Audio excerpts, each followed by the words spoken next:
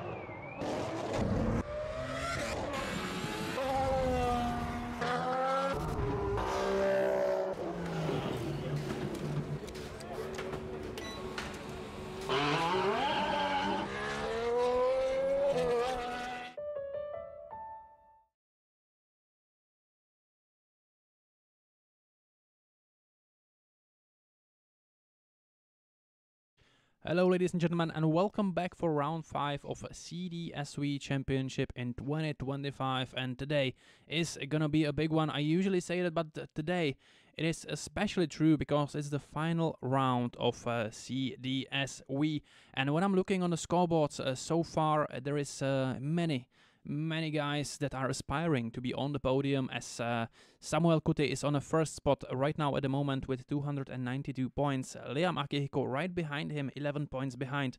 Matej Oravec, a Slovakian driver, on the third place. And many more. When I'm looking at it, I think approximately about 7 drivers could be on the podium in the end of the day. Even ending with Gert Gubersep, who managed to have a super great last round, round number 4, when he managed to be on a first spot, and now with 191 points. My name is Lukáš Navrátil, and I will be guiding you somehow throughout the whole day with my commenting, so hopefully you can enjoy it. Let's get into the schedule. The qualifications will start at about 10 a.m. After the qualifications, we have about 30 drivers, if I'm not mistaken. You can see some practice going on the server on the screen. And at about 1 p.m. we will start the battles, and with the 4 p.m. we are expecting to be in the end of CDSV season 2025. So hopefully you enjoyed all those 4 rounds, and I believe that you will enjoy this round as well, because we are coming to Brno. And Brno is usually the grand finals for Czech Drift Series in real life as well, but this time in virtual we are going in a reverse order. And if we can see and ask from the production the track map, I will explain to you how the map looks, and if you're familiar with Brno and with drifting on Brno, you can right now see that something is a little bit off, because we are going from left to right and not the other way as usually in drifting. And I have to say, I tried it a couple times yesterday on a simrig, and I'm not a sim racer, but it was super nice to try in a reverse order. And the track has a superb flow. As you can see, you've got initiation line right into the outside zone and number 1. And I have to say, read the notes, there is no deceleration zone on this track. So it's full throttle. There is not a big decels expecting on this track. Coming into the inside clip number 1, which is a little bit tricky, because you have to time the initiation right and go into the outside zone number 2. Then coming into the inside clip once again, outside zone number 3, outside zone 4, outside zone 5. The judges said they will be expecting big angles, full throttle, no dieseling, and coming into the outside zone 5. And now is the crucial part, at least for me when I was trying it, inside clip number 3. And you have to time perfectly the line coming into the outside zone number 6 and then into 7. And basically into inside clip number 4 and the last clip outside zone number 8. And it's a difficult one, because sometimes you can come really short and sometimes you can come too long and maybe put your wheels on the curb or on the grass. So that's something the judges will not want to see. And we know that the drivers and the level of drifting in CDSV is really high. So I hope we will see not many of those, and we can look forward to battles later on in the afternoon, because the battles will be superb on this track, I believe, as the flow is brutal. So banging doors is something that I'm expecting consistently and constantly from our drivers in CDS. I will explain a little bit shortly what is the scoring of qualifications, if you are not familiar. Each driver has 2 qualifying runs. The better of the 2 runs counts. There are actually judges. We are not racing with time. There are 3 judges that are focusing on a different category. We've got Ondra Koubek, Jakub Zapoušek, and Ondra Dědek. The maximum score per run is 100 points, and the drivers are being judged on a drift line, drift style, and the angle. And each judge judges a different criteria. So I believe Ondra Koubek has the drift line as the main judge, and if there is going to be some calls that are not clear for us, not clear for me, I will try to manage some small interview with the judges as well. Right now we have 9:56, so we have about 4 minutes. I will jump onto Discord and I will try to interview few drivers. Hopefully it's going to be possible, but sorry for the English audience, it's going to be in Czech language as it is in Czech drivers, but after that we will switch back to English once again. Halo, halo, slyšíme se, Adame? No jasný. No jasný. Adame, já tě vítám, máme tady ještě Sama Kutyho, nevím, jestli Sam Kuty se připojí, protože jsem pochopil, Sam samozřejmě bude startovat až jako jeden z pozdějších, takže má času hodně, nicméně zatím se pobavíme s tebou, Adame. Jak se dneska cítíš? Ty jsi měl náročný víkend, protože jsi jezdil real life. Jak jsi dopadl vlastně real life?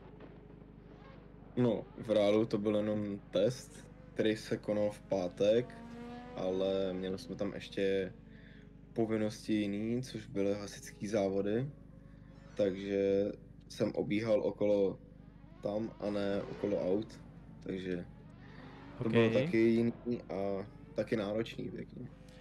No a co test? Dopadlo to v pohodě, protože na Slovakia Ringu na prvním kole mistrovství České republiky pořádaným Race the Streets, tak si měl nějaký technický problémy? No, to už se zdá, že je opravený. Takže už jenom teď vyčkáváme Český Těšín a budeme doufat, že se tam všechno povede, no. Budeme držet palce, teďka už tady možná máme Sama, jestli se nepletu, Samé. Ano, jsem tady už. Ahoj Same, vítáme tě tady taky. Já se zeptám teda vás obou, jezdili jste v tréninku i spolu, tady tohle Reverse Brno? Jo. Ano, jezdili. No, zeptám se, co vám tam přijde jako nejtěžší část, protože já jsem to včera zkoušel a ten střed mě přišel docela OK, ale nástřel trošku triky, ale hlavně ta poslední zóna, do toho, jak se tam nechat vytáhnout, jestli člověk nebude pak krátkej nebo naopak moc dlouhej. Tak jak je to pro vás, jak v kvalifikační stopě, tak třeba potom na chaseu? Úplně v pohodě, neviděl jsem tam problém. Já si myslím, že teda těžší je ta poslední část, kdy se jde z outsideu na inside a outside zone, tak že tam bude hodně rozhodovat na tom chaseu. OK, taky mi trochu přišlo, ono jak se v driftu říká, že to je one mistake sport, když člověk udělá jako jednu chybičku, tak se to pak s člověkem jako nese celou dobu potom. Přijde vám to tady taky, protože ono to má takovou přirozenou flow, není tady žádná decelerační zóna, člověk je prakticky furt na plynu, byť ne vždycky úplně na podlaze, ale furt na plynu. Je to tak, nebo to byl spíš můj pocit, protože já nejsem simracer, takže já jsem se s tím hodně prál. Rozhodně to znamená, to je jako fakt one mistake sport. Já si taky myslím, že to na této trati takhle je, jelikož, jak říkáš, že tam pořád vyrychlování a není tam žádná deporzóna. Tím pádem, když člověk na začátku někdy spadne do většího úhlu, tak už jsou tak většinou to Peter dohání a to chaseoval. OK, já tady koukám ještě v tréninku teďka na obrazovku na Honzu a je vidět, že jsou tam taky některé pasáže, které mu dělají nějaký problémky. Teďka jsme mohli vidět taky, nejsem si úplně jistý se 14, kdo tam teďka byl na rychlo, ale přesně v té poslední zóně, tak tam měl taky problémy, protože byl moc dlouhej. No každopádně máte nějaký predikce na dnešek? Absolutně. Absolutně žádný. No ale já se na to koukám, Adame, ty na pódium asi nedošáhneš v rámci šampionátu, jestli se nepletu, protože máš 156 bodů v tuhle tu chvilku, ale může se posunout na nějakou hezkou příčku. Samé u tebe je to ale příběh úplně jiný, protože jasně je to český šampionát, nicméně ta úroveň je obrovská, je to vidět, ta sledovanost ze strany Čechů je tam zhruba 20%, ono se to spíš přesejpá už v takový jako mezinárodní, řekněme, závod. Tím, že se jede o licenci VDC, tak ten zájem o to je poměrně velký, bych řekl. Ty jsi teďka samé na první příčce s 292 bodama. Takže předpokládám, budeš se asi chtít udržet na té první, že jo? Byl bych moc rád, kdybych zůstal na první příčce. Jo, byl by to samozřejmě obrovský úspěch, protože v této konkurenci, která tady je a s těma jezdcema, když teďka jezdíš Drift Masters Virtual, můžeš nám prozradit, jak to třeba vnímáš? Jakoby je tam ta konkurence ještě o hodně větší, nebo tam ty rozdíly už zase takový nejsou? A troufám si říct, že to je ještě o další 2-3 levely výš než CDS. Že tam jezdí fakt úplná špička a už mi dělá problém projít samotnou kvalifikací. OK, ale některý závod si to dařilo, teďka naposledy se tuším nekvalifikoval, jestli se nepletu, ale jak bys naložil s tou VDC licencí? Jako kdybych ji obdržel, tak bral bych to jako nějaký velký úspěch, což jsem bral i já, když jsem sám obdržel let zpátky svoji licenci. A bral bych to jako velký úspěch, no. Být mezi nejlepšíma v tom virtuálu. OK, budeme každopádně držet moc palců, my už se teďka vrhneme na samotné kvalifikace, tak ještě jednou děkuju moc krát za rozhovor a uvidíme se v samotných kvalifikacích, kluci, tak zatím ahoj. Ahoj, ahoj. And we are back with a small interview with Adam Tomeček and Samuel Kuti, and right now we will stop the trainings and move into the qualifications itself, and we will start with Martin Jurčík.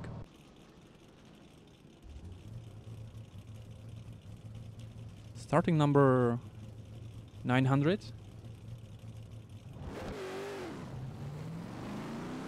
Martin Jurčík, who is on average 27th in his qualifications, and currently, unfortunately, 44th in the championships order, so hopefully this round will go in Martin's favor.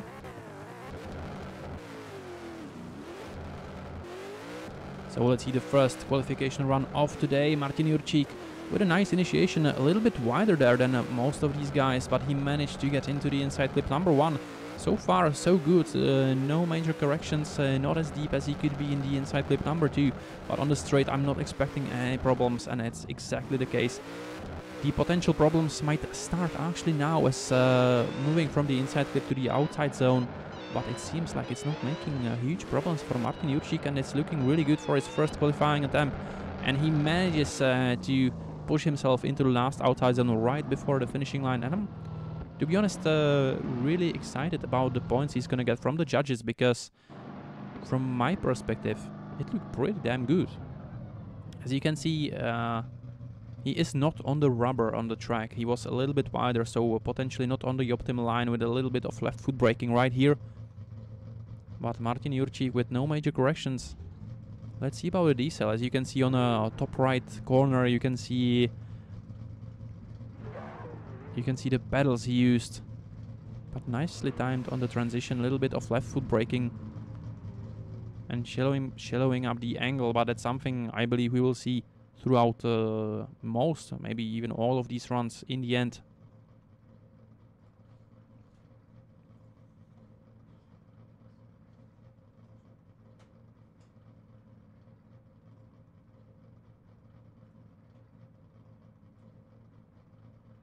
So we are still waiting for the points.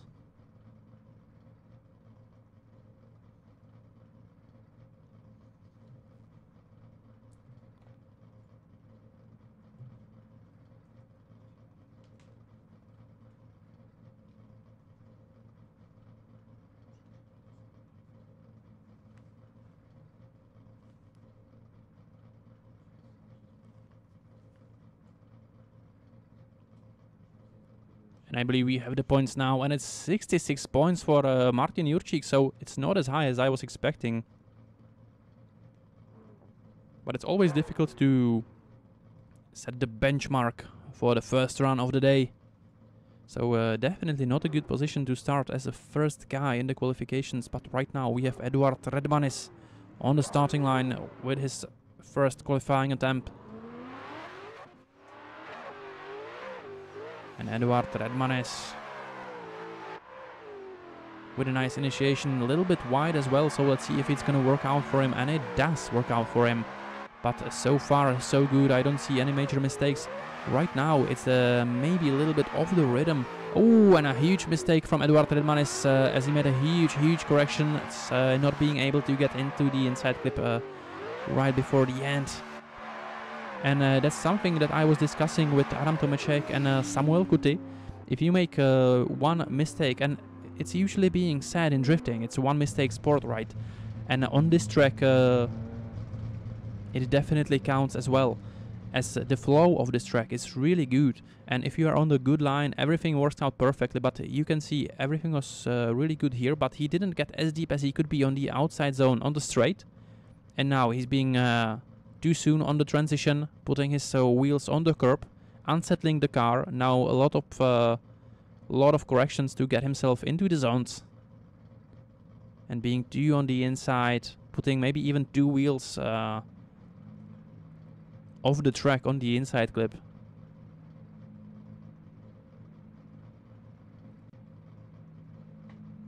But a beautiful E92 Eurofighter, I have to say.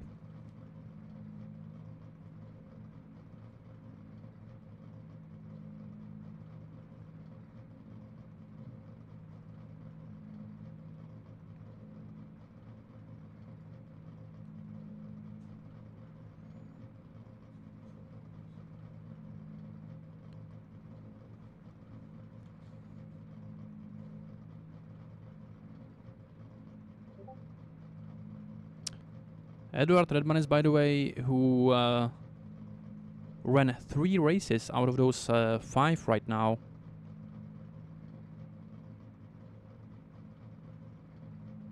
And on average he's 38th in the qualifications, but today he will be able, if he's not going to be on the zeros, to get in the battles. As throughout the championships some guys are not continuing with participating in the championship because after maybe 2 or 3 rounds they know they are not able to get on the podiums, and they are joining a lot for the VDC license that you get if you get on the 3 steps on a podium in this championship.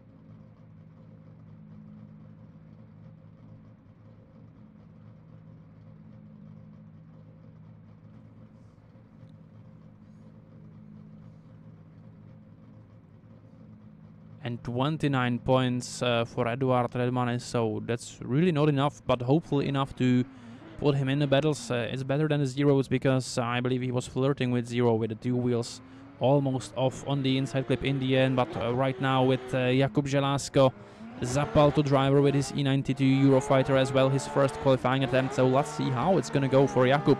So far it's looking really good, but not deep in the inside clip, not as deep as he could be for sure. Now transitioning into the straight here on Brno, putting 1 wheel on the curve, which is allowed, but it's gonna be points deduction for sure.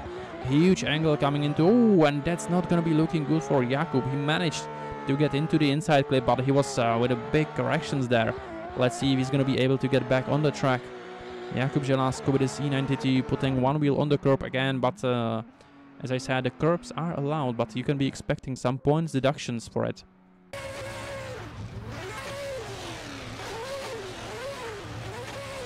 Right now on the replay from Jakub Želásko.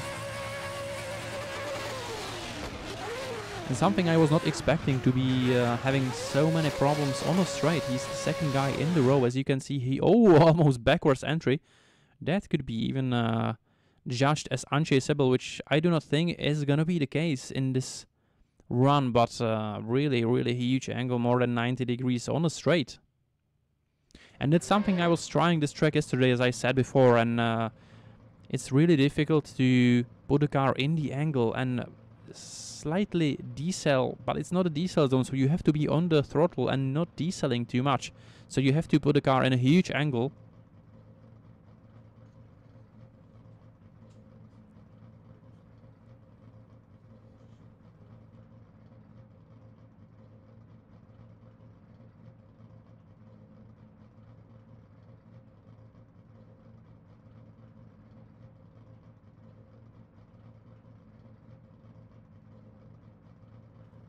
And as I can hear, the judges are discussing if there were two wheels off the track.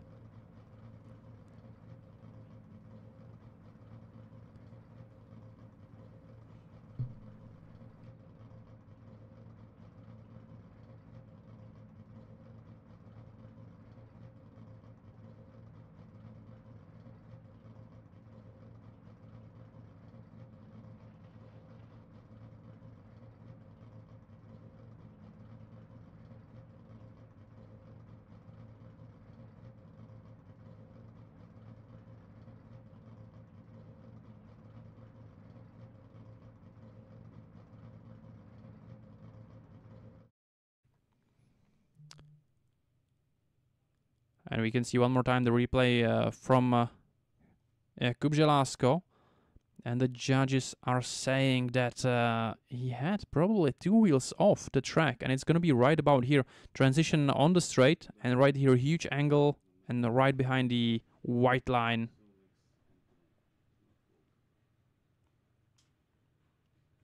Okay, so it's confirmed. We have a 0, unfortunately, for Jakub Żelazko. And it's going to be stressful coming into the second run as he wants to get in the battles. But on the start, waiting with his Corvette C6, Anthony Norfolk. Anthony Norfolk coming from the USA. Very nice initiation, a little bit on the inside, but I almost thought it's going to be problems for him. He might have dropped the front wheel behind the yellow line there from Anthony Norfolk. Let's see if he's going to be able to continue successfully with the rest of the track. Dropping to the fourth gear right now and moving on to the inside clip. Anthony Norfolk with showing up the angle in the end. So we will see from the replay, but I think he dropped a left front wheel right about here. Oh yeah, he dropped the wheel. He was too close on the inside clip. Dropping the wheel.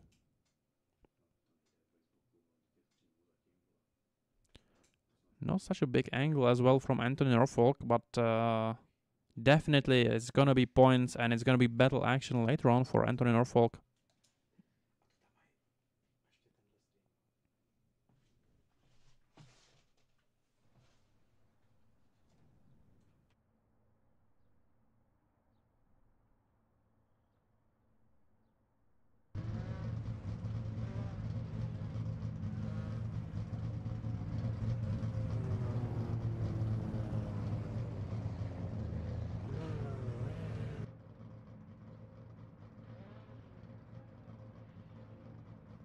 And we will still wait for the points from the judges right now, but on the starting line, if I see correctly, it's gonna be Dominic Girale from Team Reverse. With his R32 Skyline.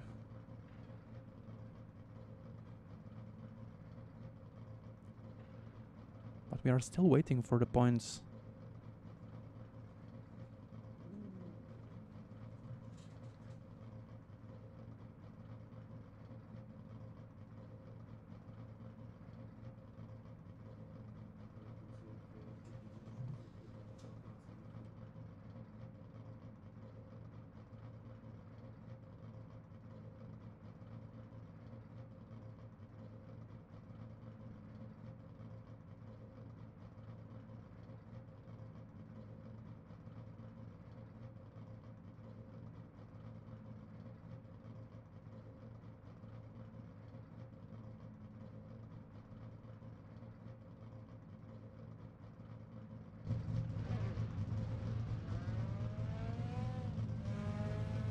Okay, and it's 72 points for Anthony Norfolk, so that's not bad at all.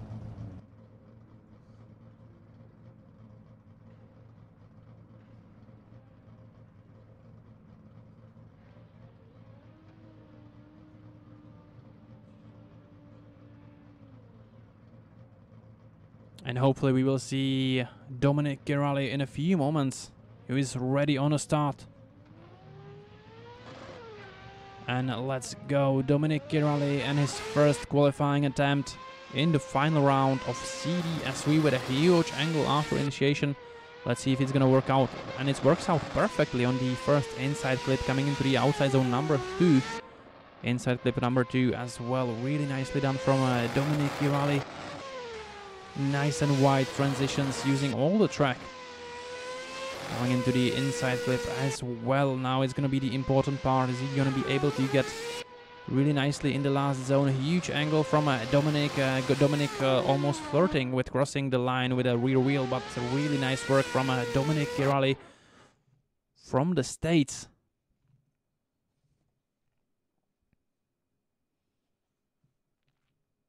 As you can see, he's using quite a lot of left foot braking coming into the first inside clip.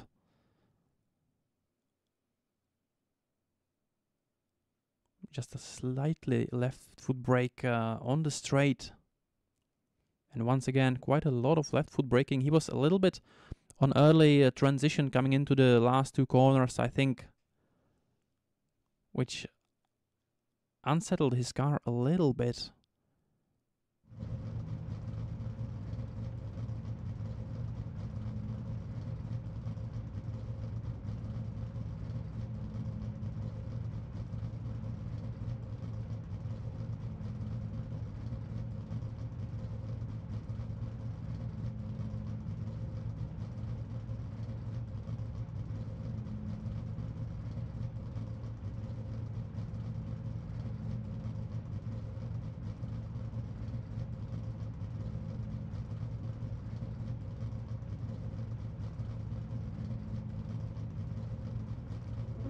Okay, and I believe we have the points, 80 points for Dominic Girali. Putting him on a first spot, as you can see on the left side.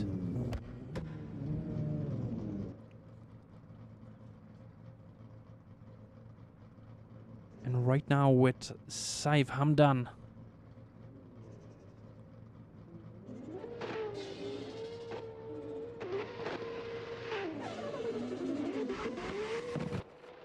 Saif Hamdan with his S14, who changed livery for round 5, I believe. And let's see, for his first qualifying attempt, huge angle, and right now dropping the wheel on the curb, if I'm not mistaken, for Saif Hamdan.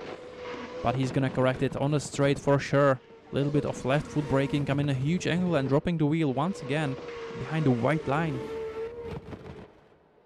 But Saif Hamdan, so far so good, coming in a huge angles, full throttle, a little bit of left foot braking coming into the last corner. And a really nice finish, as he didn't have to shallow up the angle so much as the drivers before. Let's see from the replay.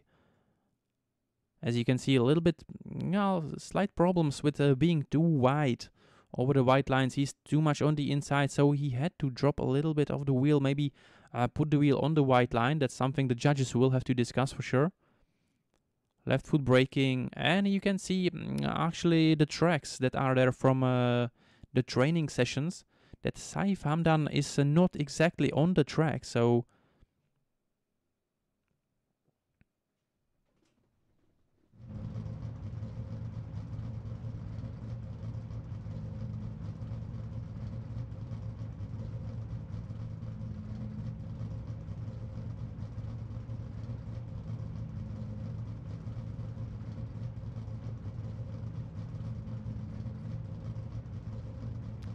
and we have 80 drivers in this group that will go.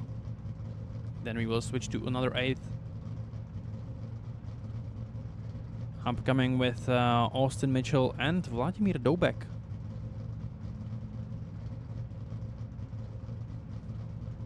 $81 points for Saif Hamdan, putting him on a first spot right now, with Dominic Girali right behind him on a second spot with 80 points. And Anthony Norfolk on the 3rd place with 72 points.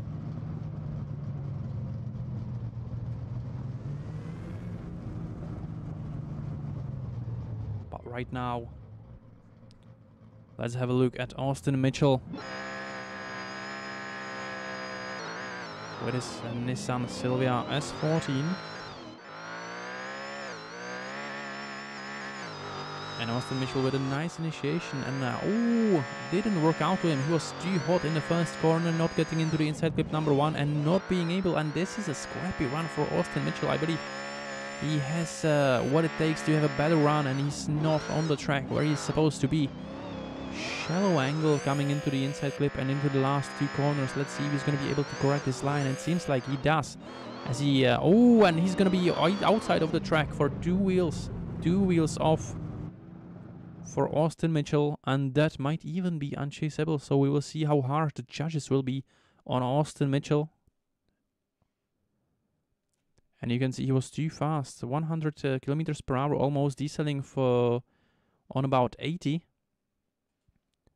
Transition not on the right spot, dropping 1 wheel off. And how now he's gonna be with a lot of left foot braking, showing up the angle.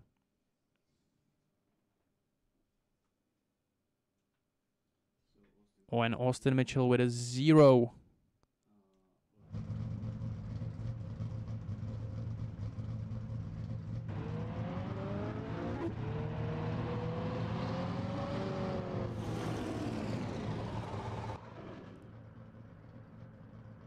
And right now, Vladimir Doubek with his S14.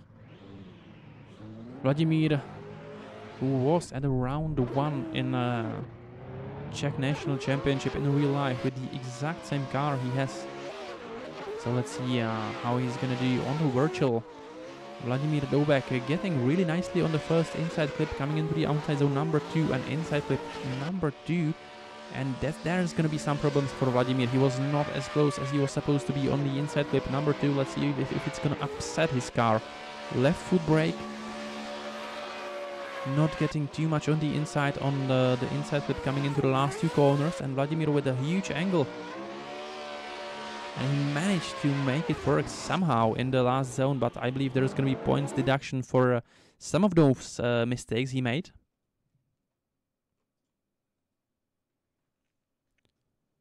As we can see from the replay. But what is important that it is going to be some points for Vladimir using the width of the track.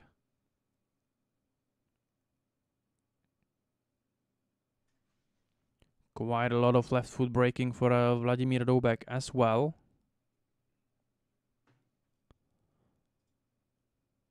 But a strong finish. I heard from the judges that they are discussing some wheels off, possibly twice 1 wheel off for Vladimir Doubek on his first qualifying run.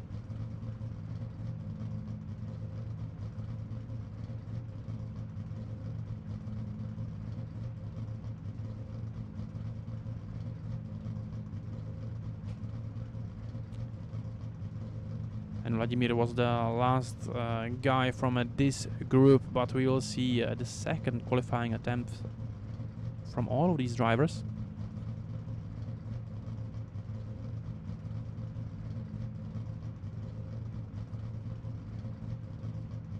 And it's 80 points for Vladimir Doubek, so possibly not with the tire drops, as the judges were discussing.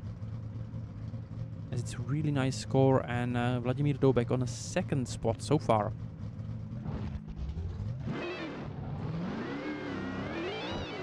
And we are coming back to Martin Jurčík, who had 66 points from his first qualifying run. As I said before, what is going to be important today, to have some points on the board so you can get into battles where everything can change. And Martin Jurčík with a weird initiation, and he's too deep with slight corrections, and now dropping 1 wheel off on the curb coming onto the straight. Martin Jurčík hopefully is going to be able to correct himself a little bit in the second part of the track, but with a 1 wheel off once again on the curb. Nicely done on the inside clip for Martin Jurčík. in a huge angle, and last transition to the last corner and dropping one wheel off. So that's gonna be at least twice one wheel off for Martin Jurčík.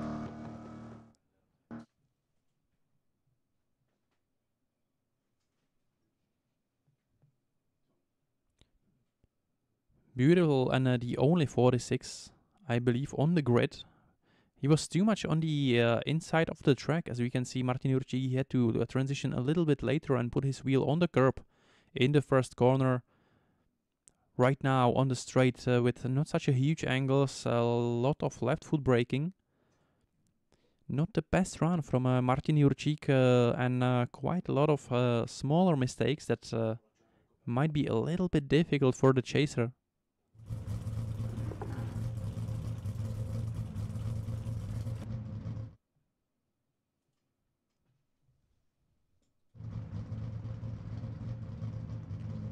So once again, we will wait for the points. Hopefully the judges are waking up a little bit, so it might be a little bit faster in the future. And then next up is Eduard Redmanis with his E92 Eurofighter, who is, I believe, ready on the starting line, but we are still waiting for the points for Martin Jurčík.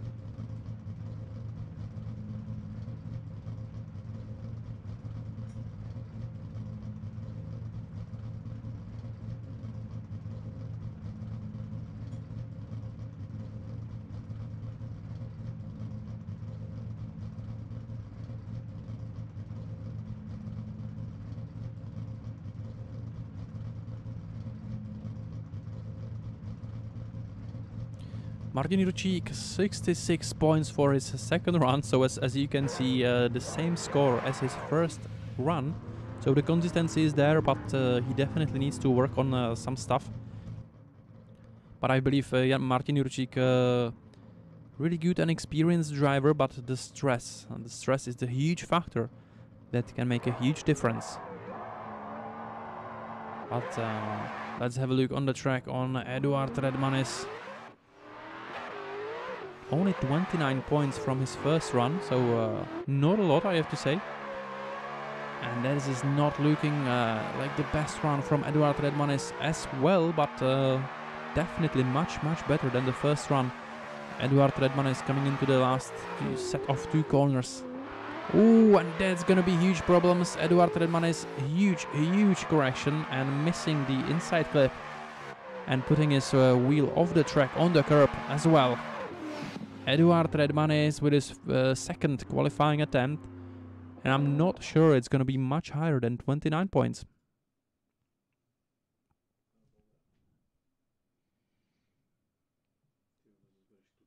As you can see from the replay, not the best initiation, as he was only one wheel inside the outside zone number 1. Eduard Redmanis on the straight as well, not using the whole width of the track. Quite a lot of left foot braking, and here is the crucial mistake. Eduard saw that he's not coming into the inside clip and had to correct himself with a huge angle.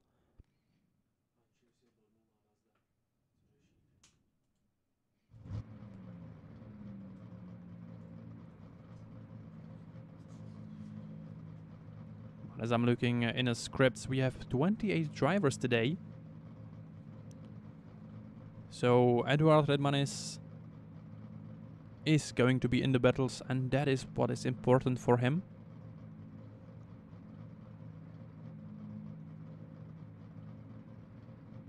And I've been speaking with Honza Matias, who is the driver here in CDSV as well, and he told me that when he's on the starting line, everything is different. You've got the tunnel vision, the stress, the heartbeat. And that's something I definitely agree with. And when I was competing in virtual drifting, it was the same for me. I was able to pull out really nice runs, but when it came to the competition, I was simply really stressed.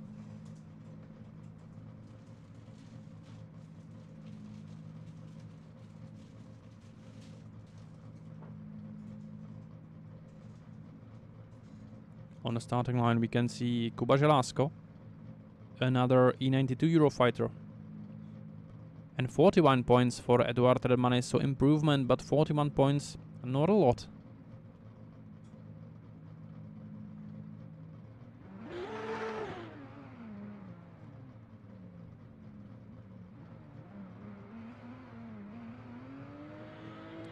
And here we go, second qualifying attempt for Kuba Želazko, and this is an important one as Jakub has a 0 from his first run. He needs to put points on the scoreboard as Kuba Želazko wants to get in the battles. And right now it's looking much better for Kuba Želazko, and hopefully it's not gonna be a 0. And I believe he's in a huge angle right now, coming in a set of 2 corners really nicely.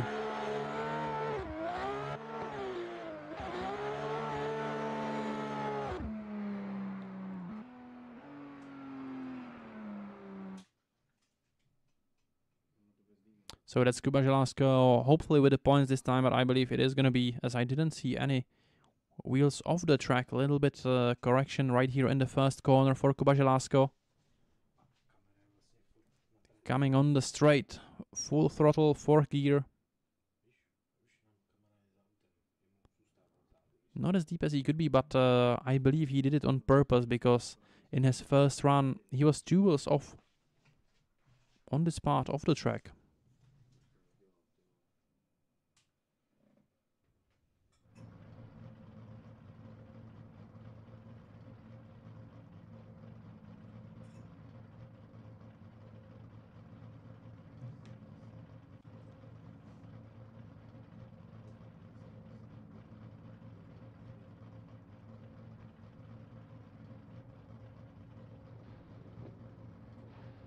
V rychlosti zareaguju na komentáře, který jsem si teďka otevřel.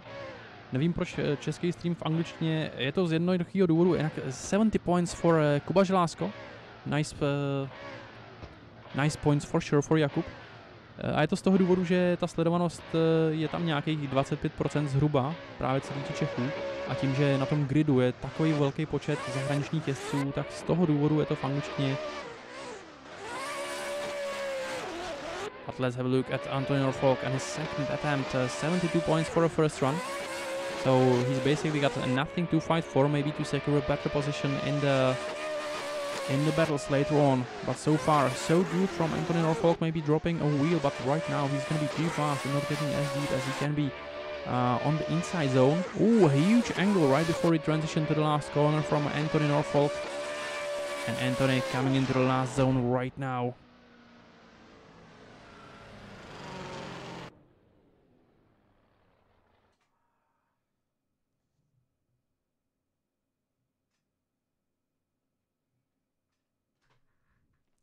So let's see on the replay, Anthony Norfolk, I didn't see that, but coming onto the straight, he was too much on the inside, through the cones. And right now, with a huge angle right before transitioning, that's a really weird way to do it. And maybe even dropping the wheel on the inside from Anthony Norfolk.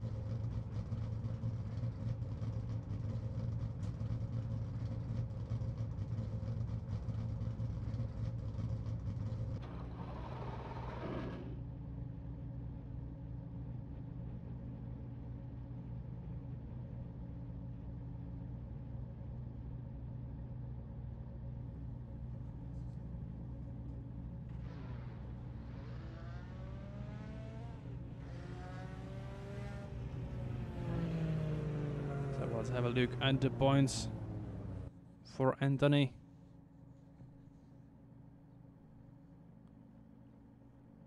Still taking a while to get the points. As we heard, and 59 points for Anthony Norfolk. Not an improvement from the driver from United States.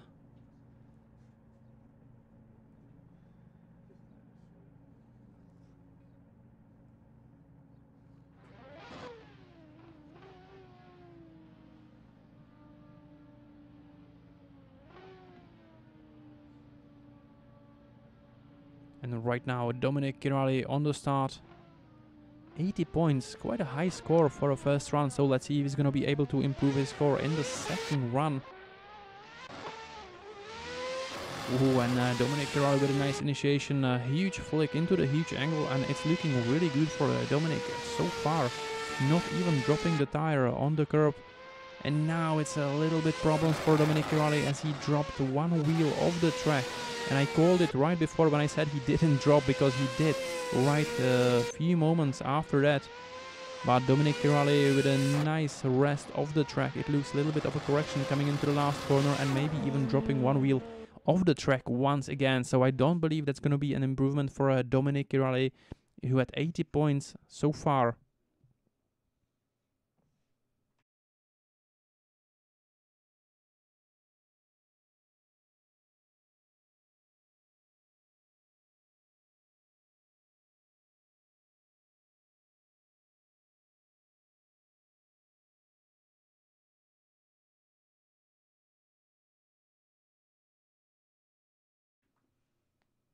And I believe Dominic Girardi dropping the wheel right here as well, with quite a big correction coming into the last corner.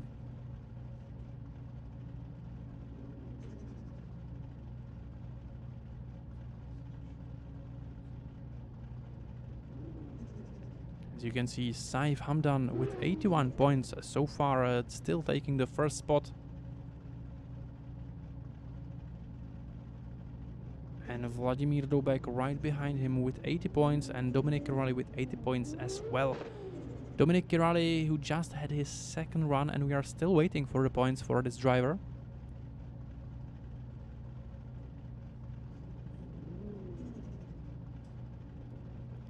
And 78 points for Dominic Girardi from Team Reverse, so not an improvement, but not a bad score, and we can see the consistency in those runs.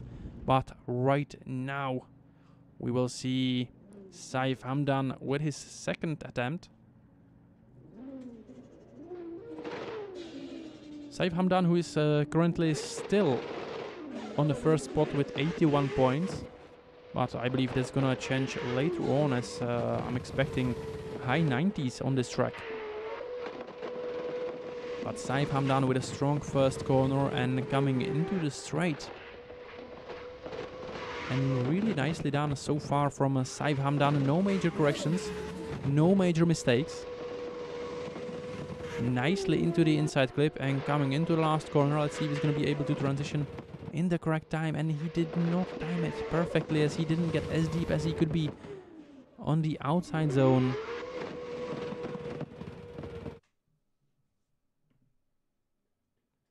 And it's outside zone number 8 right before the finishing line, and it's something that's gonna makes quite a lot of problems for the drivers. Something that I was not expecting the drivers to be having problems on the straight right here.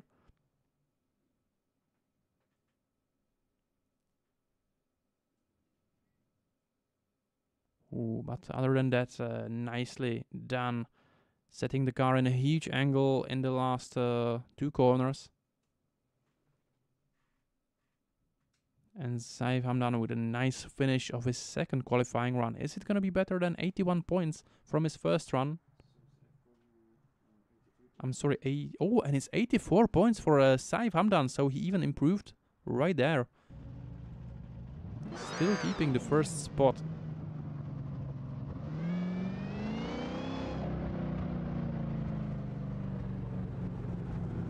And right now, only 2 drivers remaining from the first group of drivers, and it's Austin Mitchell right now on the starting line, and Vladimir Dobek. Austin Mitchell with a 0 from his first run, so he's fighting for a lot because he wants to be in the battles. And I believe Austin Mitchell is gonna try to have some kind of safe run to get the points on the board. And it's not the case, it seems, and it's a really nice run from Austin Mitchell. And right now almost flirting once again with putting one wheel off the track on the outside zone number 5. And Austin Mitchell coming into the last corner, hopefully not crossing the white line, and that's exactly what happened or didn't happen right there. And I believe that's going to be points for Austin Mitchell, and that's all that matters right now for this driver.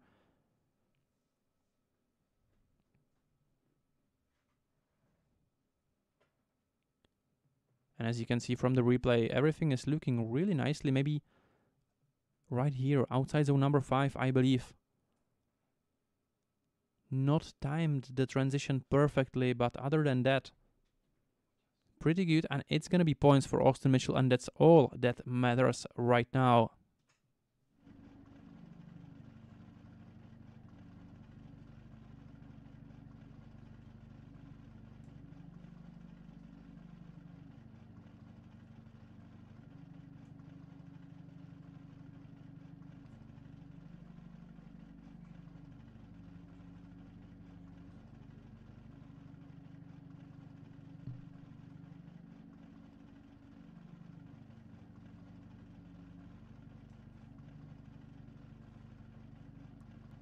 So we are still waiting for the points, and in the meanwhile we can see Vladimir Dobek preparing for his second run.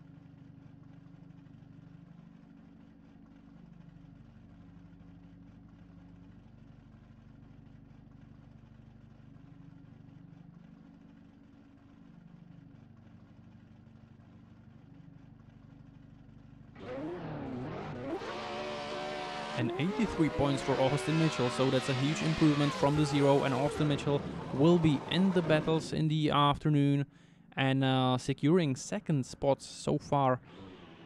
But let's have a look at Vladimir Dobek, 80 points and currently third position. So let's have a look, Vladimir Dobek from Czech Republic. As I said before, exact car he's using in the real life with LS3 under the hood. Slow transition from Vladimir Dobek, but oh, and it led him outside of the track, dropping one or maybe even two wheels. That's something we will see better in the replay, what actually happened there, but I believe that's it for Vladimir Dobek. That's not going to be improvement, dropping wheels once again. And I understand he had 80 points and he wanted to show more, so he's going to go for it and try to make a perfect run, but it just didn't work out quite well for Vladimir Dobek. Let's have a look in the replay what actually happened there for Vladimir.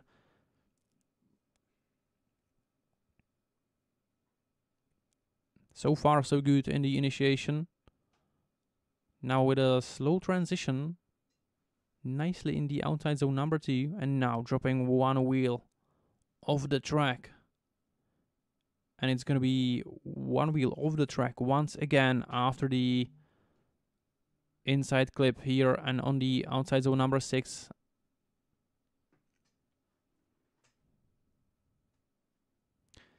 So that was it. That was second qualifying run of Vladimir Dobek.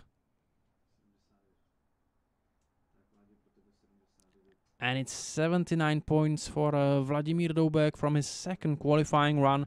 Right now we can see the drivers are disconnecting from the server, and we will be right back with another 8 of the drivers.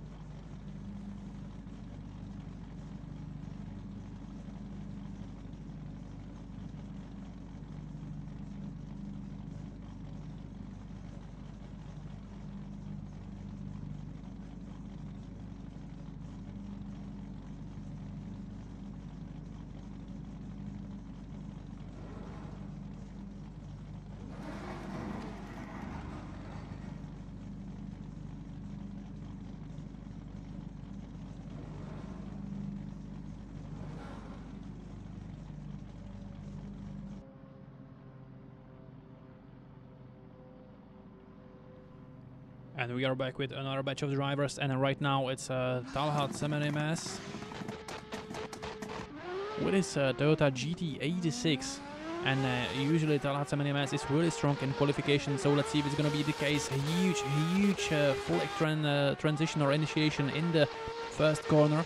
I'm not sure if he dropped the wheel or didn't on the first curb on the right side, but Talhat Semenemes moving into the straight. And so far it's looking so good. Huge angle, huge fast transition. So far really good run from Talhat Semenemes. Really close, or maybe almost hitting one of the cones on the inside. And Talhat Semenemes with a huge transition and a huge angle in a 5th gear, coming into the last corner and across the finishing line. And I believe that was a strong run from Talhat Semenemes.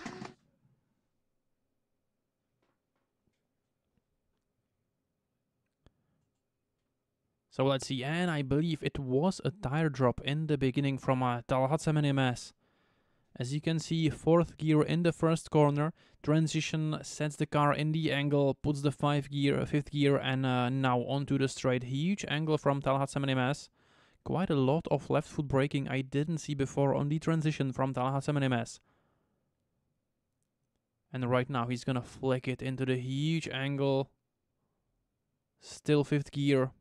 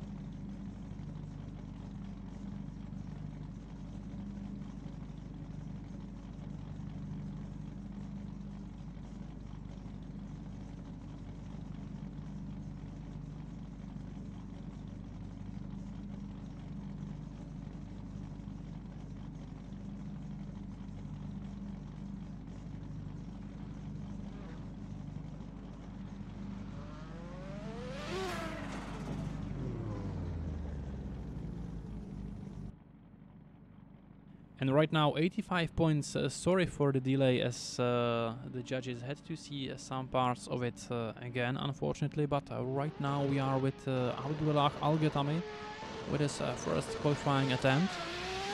On average he's on a 12th spot in the qualification, so let's see if it's going to be this case as well. Huge angle from Abdullah Al-Ghatami with his beautiful Lexus LFA. Abdullah with a nice line so far, maybe dropping the tire or putting the tire on the white line. But right now coming in the set of 2 corners with a huge angle being too close on the inside of the track.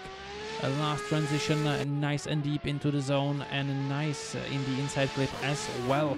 Second part of the track looking really strong from Abdullah Al-Ghetami.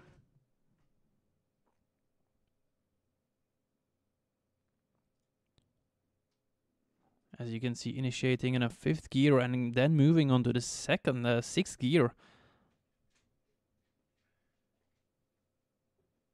Nice work there from Abdullah Al-Ghetami, coming here with a huge angle.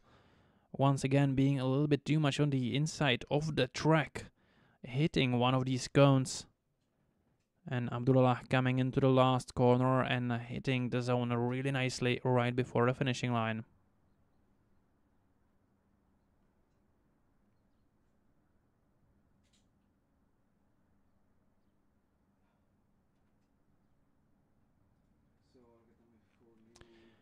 $89 points for Abdullah Al-Ghetami, taking the first spot so far in the qualifications.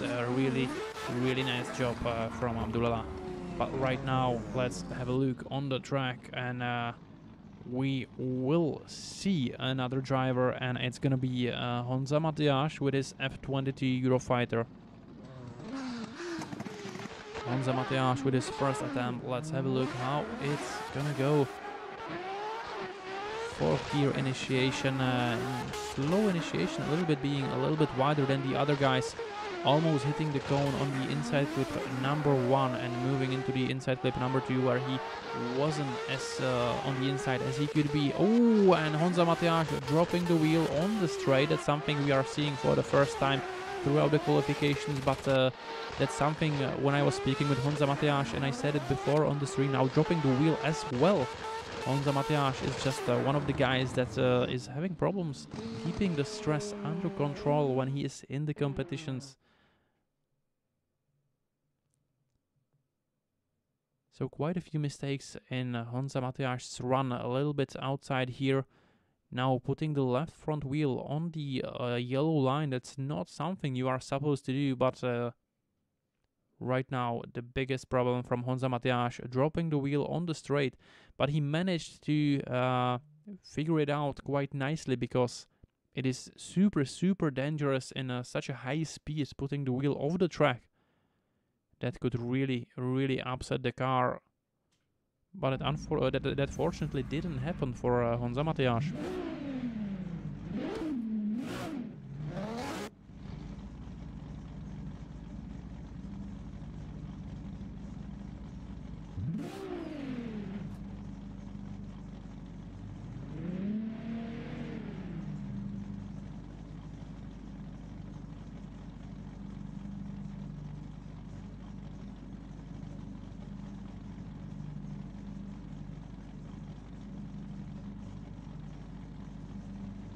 So here we go, Honza Matias with 70 points for his first run.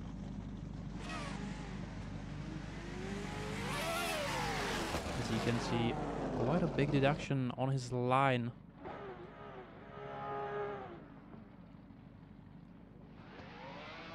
But right now, one of the most exotic cars on the grid, and it's Amar Baghdadli with his Sherry A516. And Amar Baghdadli with the initiation nice and close to the inside clip. Now transitioning to the second corner, maybe dropping the wheel on the outside, something we see quite often. And Amar Baghdadli 122 kilometers on the straight. And Amar Baghdadli being a little bit too close on the inside, hitting one of these cones. And moving to the last corner with a nice transition. And a little bit use of left foot brake, but a nice finish from Amar Baghdadli.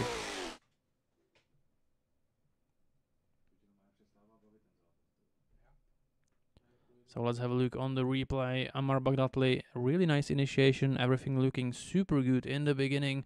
Oh, and being close to the curb, but not actually dropping the wheel as it might have looked from the another camera.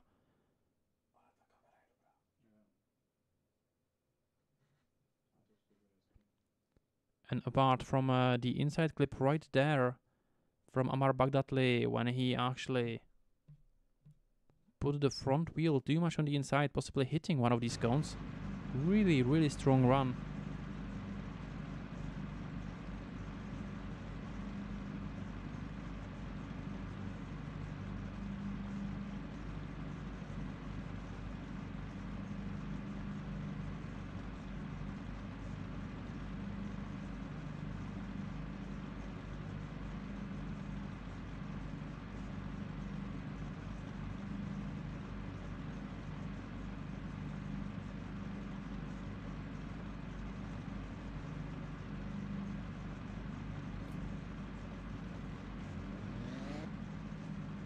Still waiting for points for Amar Bagdatli for his first qualification run. And in the meantime, we can see Talal Nahar with his S15 warming up his tires. Another driver representing the Eagle team.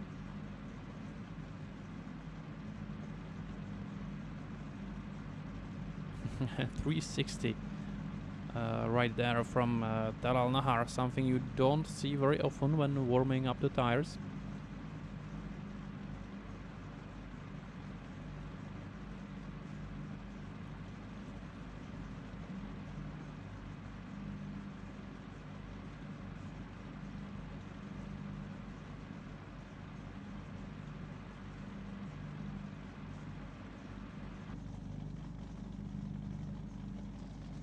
.85 points for Amar Bagdatli, huge score, and if I'm not mistaken, Amar Bagdatli is currently on a third position as you guys on first 3 spots with 85, and it's Talha Taminemes and Abdullah Al-Ghatami with 89 points so far. As we can see, 12 drivers finished the first and second qualification runs. And right now with Talal Nahar, first qualifying attempt. Let's see, huge flick initiation from Talal Nahar. Nice and close on the inside clip number 1, transitioning to the outside zone number 2, and inside clip number 2 as well. Really nice job so far from Talal Nahar.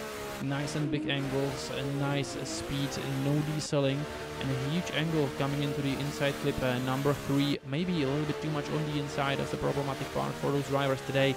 And Talal Nahar with a transition to the last corner and putting a right wheel on the white line. But other than that, superb run from Talal Nahar.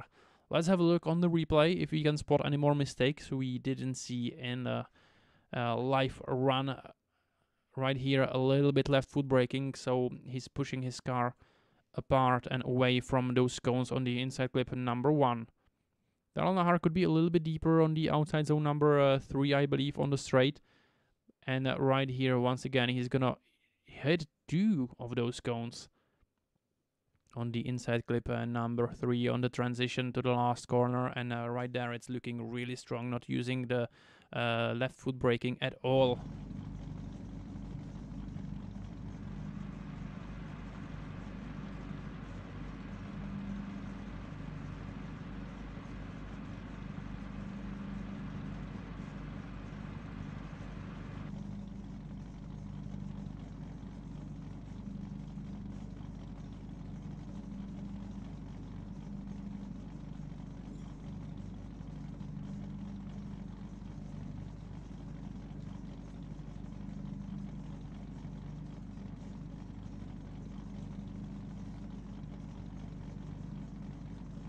Here we go with the points for Talal Nahar, 89 points, putting him on a second spot, right behind Abdullah Al-Ghatami, both with 89 points. And right now, Walter Bolacek from Hungary, another E92 Eurofighter.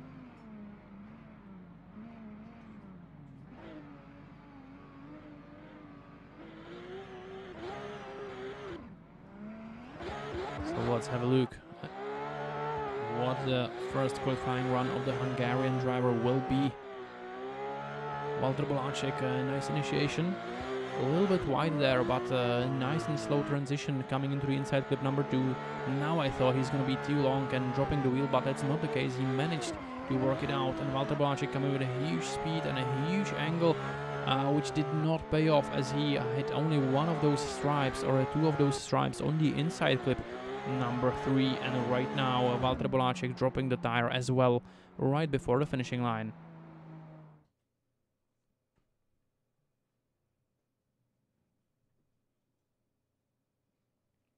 So let's have a look. Nice and big angle from Valtteri Bolaček in the first corner. Transitioning and super line so far.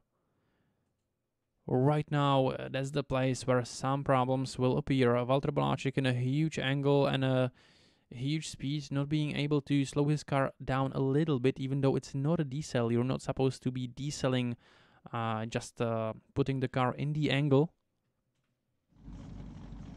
So Valtteri Bolaček with a strong run, but one wheel off the track, I believe.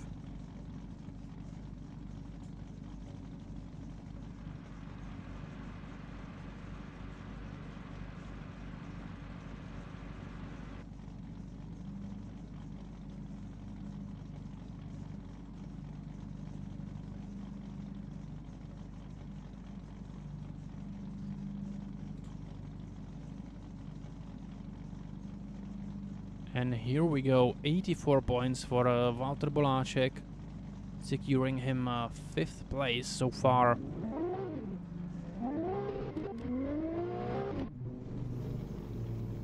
And right now, Ondřej Winterlík with his S15.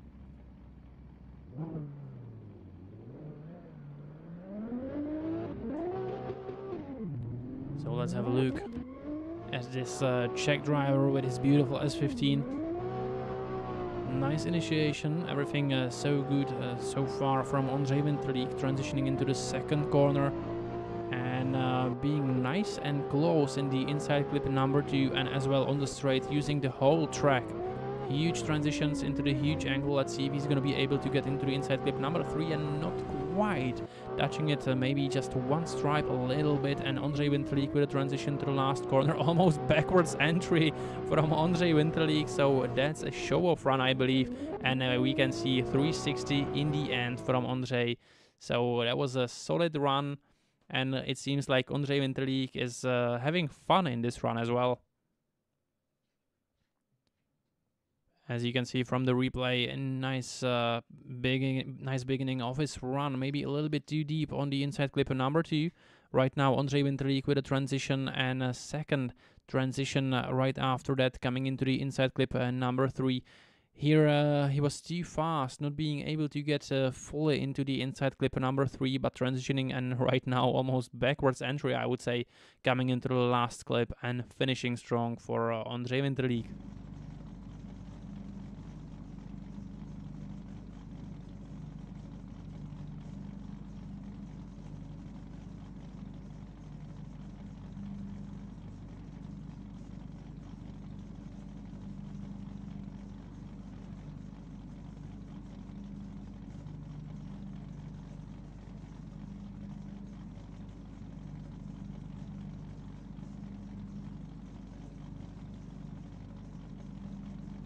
And it's 82 points for Ondřej Winterlík, not a bad score.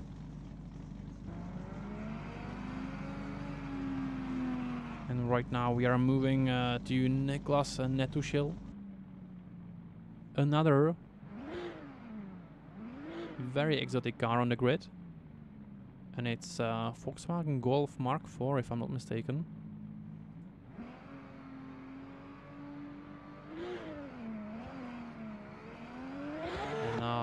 Let's go, Niklas Netušil from Germany and his first qualifying run. A very short car and very interesting looking on the track. Niklas Netušil a little bit too much on the inside and not being able to time his transition correctly. And oh, Niklas Netušil in huge problems as he's dropping potentially even 2 wheels on the outside zone number 3. And it upsetted his line and he is not able to correct his line probably until the finish of the track. As you can see, inside clip number 4 and not hit correctly as well from Niklas Netušil. Let's have a look at the replay, what actually happened there and what were the problems for the German driver. As usual, from the initiation, it looked really, really nicely, but right now Niklas Netušil appears too much on the inside of the track, and that's what caused all the other problems on the track for Niklas Netušil, I believe. Right now, Niklas Netušil too much on the inside, but with a huge speed, so not being able to get on the inside on the clip number 3.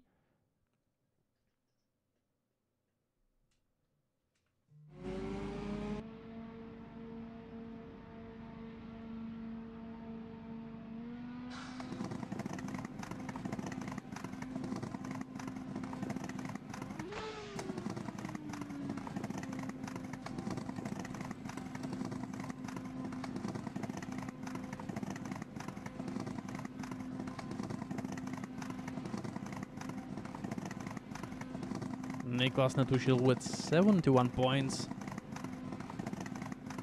putting him in a 12th spot so far.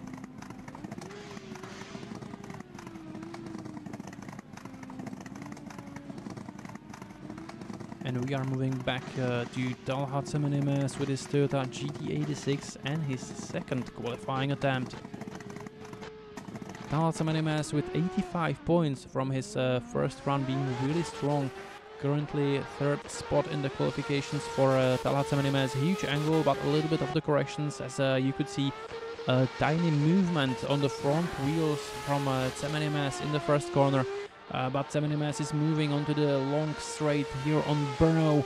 Ooh, almost dropping the wheel, but managing to stay on the track from Talhat Semenimes. Moving into the inside clip number 3 and outside zone number 7. Right now, transition to the last corner and moving to the last clip from Talhat Semenimes, and that was a banger of a run.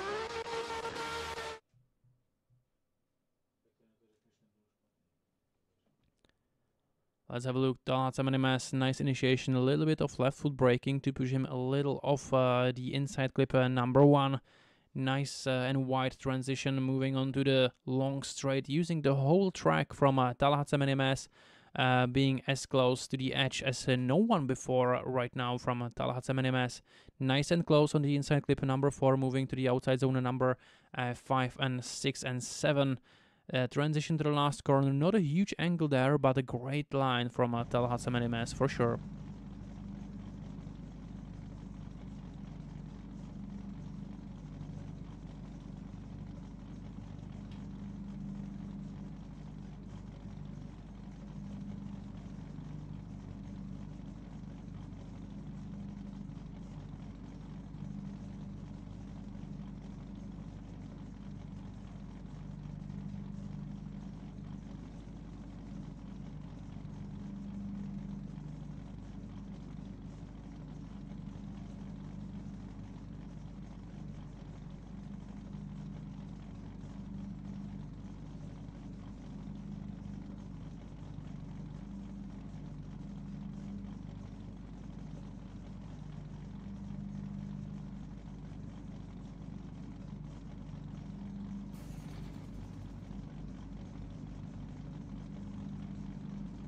And it's 89 points for Talhat Semenimes, so we have 3 89s, and first 3 spots in the qualification so far being 89 points right now.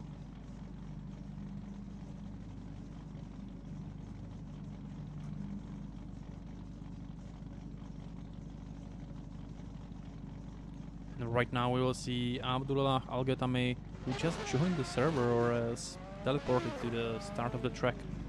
Most likely Lexus LFA is the car he is using.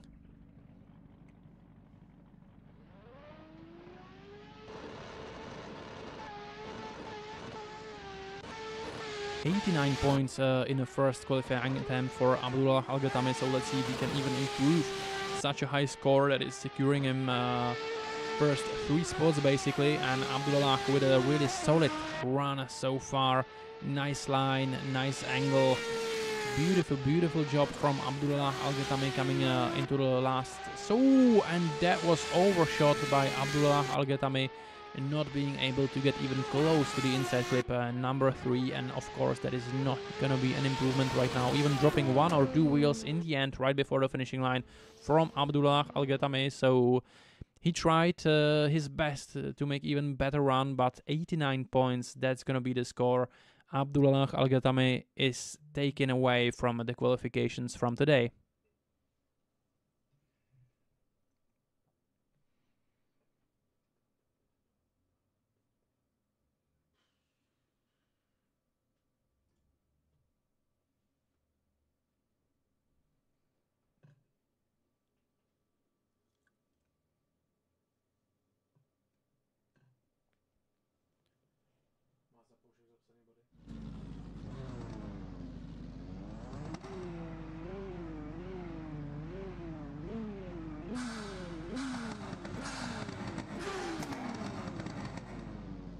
And here we go, it's 79 points from Abdullah Al Ghatami, surprisingly higher than I thought it's gonna be.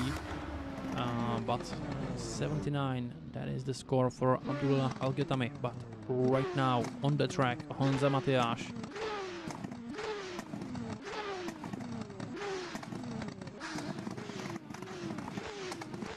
Honza Mateas, 70 points from his first run.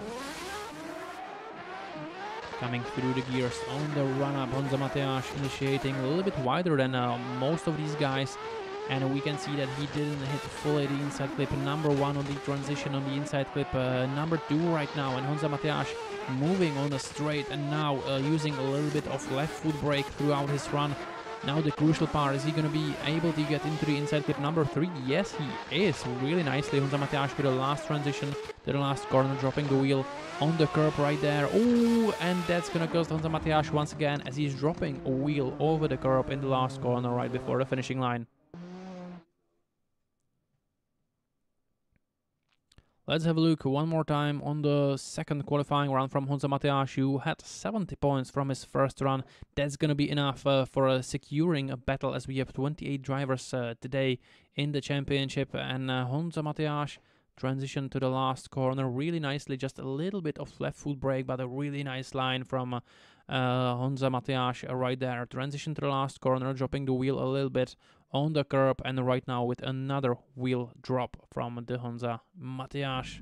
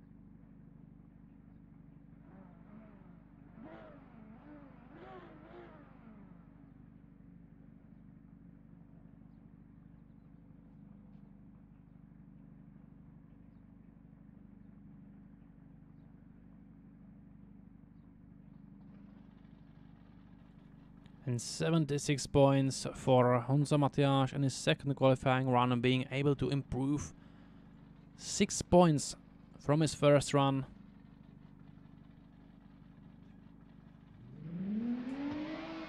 And right now, second qualifying attempt for Amar Bagdatli. 85 points was the result from his first run, so let's see.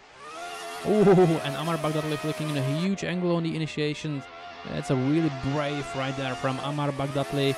and possibly dropping the wheel on the curb on the outside zone number 2, shallowing up the angle a little bit, and once again putting the wheel on the white line from Ammar Baghdadli, but coming with a huge angle into the inside clip number 3 and the outside zone number 7. Ooh, a little bit of the wavering there from Ammar Baghdadli as he made some corrections, and I'm not quite sure. Ooh, showing up the angle once again to get fully into the outside zone number 8.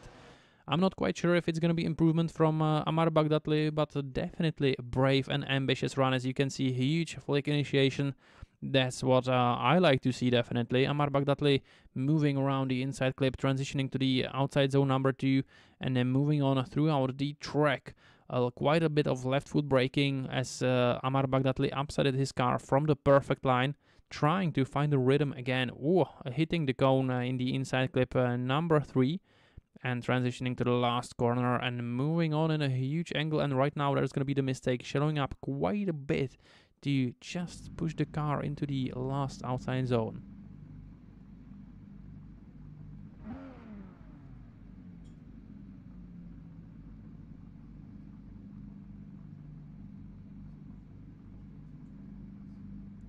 $82 points for Ammar Baghdadli, not improving. And keeping the 85 points for his first qualifying run as the best result. Right now, Talal Nahar, 89 points from the first run for Talal Nahar. That is securing him shared first, second and third spot so far, so Talal Nahar not being able to be as close on the inside clip number 1 as he is supposed to be. But right now, Talal Nahar on the straight here at Brno, using the all width of the track. Huge angle, possibly dropping the wheels on the white line and hitting the cone on the inside clip number 3. That's a little bit messy from Talal Nahar right now. I think the first round was looking better, and it's another driver that is trying to impress the judges in his second run, and I don't think that's gonna work out quite well.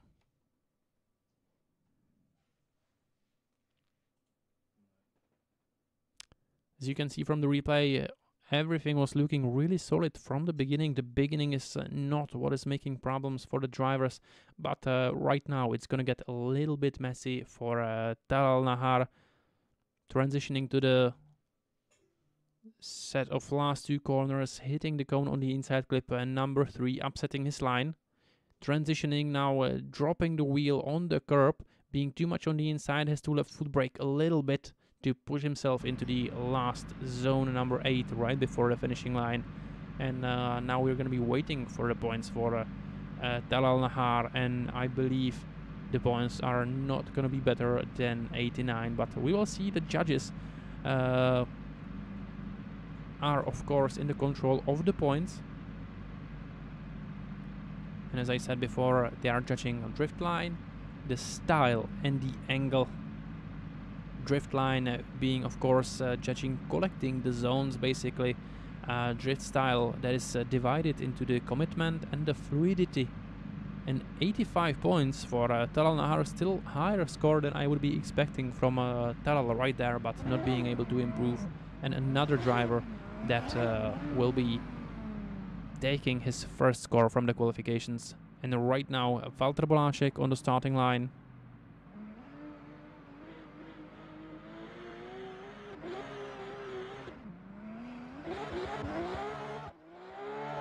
And here we go, Valter Bolacek, 84 points for the first run. A huge angle, but he's not going to be able to hit the inside clip number 1, being too fast and too wide there. And let's see if he's going to be able to get back in the correct line, as it's super difficult on this track. The fluidity is so natural if you're on the correct line, but if you are making mistakes, it's really difficult to get back on the correct line. Valter Bolacek transitioning into the last corner, huge angle and a huge speed. Is he going to be able to get into the last zone? Yes, he is. Ooh, that was kind of a show run as well from Valter Bolacek.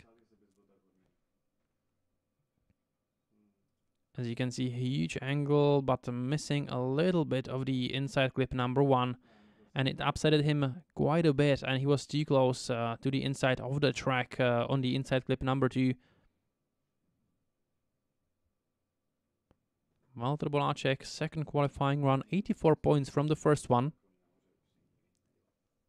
But coming with a huge angle in the last corner and being just able to hit the outside zone number 8.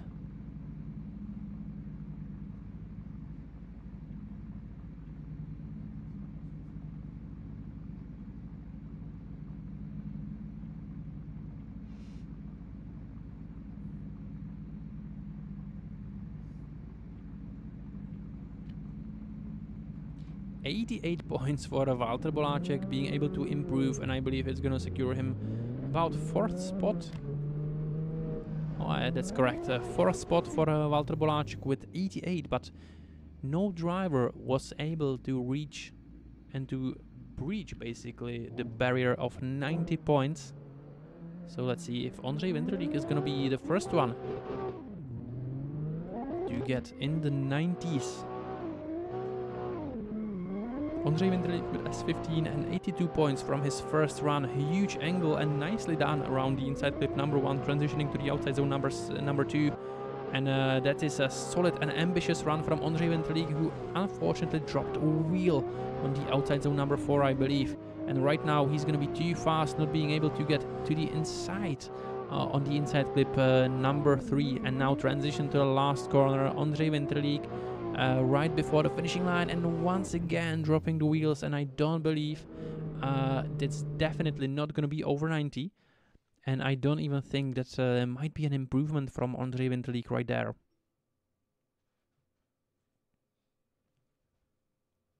As you can see, the beginning was looking super good from Ondřej Winterlík, but right here some problems will appear as he is dropping the wheel right there on the transition to the last set of the last 2 corners. Right here inside clip number 3, Ondřej Winterlík not being able to get inside of the zone, upsetting his line a little bit, and the outside zone number 7 and 8 was really not perfect, as he was not as deep as he was supposed to be in the 7 and too deep on the outside zone number 8.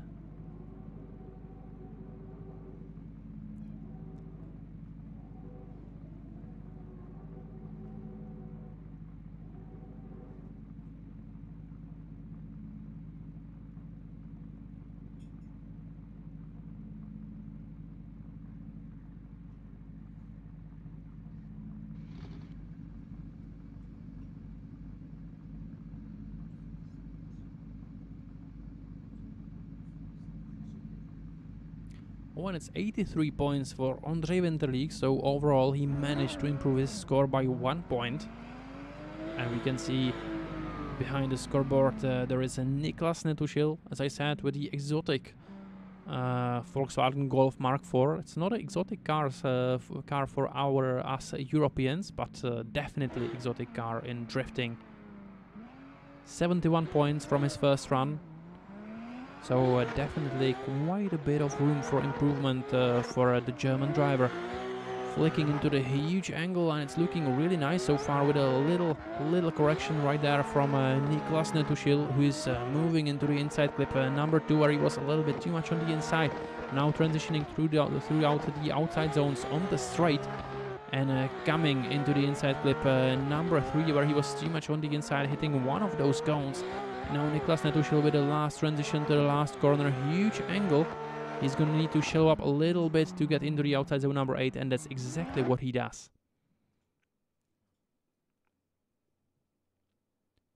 Other than that, I believe that should be an improvement from Niklas Netušil.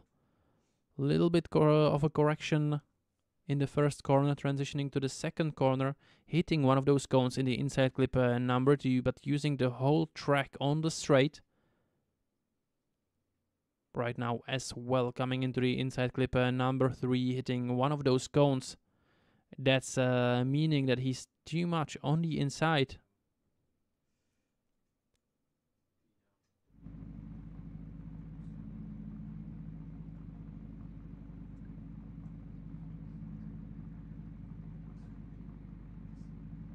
And 87 points for Niklas Netušil, that's a huge improvement.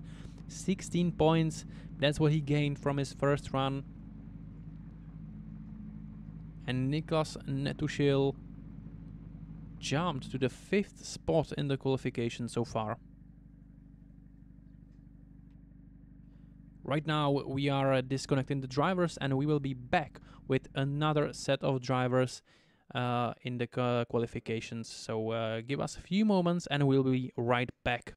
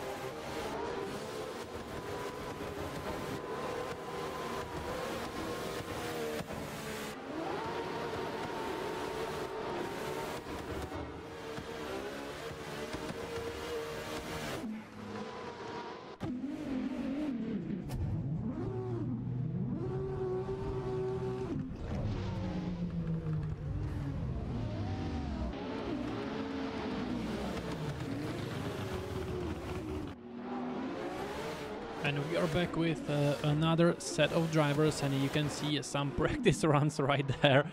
Martin Kondula, who was on the lead, who is gonna be on his first qualifying attempt in a few moments. On the chase, he was with Gert Kubarsep, who was banging his doors and pushing him off the track.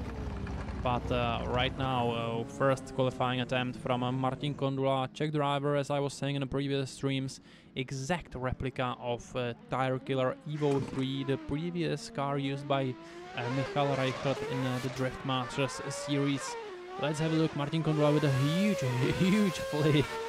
Really nicely done by the Czech driver so far. Martin in the transition to the second corner. Everything is looking really good so far. Martin said that he took the time and set up his car correctly for this track, and he wants to show some results this time. Martin is currently 15 in the championship, I believe, so far. So he is not so high in the order, but he definitely wants to get on the podium in the round 5, and we can see 360 from Martin Kondula right after the finishing line, and that's gonna be a nice score for Martin, I believe. Martin had different interests in his life lately. As he said, he's focusing mainly on the family and not on the virtual racing, but the qualification run from Martin looks really good. A huge angle coming into the inside clip, number 3, really close to the cones. That's what the judges want to see, and transition to the last corner using the whole width of the track. Putting the, maybe a little bit of a wheel drop right there in the finishing line.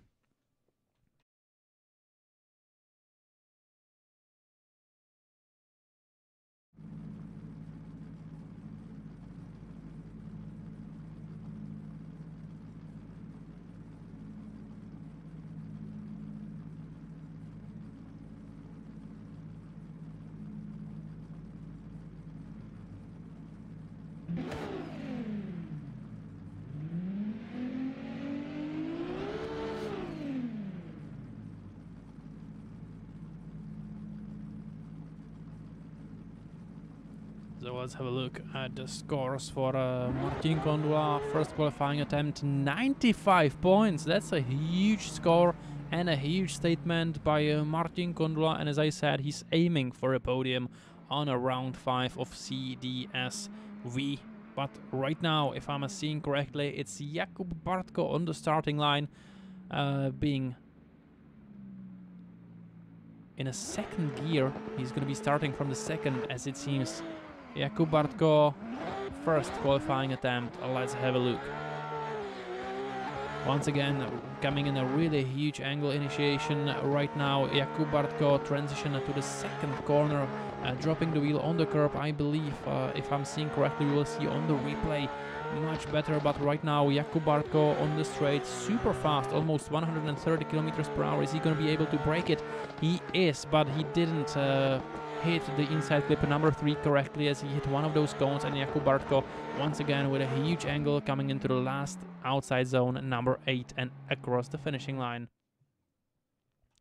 Let's have a look how it went for Jakub Bartko, especially after the first transition, where I suspected that he might have dropped the wheel a little bit there. Let's have a look. Well, I don't think it happened. I think Jakub Bartko did not drop the wheel, actually.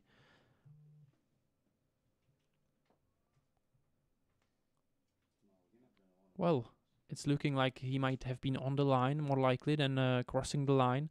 But other than that, Jakub Bartko with a really strong run.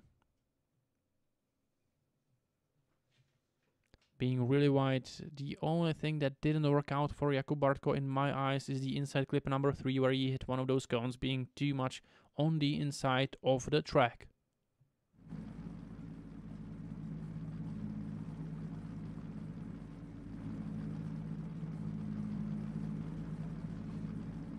Right now you can see the AE86 of Adam Tomeček, another Zapalto driver.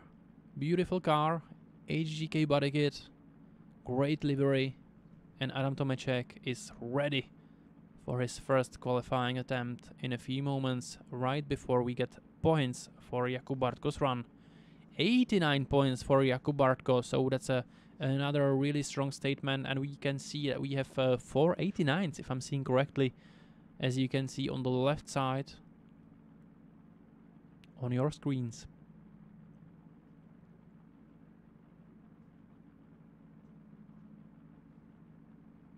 But let's have a look. Adam Tomeček, first qualifying attempt, beautiful E86. Ooh, nice and Scandi flick initiation for Adam Tomeček, dropping the wheel and once again being too much on the inside clip. Number 1 there for Adam Tomeček, unfortunately. And I laughed a little bit because I remember when I was interviewing Adam Tomeček, and he said, when I asked him how is the track for him, how is he feeling it, he said no problems. But it seemed like in the initiation it didn't work out quite well for Adam as he was maybe expecting him to be, but still really solid run for Adam Tomeček and his first qualifying attempt. Let's just have a look at the initiation from the replay cam. And I think that's definitely a wheel drop for Adam Tomeček right after the initiation.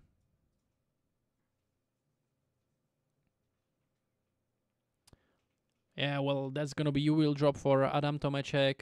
Of course, upsetting the line a little bit, so he's gonna have a little bit of problems as well on the inside clip, as you can see. Left foot braking, but still wheel on the line and hitting the cone on the inside.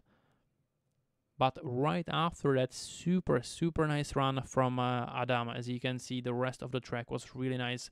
A huge transition coming into the right-hand corner, really close to these cones on the inside clip, number 3. And a nice and fast transition coming into the last corner for Adam Tomeček as well.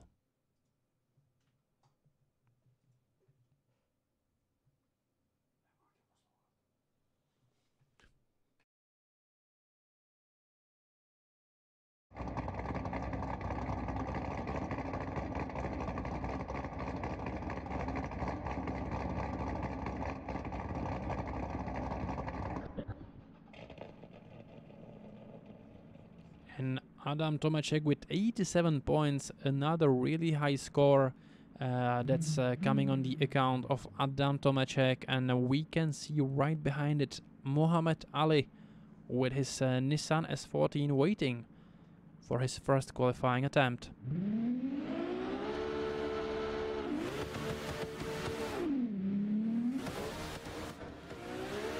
Mohamed Ali, huge initiation and nicely done.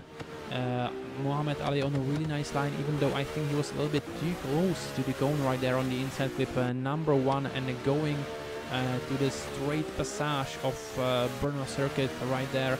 And Mohamed Ali with a huge angle and possibly dropping a wheel right there where outside zone number 5 is. But Mohamed Ali once again dropping a wheel and transitioning to the last corner, being really close to the inside clip, number 1, and another wheel drop for Mohamed Ali.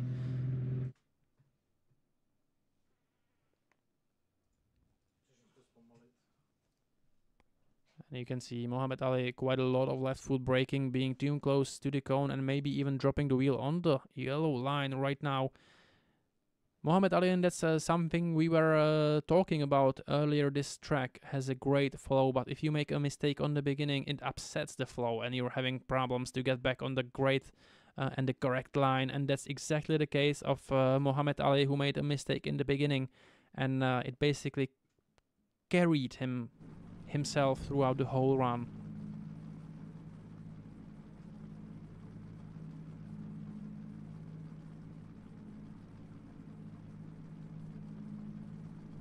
So I'm expecting quite a bit of points deduction for those wheel drops. And right there is Gert Kubarsep with his beautiful 36.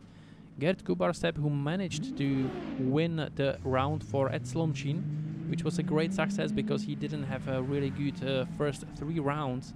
But then all of a sudden he won the last round, round 4, and he is in for the fight of the championship. Possibly not for the first place, but he still could be on the podium after today if he manages to win the event, and some of the other contenders that are really high in the championships order are not going to do so well. Mohamed Ali though with 87 points for his first run.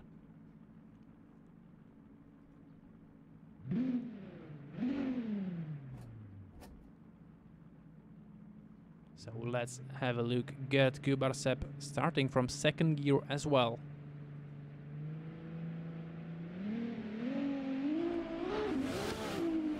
So let's have a look. Here we go. Gerd Kubarsep, E36. Nice initiation from Gerd, being really fast. Is he going to be able to get into the inside clip? Yes, he is transitioning to the second corner. And inside clip number 2, looking so far so good for Gerd Kubarsep. And I just wanted to say, not putting the wheels across the line, and I think right there might have been a spot where Gerd Kubarsep dropped the wheel a little bit across the white line. But other than that, super solid run from Gerd. And we'll be able to see from the replay if it was the case, if Gerd actually really dropped the wheel on the outside zone number 5. I'm not really sure. Might have just been the white line. Gerd Kubarsep, a nice initiation, nice angle. Coming right here through the initiation to the inside clip number 2. Everything is looking super solid right there. Nice transitions on the straight, nice speed, 130 kilometers, and I don't think he dropped the wheel, so that might be a really high score. Maybe a little bit too much on the inside clip. Number 3, transition to the last corner, and a run from Gerd Kubarsep that could achieve him some really, really nice points.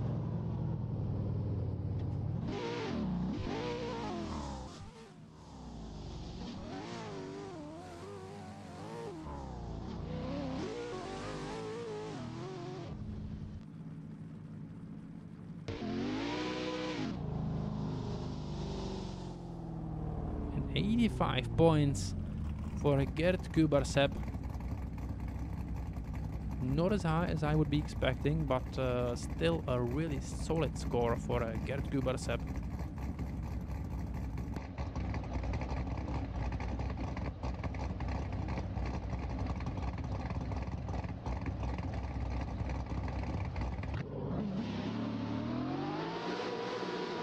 Michael Varas right now coming from the United States of America,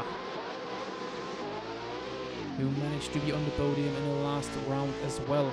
Even though thinking about it, not the podium, but a 4th place if I'm not mistaken. But Michael Varas with a transition to the second corner right now, and it's looking super solid for Michael this time, as well as he is filling all the zones in a huge angles.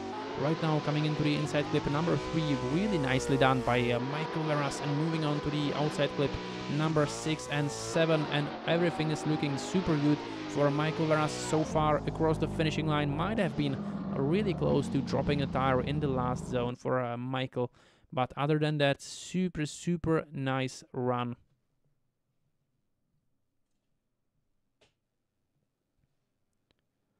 So let's have a look. A lot of left foot braking from Michael Varas in the first corner, something I didn't see in the beginning.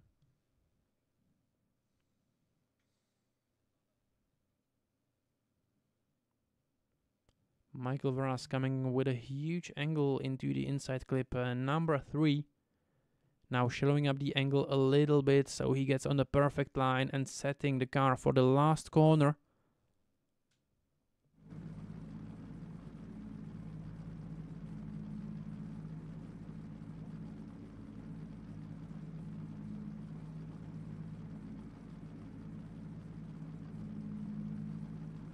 So here we go, and it's 88 points for Michael Varas. That's gonna secure him really high spot so far, even though there is a lot of guys with high 80s. And Michael Varas with 6th spot in the qualifications so far.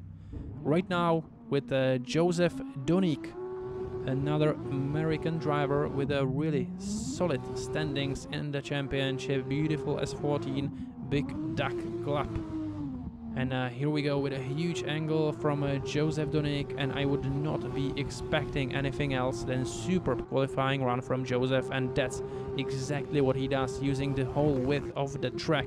Nice transitions, and now it's going to be the crucial part. Is he going to be able to get into the inside clip? He is, but he might be a little bit too much on the inside, and Joseph Donik with a transition to the last corner, and it's looking super good for Joseph. Ooh, really close to dropping a tire in the last corner, something that makes problems for a lot of drivers today, actually. Joseph Donik with a third gear, something we don't see very often there. We've seen a fourth gear most likely used by most of these drivers, and fourth gear, and Joseph Donik with a third gear on the straight as well. So that's a really interesting gearing right there from Joseph Donik, being the whole time in the rev limiter. Really nicely done by Joseph Donik. A little bit different line from the others in the last set of corners, but I think this run should secure Joseph some nice points for sure.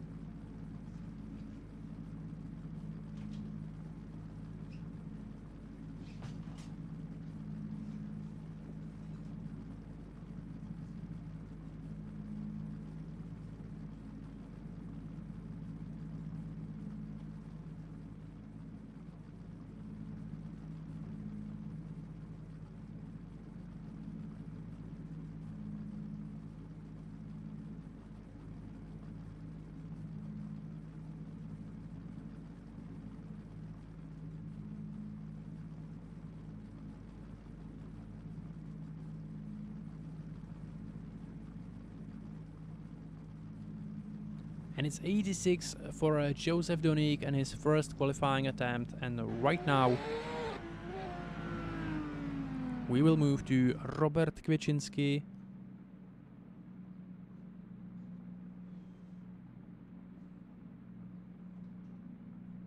Robert Kwiaczynski, who is usually super strong in the qualifications. As on average, he is third in the qualifications. So let's see Robert Kwiaczynski from Poland, one of the few Polish drivers. So we actually have Robert Kwiaczynski, nice and slow transition into the second corner and being on the straight right now for Robert Kwiaczynski. Nice and wide transitions, moving on into the inside clip. Number 3 being a little bit too much on the inside right there. Robert coming into the last corner right now. Huge and flick transition. A huge angle right now, a little bit of left foot braking to push himself into the inside clip. I'm sorry, the outside zone, number 8. So let's see from the replay, and after that let's wait for the results from the judges if Robert is going to be super strong in the qualifications as well today.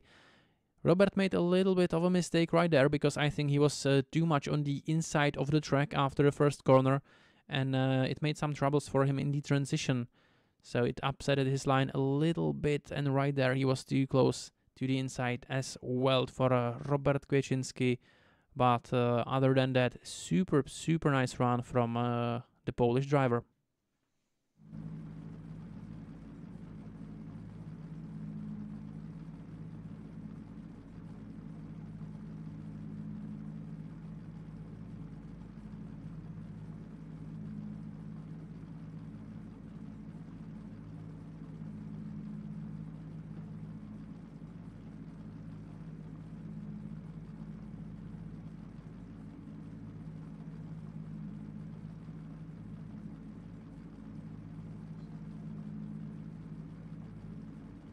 And here we go with 88 points for Robert Kwiaczynski, which should put him somewhere about the 7th or 8th place. And we can see Martin Kondula, as I said, with the previous car of Michal Reichert. Martin Kondula currently leading the qualifications order by far. He is with 95 points from the first run. So let's have a look if Martin Kondula is going to be able to perform as well as he did in the first run.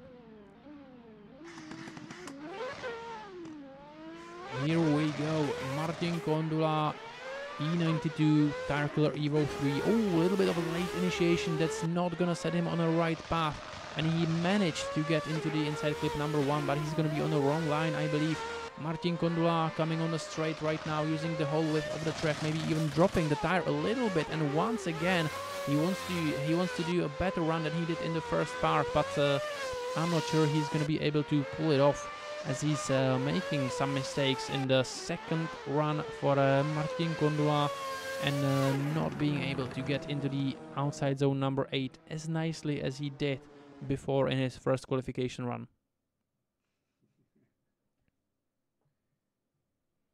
So let's have a look in the replay. Late initiation that upsetted his line a little bit.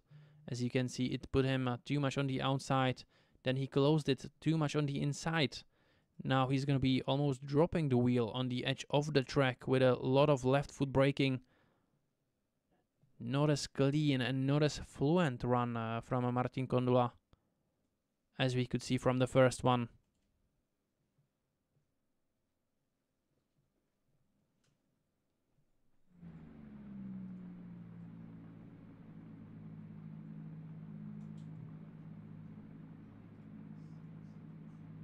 And 78 points, so deducted quite a lot. But still first with 95 points. I'm not sure if anybody's going to be able to beat that on this track. And here we go with a second qualifying attempt for Jakub Bartko coming from Czech Republic. As before, Jakub Bartko is starting from the second gear, now going through the gears to this fourth gear. Huge flick, huge angle for Jakub Bartko. Is he going to be able to pull it off? Oh, he is. And he fills the outside zone 2 fully, but not as deep, not as close on the inside clip 2 as he could be. Jakub Bartko, huge flick once again and a huge angle, and he's going to overshow the inside clip number 3. Absolutely not even touching it a little bit. So, ooh, and Jakub Bartko 2 wheels off the track behind the white line, and I think that could be even 0 for Jakub Bartko in his second qualifying run.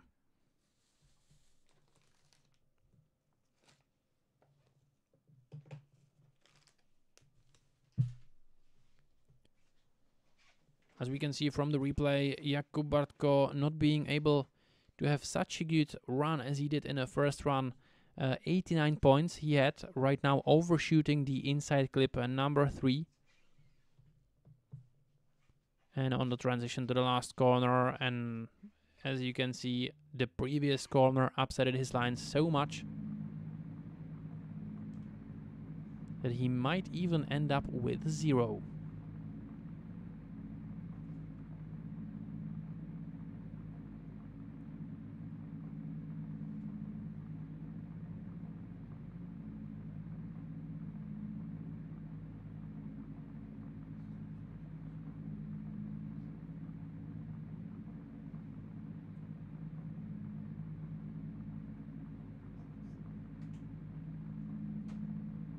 And here we go, 71 points for Jakub Bartko and his second qualifying run.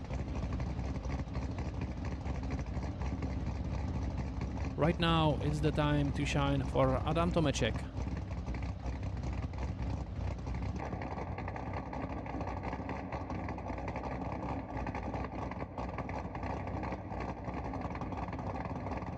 $87 points from his first run. Adam Tomeček ahead of his second qualifying run. Huge angle for Adam Tomeček, a little bit of a correction, showing up the angle so he can fit into the inside clip number 1. Transitioning to the second corner for Adam Tomeček, and it's looking super good for the Czech young driver. And Adam Tomeček on the way to the inside clip number 3, and he fills it up basically perfectly. Could be maybe a little bit, just tiny bit on the inside for Adam Tomeček, and into the last corner and a last inside clip, showing up the angle, almost straightening before the finishing line for Adam Tomeček.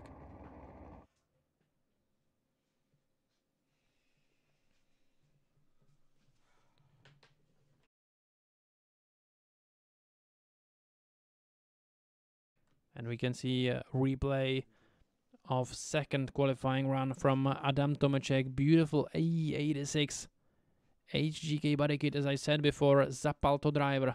A huge angle coming into this corner and into inside clip number 3. Adam Tomeček, now it's gonna be really interesting as he needs to shallow up massively to get into the zone. Almost straightening right before the finishing line. I think it's still gonna be the points. It's not straightened, but most likely will be deducted some points.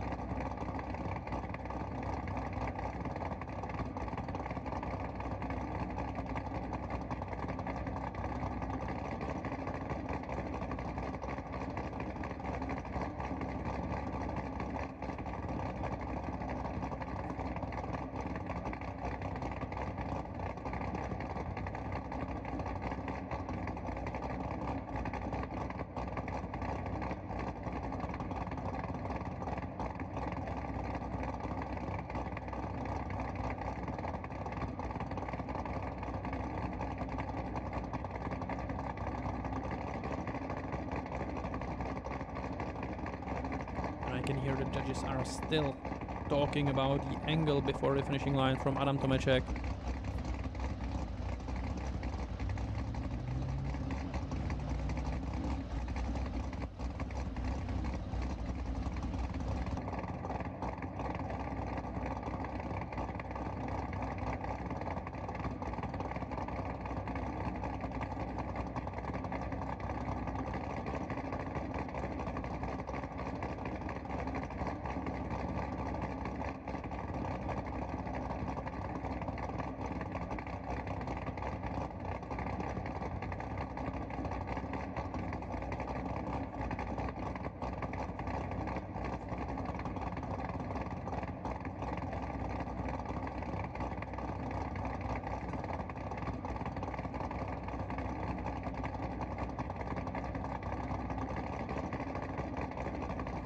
And here we go with the points for Adam Tomeček, 83 points, not being able to improve from 87, but still a solid score for the Czech driver.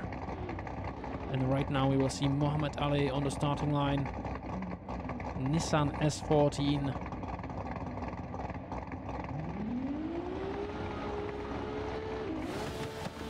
So here we go. Mohamed Ali, 87 points, the same points as Adam Tomeček from his first run, coming with a huge angle into the first corner, being quite a bit on the inside, but managed to work it out somehow.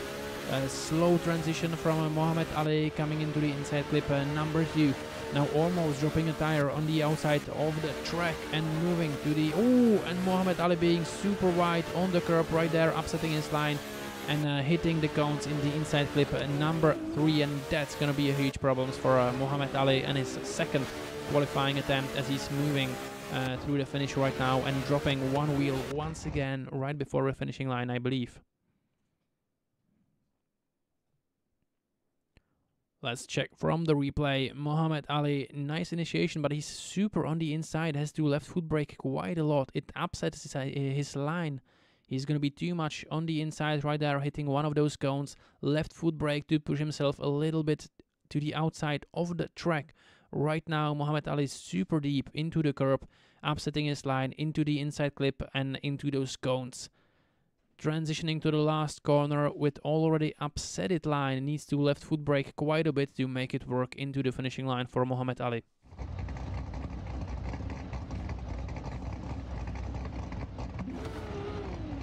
And right now we can see that Gerd Kubarsep is getting ready for his second run.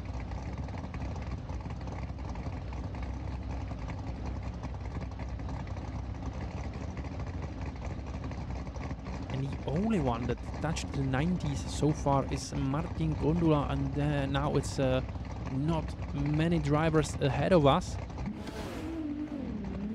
And 89 points for Mohamed Ali, almost touching the 90s as I was just speaking about it. But not just quite a bit, still missing 1 point for Mohamed Ali.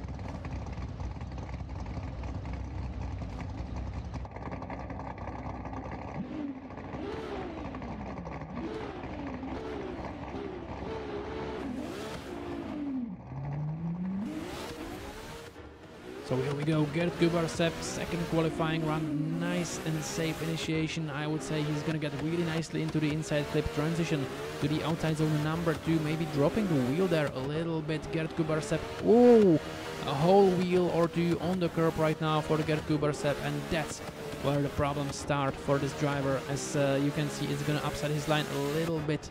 Is he gonna be able to fix it? Maybe he will be, but he's on a soon transition right there for Gerd Kubarsep on the way to the last outside zone. Needs to shallow up the angle massively to get into the inside zone, and I'm not quite sure if he's going to be able to reach the 85 points or better that he got in the first qualifications. As you can see from the replay cam, he initiated quite early. That upset his line a little bit already right now. Gerd Kubarsep nicely on the inside clip, number 2, but right now dropping the wheel on the curb, and now it's gonna happen again. Huge angle from Gerd Kubarsep, upsetting his line and moving throughout the zones 6 and 7 right now through the inside clip and to the finishing line. When he shows up the angle, I'm not quite sure if it's gonna be better score than 85 for Gerd Kubarsep. 86 points, so he actually was able to improve by 1 point. With a 13th place so far for Gerd Kubarsep in the qualifications. But this guy is dangerous. Gerd Kubarsep, we know he can go really high in the battles, so it doesn't matter for Gerd Kubarsep where he's going to end up in the qualifications, if he's going to be in the mid-pack or on the tops. But right now, Michael Verras, second qualifying attempt, 88 points from his first one, as we can see. A huge amount of 80s, high 80s in the qualifications so far. And Michael Verras right now dropping the wheel on the outside zone, number 4. That's not gonna be looking good in the eyes of the judges, but Michael Verras on the nice line in the inside clip, number 3, and now he's gonna be on the transition to the last corner. Really huge speed, 100 kilometers per hour, as you can see, and getting into the outside zone number 8 really nicely for Michael Verras.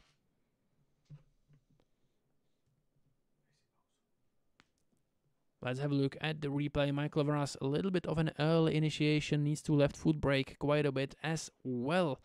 Times the transition to the second corner really nicely. Michael Verras is on a nice line on the straight here at Brno, transitioning to the inside clip number 3. That he is beautifully. Now he's gonna be, oh, I thought he's gonna be a little bit too much on the inside. He left foot brakes slightly, pushes car into the outside zone, and makes a really, really strong finish for Michael Verras.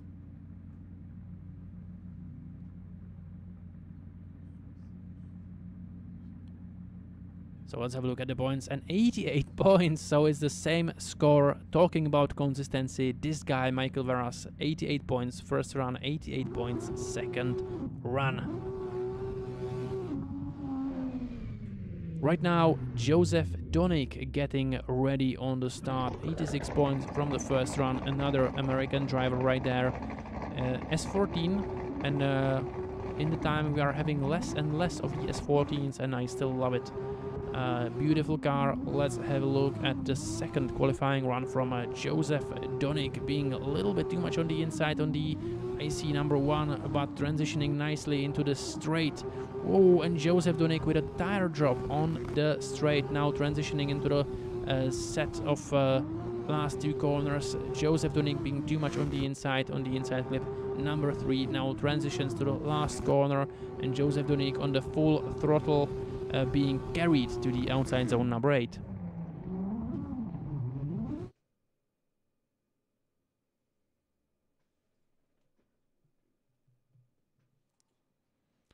Let's check out Joseph Donik's run once again from the replay. One of the drivers that is being too much on the inside with early initiations, as it seems. Here Joseph Donik with a little tire drop, I believe.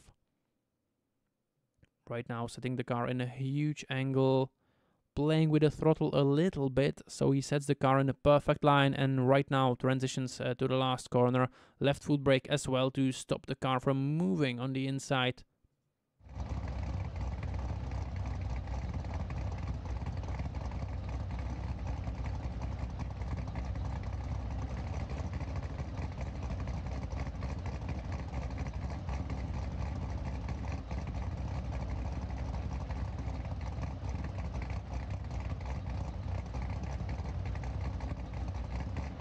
And here we go, we have 88 points for Joseph Donik.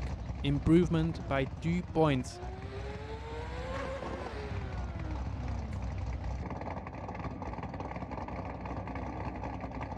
But right now, the last qualifying run in this group of guys. And it's going to be Robert Kwiaczynski, 88 points from the first qualifying run. Let's see, as I said before, Robert is usually super strong in the qualifications, so let's see if he's going to be able to hit the 90s, as we have only one driver, and it's Martin Kondua with the 95 points from his first and second qualifying run.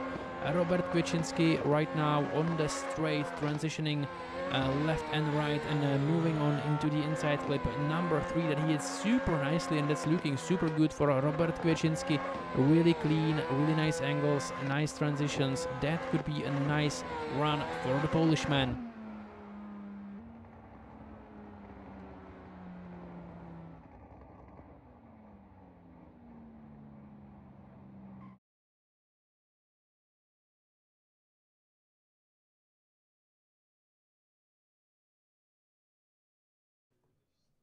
So let's have a look at the replay of Robert Kwiatkowski, the Polish man. 88 points, as I said before, from the first run. But this run looked really tidy. Not huge angles, but really consistent on the transitions, consistent on the throttle, as you can see, really close on the inside clip. Number 3 right there for Robert Kwiatkowski. Now transitioning into the last corner, left foot brake a little bit just to push the car slightly and hold it in the nice angle that he actually wanted to. And right now, Robert Kwiatkowski as the last guy from this qualifications. From this group actually, because we will have another group of 3 people where will be Matej Oravec, Liam Akihiko and Samuel Kuti. It's going to be actually the group of the current leaders of the championship.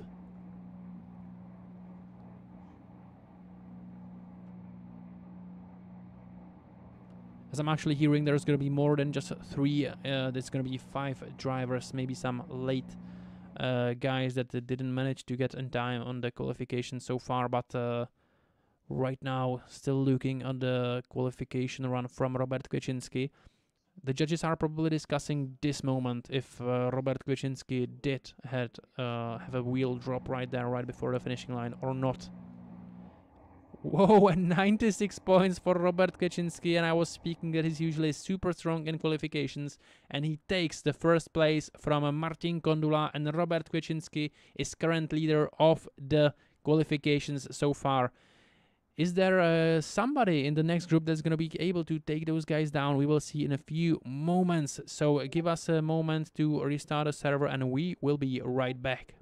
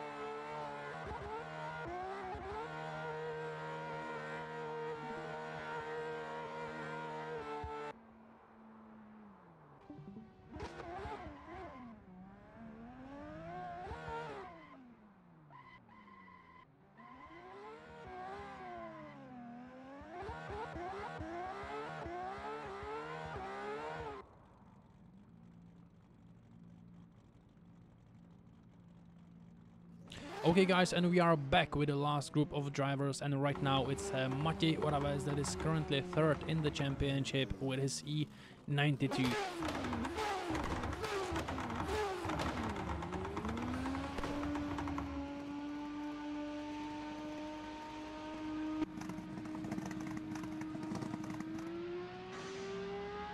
So here we go, Matěj Oravec from Slovakia, currently, as I said, third in the championship.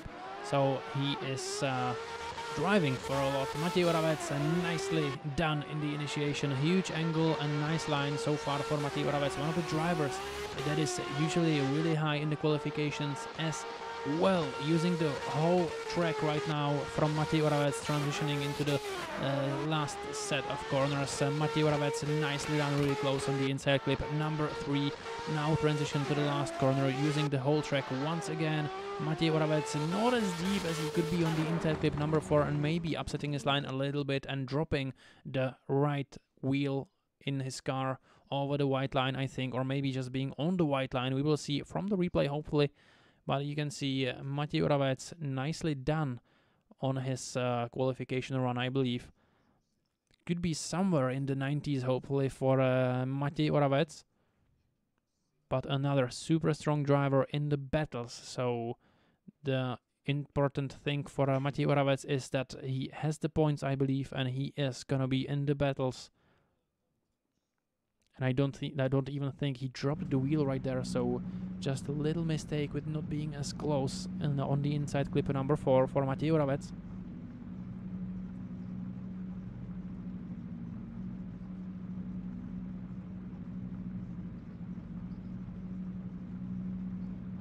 Matěj Oravec on average is 6th in the qualifications, so let's see if it's gonna be the case here at round 5.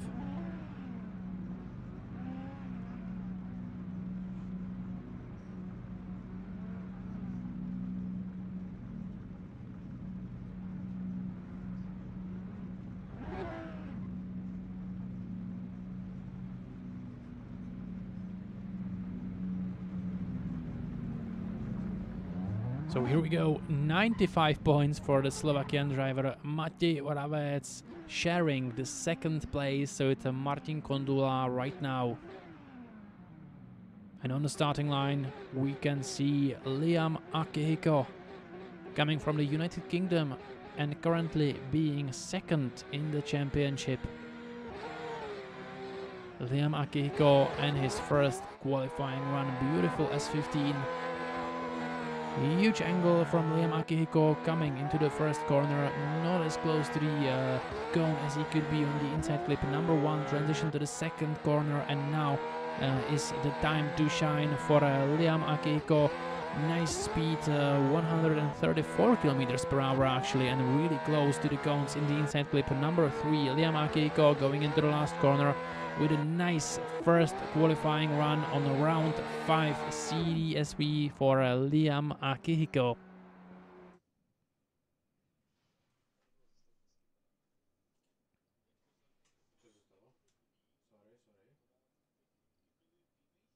Okay, sorry about that. It seems like we have a little mishap in the graphics right now. It should be working perfectly now.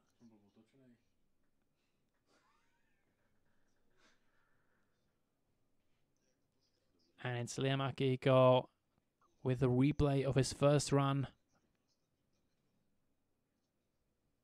A little bit of left foot braking for Liam Akihiko, but no major mistakes I can spot in his run. As you can see, coming into the outside zone number 6 and 7, slightly touching the left foot brake, 5th gear, and through the finishing line for Liam Akihiko. And I'm expecting quite a big points for this guy.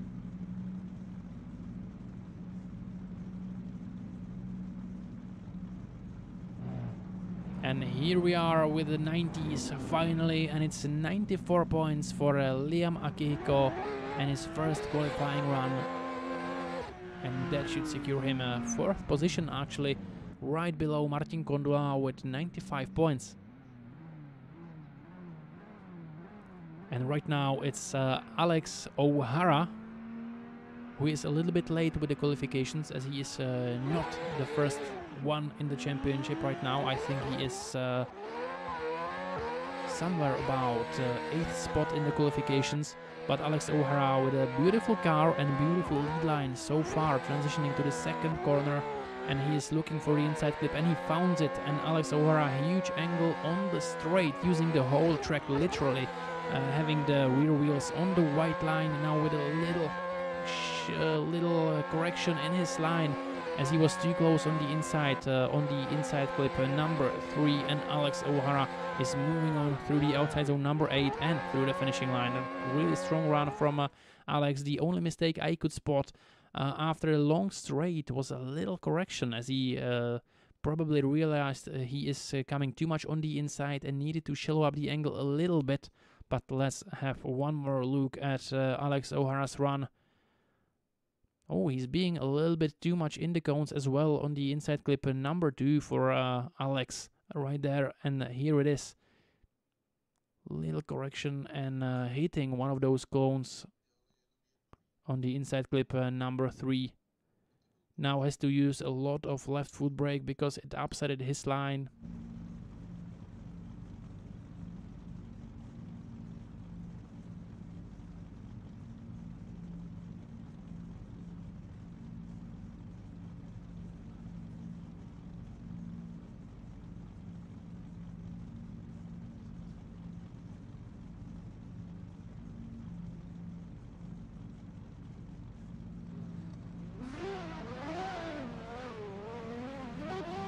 Points for Alex O'Hara. That's a really beautiful points right there for the Englishman. That's gonna put him on a 5th spot so far. And finally, with the last group of drivers, we are getting a lot of 90s, and right now Ahmed Al-Zubaga with his S15 and his first qualifying run. So here we go, the lights go off, and Ahmed Al-Zubaga is already on the run-up for his first qualifying run.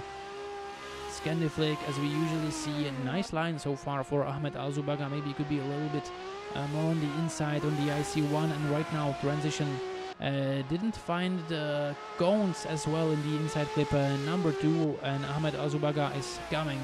Oh, and dropping the wheel on the curb on the outside zone number 5, now being really nice and tight on the inside clip number 3, and Ahmed Al-Zubaga coming into the last corner. A little bit of left foot braking right now, and no left foot braking actually, made it work without the left foot braking, coming into the outside zone number 8 for Ahmed Al-Zubaga.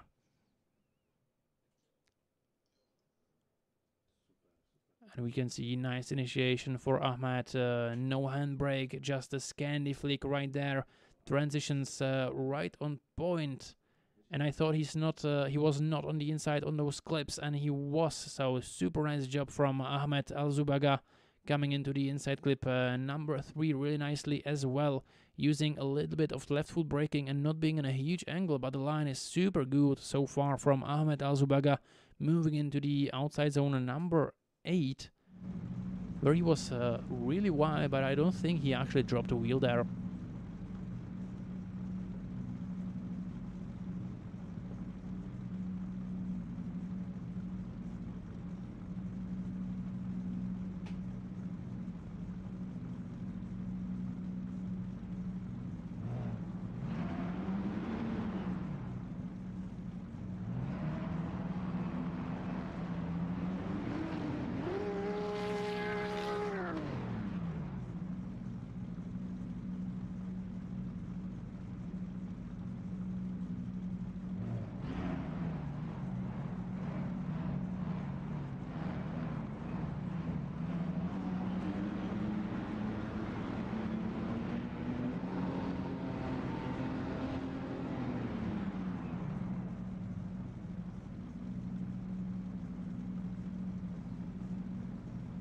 We go with the points for Ahmed Al-Zubaga, and it's 88 points.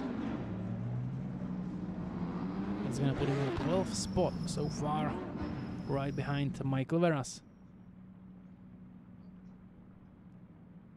And right now the current championships leader Samuel Kuti, the Czech driver with the E36 that is representing in the Virtual Drift Masters as well, and the pressure is on his shoulders because he needs to perform, he wants to stay on the top and eventually to win the whole championship. Samuel Kuti with a great lead line so far, transition on point, maybe a little bit late, but Samuel Kuti moving on to the long straight, and it looks like he almost dropped the wheel there, but maybe just the white line for Samuel Kuti. And now, oh, I thought he's gonna be too wide, but he managed to get himself into the inside clip number 3, and Samuel Kuti transitioning to the last corner and moving on through the inside clip number 4 really nicely, and that was a brilliant run by Samuel Kuti. I believe that could be nice points. Let's have a look from the replay. And Samuel Kuti, no left foot brake in the first corner, transitioning a little bit soon maybe, I think. And Samuel Kuti on the straight right now, 4th gear, 140 kilometers per hour, releasing the throttle a little bit in this corner, and moving on through the outside zones number 6 and 7, and now on the inside clip. And I believe that could be really, really nice points.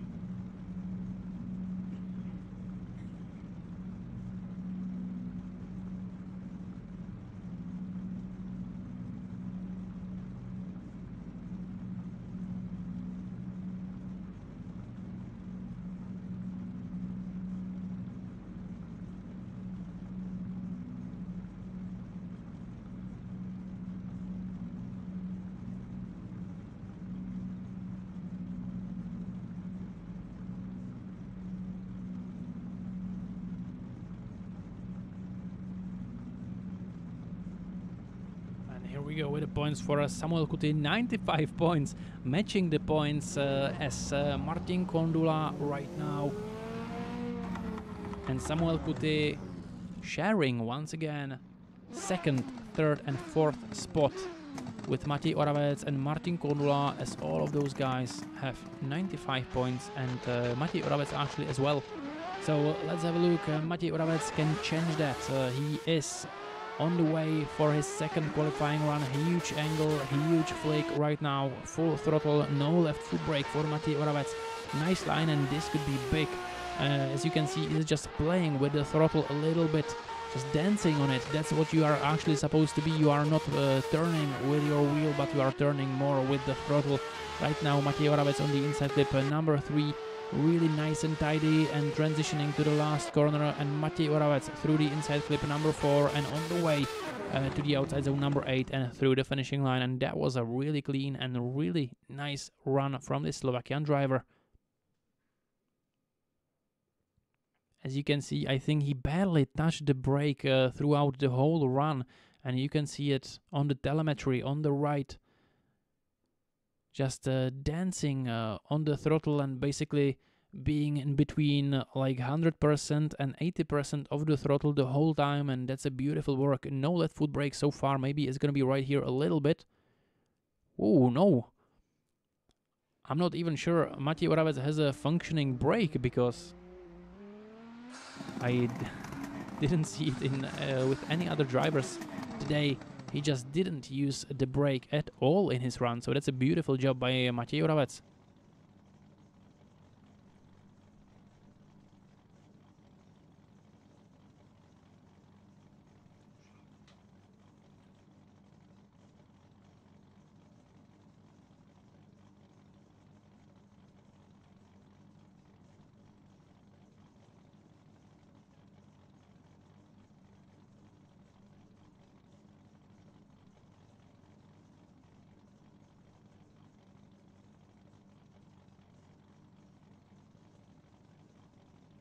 And we are still waiting for the points for Matej Oravec. And 96 points! 1 point improvement, well deserved for Matej Oravec, who is currently actually I would say, sharing the points with Robert Kwiatkowski, but that is not the case because Matěj Oravec had a better first run than... than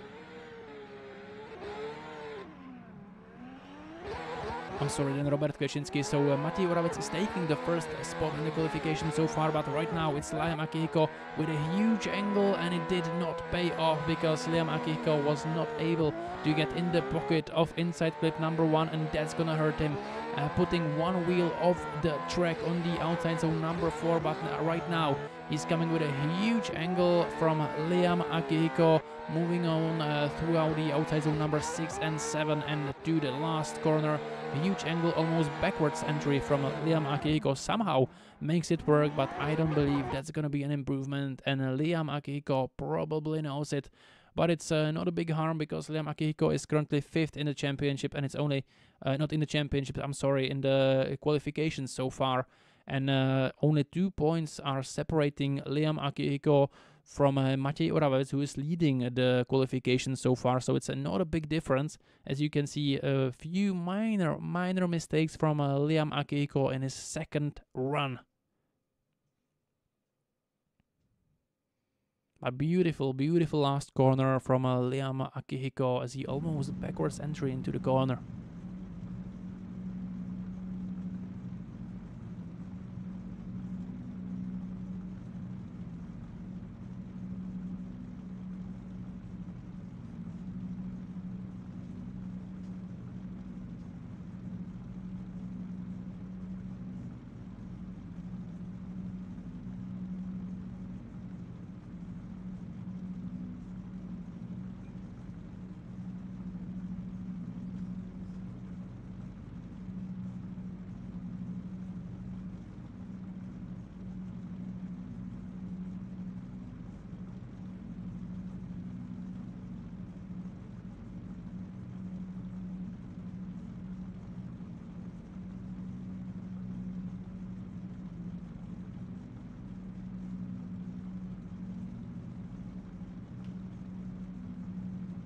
And Liam Akihiko with 89 points from his second run, so it's still the 94 that's going to count into his qualifications right now, but it's Alex O'Hara that we can see on the screen preparing for his second run as well. As you can see, 90 points from Alex from his first run.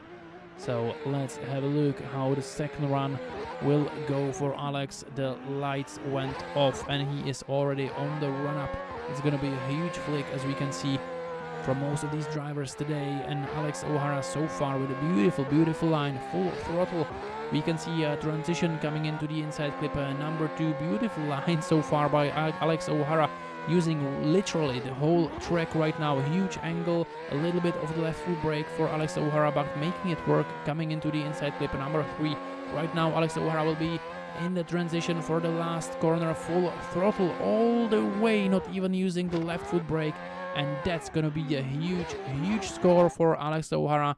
I believe I can say that because this run was absolutely beautiful. Let's have a look once again on the replay. Alex O'Hara maybe slightly bit on the inside than most of the drivers on the first corner, but other than that, it was looking super solid. As you can see, basically on every transition, using the whole track almost every time with rear wheels on the white line from Alex O'Hara. Now transitioning into the last corner, and Alex O'Hara finishing strong with going over the outside zone number 8 in a really nice manner. So let's have a look at 91 points for Alex O'Hara. I was almost expecting better points than only 91. I would say, I wouldn't say only, of course, because it's a huge score. 91 is a huge score, and it puts Alex O'Hara on a 6th spot. But let's get going right now. Ahmed Al-Zubaga with 88 points from the first run, now going into the second qualifying run. So let's have a look. So far it's looking beautiful. He's on the perfect line, I would say, coming into the inside clip really nicely, now transitioning outside zone number 2 and coming into the inside clip number 2 as well. So far so good. I'm not sure if he wasn't even too deep on the outside zone, number 4, right there for Ahmed Al-Zubaga. Ahmed Al-Zubaga coming with a huge angle and beautifully done on the inside clip. Number 3 now is gonna transition to the last corner, and really nice work so far from Ahmed Al-Zubaga, not using the left foot brake as well in the last corner. That's something we can see only from the top drivers today. Ahmed Al-Zubaga, beautiful line. I have to say he's exactly where he is supposed to be, finding all the zones, being in a consistent angle really nicely.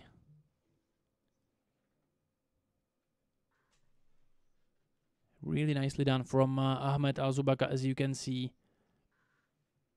Super fluent, super consistent, nice angles, and beautiful line.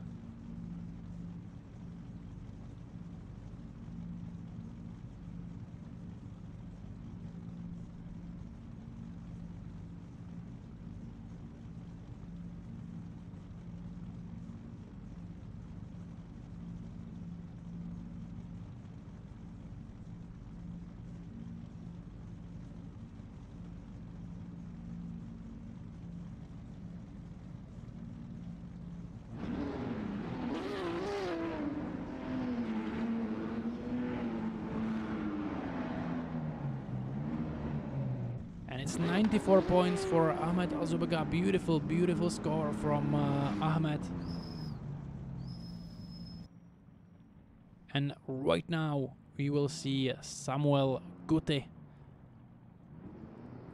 Samuel Kuti, who, as I said, is currently sharing the place with Martin Kondula, and he has a chance to prove himself and to even improve himself. But as I said before, the pressure is on Samuel's shoulders, so let's see how he's gonna go. A little bit too much on the inside. I'm not sure if he hit the cone or it did not, but so far so good from Samuel Kuti, being perfectly on the line, transitions throughout the zones on the straight. Huge angle from Samuel Kuti, a little bit of left foot brake I think I saw, and now going through the cone on the inside clip, number 3, that could eventually cost him some points, but coming with a huge angle into the last corner from Samuel Kuti right now and across the finishing line.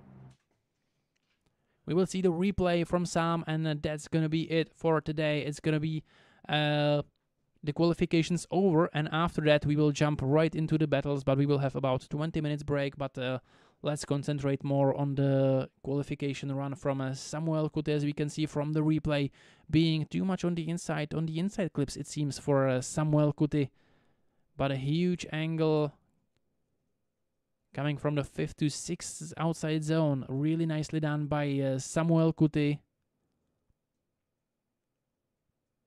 So let's just wait a moment to see what the points from the judges are gonna be for Samuel Kuti.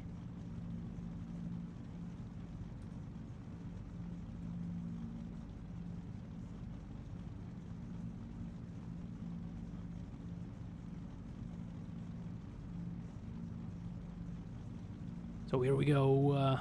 The points are about to be shown, I believe.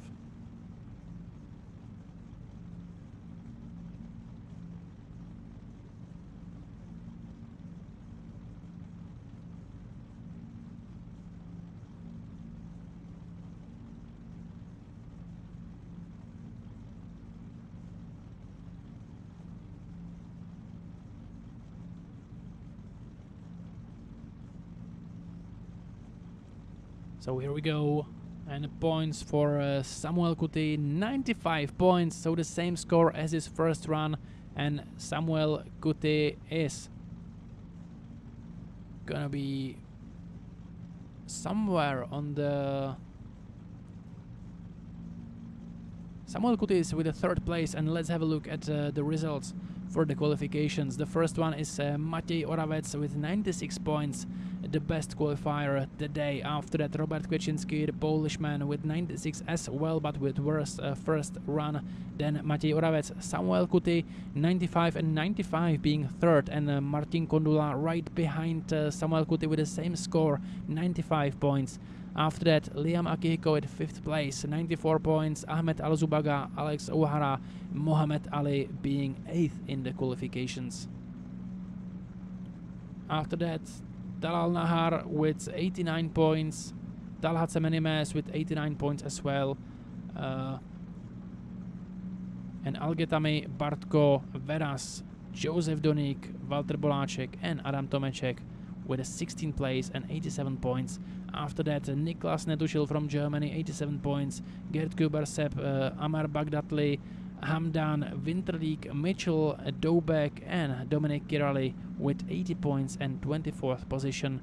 Honza Matyáš, 76 points. Norfolk, Žilásko, Jurčík and finishing with Eduard Redmanis and 41 points. No zeros luckily, so that's a good thing. And now we will have a small break to prepare the battles that will come in about 20 minutes. I think I've heard we will start at about 1 p.m. and 5 minutes. So get something to drink as usual, and we will see each other in a few moments.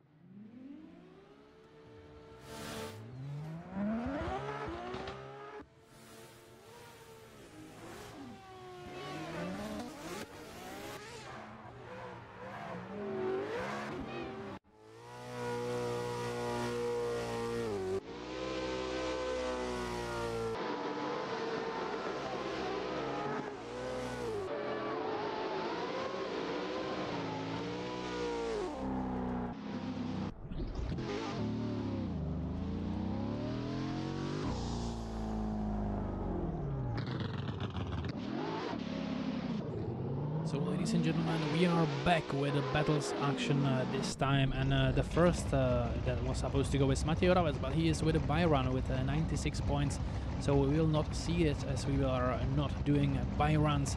But coming in is Adam Tomeček and Niklas Netušil. Adam Tomeček on the lead, Niklas Netušil in the chase, both at the same score. Adam Tomeček 87 points, Niklas Netušil the same. Adam Tomeček was 16, Niklas 17 right now. And we can see two very small cars, but two very different cars, as Adam Tomeček is coming with all the Japanese machinery AD86. Niklas Netušil on the other end with very untypical car, and it's Volkswagen Golf Mark IV. So let's get going. Adam Tomeček in the lead, Niklas Netušil in the chase. Let's go. Whoa! And we started with a huge contact from Niklas Netušil on Adam Tomeček's bumper. Adam Tomeček made it work, and Niklas Netušil is looking for the door once again of Adam Tomeček, and he finally found it on the straight. Adam Tomeček somehow made it work to correct his line.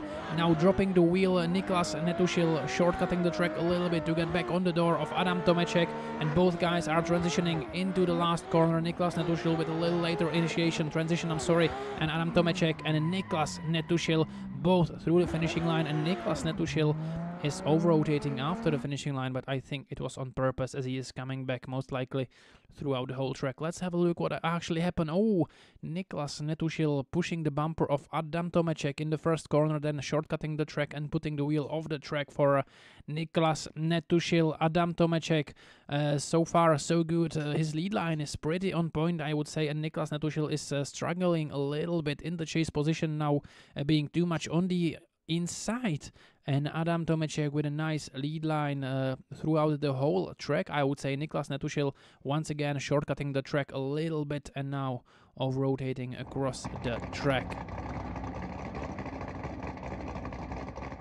Now we will see both guys in a different order, where Niklas Netušil will lead in Adam Tomeček hopefully, and we can see Niklas Netušil disappearing all of a sudden.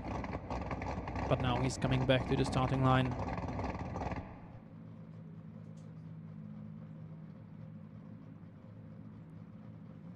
So here we go, the lights are about to go off.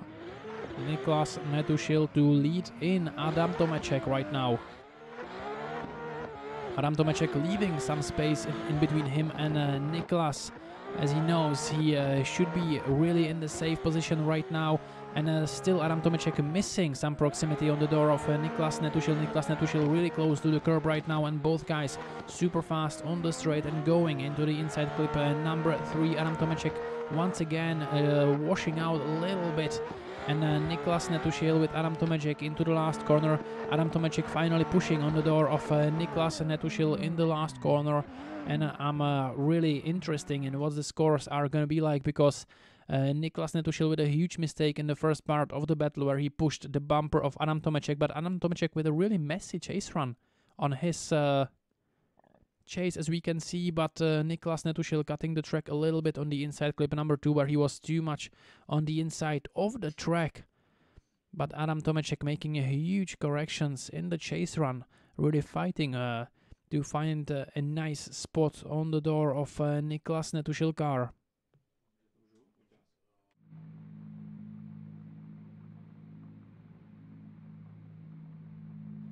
So here we go. Slide left for Adam Tomeček, right for Niklas Netušil. And it goes right, but the graphics is actually not correct. I'm sorry guys, because now it's correct. Adam Tomeček gets the win. I was surprised for a moment. And the safe run from Adam Tomeček paid off in the end, as he managed to get the win from the first battle of the top 32 we have today. Right now on the start we can see Mohamed Ali in the lead and Honza Mateáš in the chase. Mohamed Ali, who was better in the qualifications and had 89 points, and Honza Mateáš with 76 points from the qualifications, and their battle is about to go down. So here we go, lights went out, and Ali Mohamed and Honza Mateáš on the run-up Mohamed Ali with a great angle, and Honza Matias trying to find the place on his door.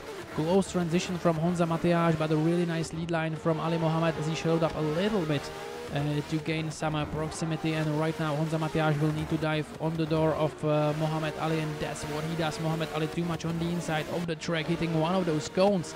Honza Matias with shallower angle and a too early transition right now. That's gonna make some problems for Honza Matias, and he straightens right before the finishing line. That's a huge disappointment for Honza Matias, as he was really good there in his chase so far, but in the end straightening. I was not expecting. Let's have another look what actually happened there. Where was the mistake? Honza Matias in the chase, Mohamed Ali in the lead right now. As you can see, Honza Matias with a little later transitions, but here is the mistake that's gonna happen.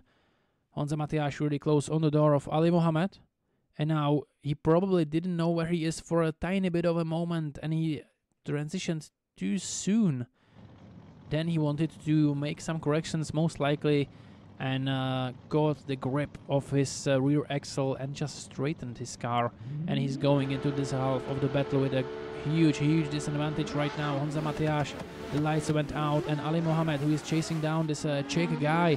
Honza Matias with a huge flick, but Ali Mohamed, who is leaving some proximity between him and Matias, as he knows Matias made some problems, but Mohamed Ali is banging on the doors right now of Honza Matias. Both guys really nice transitions in the same time. Mohamed Ali with a little shallower angle than Honza Matias, and both are going through the cones on the inside clip number 3 and to the last corner. Nice transition from Mohamed Ali with a bang. Oh, and Mohamed Ali banging on the door once again of Honza Matias and pushing him throughout the finishing line. A great job from Mohamed Ali.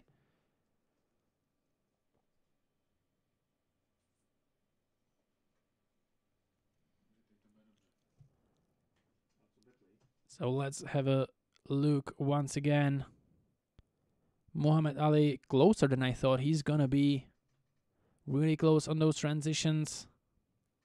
And Honza Matias a little bit too much on the inside, and Mohamed Ali cutting the track to stay on the door. Great transition right there from Mohamed Ali. Really brave, because he did not need to do any of that.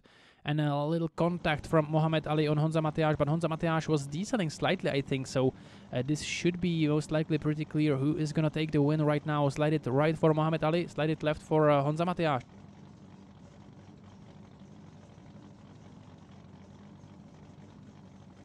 And here we go.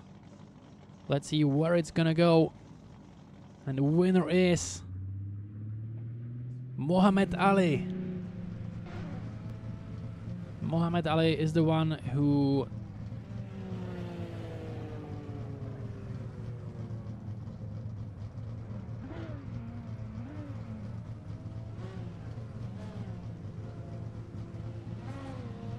but right now it should be Talal Nahar and Dominic Kirali. Talal Nahar in the lead as better from qualifications with 89 points, and Dominic Kirali with 80 points.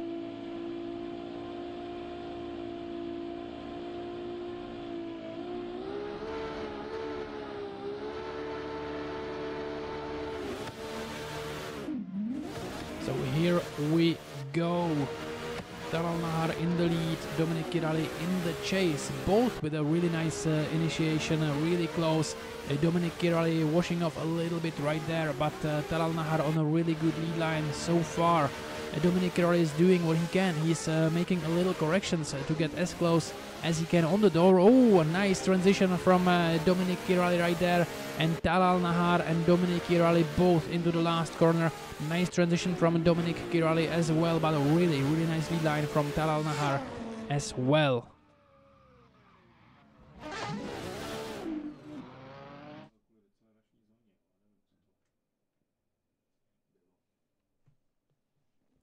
Let's check out the replay. As you can see, Talal Nahar with a really nice lead line, I would say. Dominic Kirali banging on the doors, slight corrections here and there as he's trying to get as close as possible.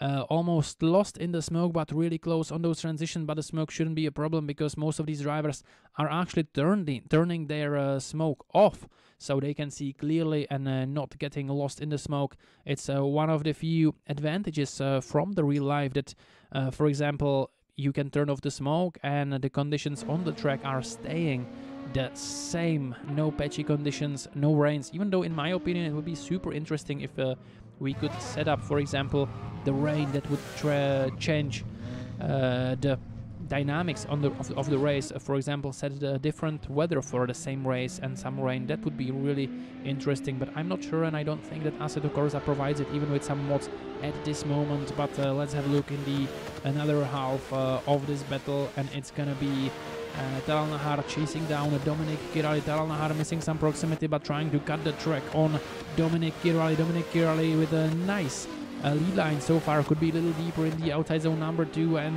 Talal Nahar, oh, he has to back off a little bit from Dominic Kirali. He was too close, he was taken down on the transition, and Talal Nahar is making a huge dive back on the door of Dominic Kirali, but a little bit messy lead line as he needs to shortcut the track a little bit, and both guys in the last corner. Oh, and a huge 2 contacts from Talal Nahar on the door of Dominic Kirali. Talal Nahar, who probably knew he made some mistakes in his chase positions, and he needed to make up for it, so he was trying too much, I would say, and making 2 contacts in the end over the finishing line. Let's have a look in the replay what actually happened there. Overall, Dominic Kirali, I would say, with a stronger lead line, but Dominic Kirali had a stronger chase as well, because Talal Nahar, look, he just thought he's gonna take him out. He had to increase his angle and back off a little bit. Now makes a huge dive on the door of Dominic Kirali, takes down the cones on the inside, and now the biggest mistake is gonna happen. Dominic Kirali on the throttle, and Talal Nahar shallowing up the angle, gripping up the car, and hitting Dominic Kirali on the front axle twice, actually upsetting his line as well. Slide it right for Nahar Talal, I'm sorry, and slide it left for Dominic Kirali. Where it's gonna go, I'm not sure if the judges already have a decision.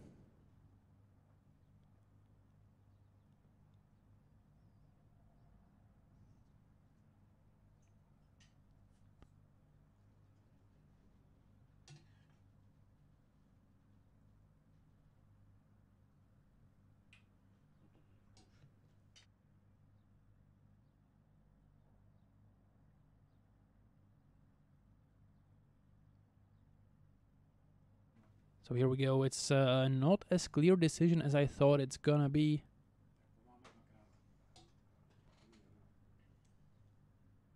So here we go. Right for Tahar, left for Kirali.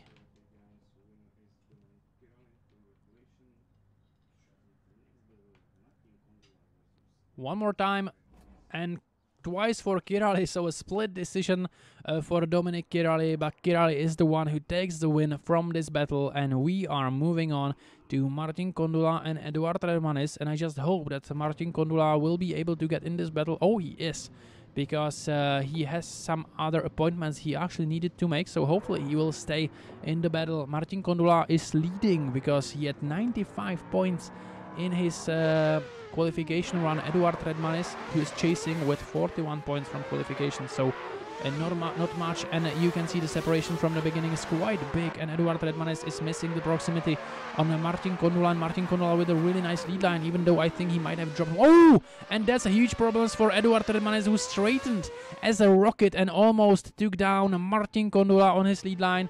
And now I just hope that Martin Kondula is able to finish his run, because he still needs to finish the run, but we can only see Eduard Redmanis, who straightened and shot in front like a rocket and almost took down Martin Kondula. Let's have a look what actually happened there. Eduard Redmanis missing the proximity. Now he's gonna catch some grip and he's gonna shoot forward on the transition. That's what made him problems. He's too much on the inside, and he needed to left foot brake, and he was so much on the left foot brake that he caught grip on the front axle. Look at it, full left foot braking, and now shooting forward like a rocket, almost taking Martin Kondula down.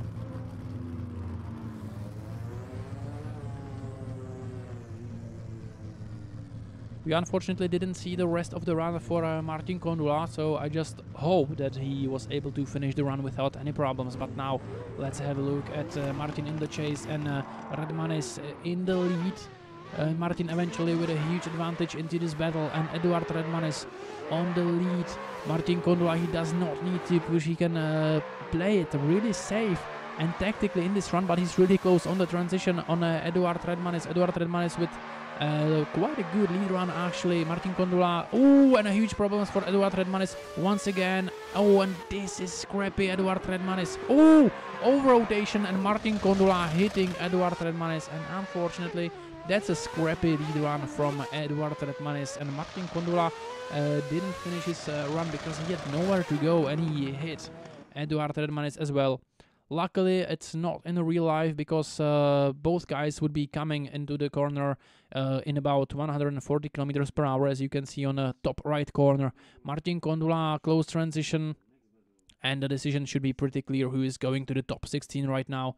So let's just wait for the decision. You can see Eduard Redmanis huge angles, and now aiming totally on a different part of the track that is supposed to be over-rotating, and Martin Kondula hitting Eduard Redmanis with his front axle. And Martin Kondula, of course, is the one who is taking the win from this battle right now.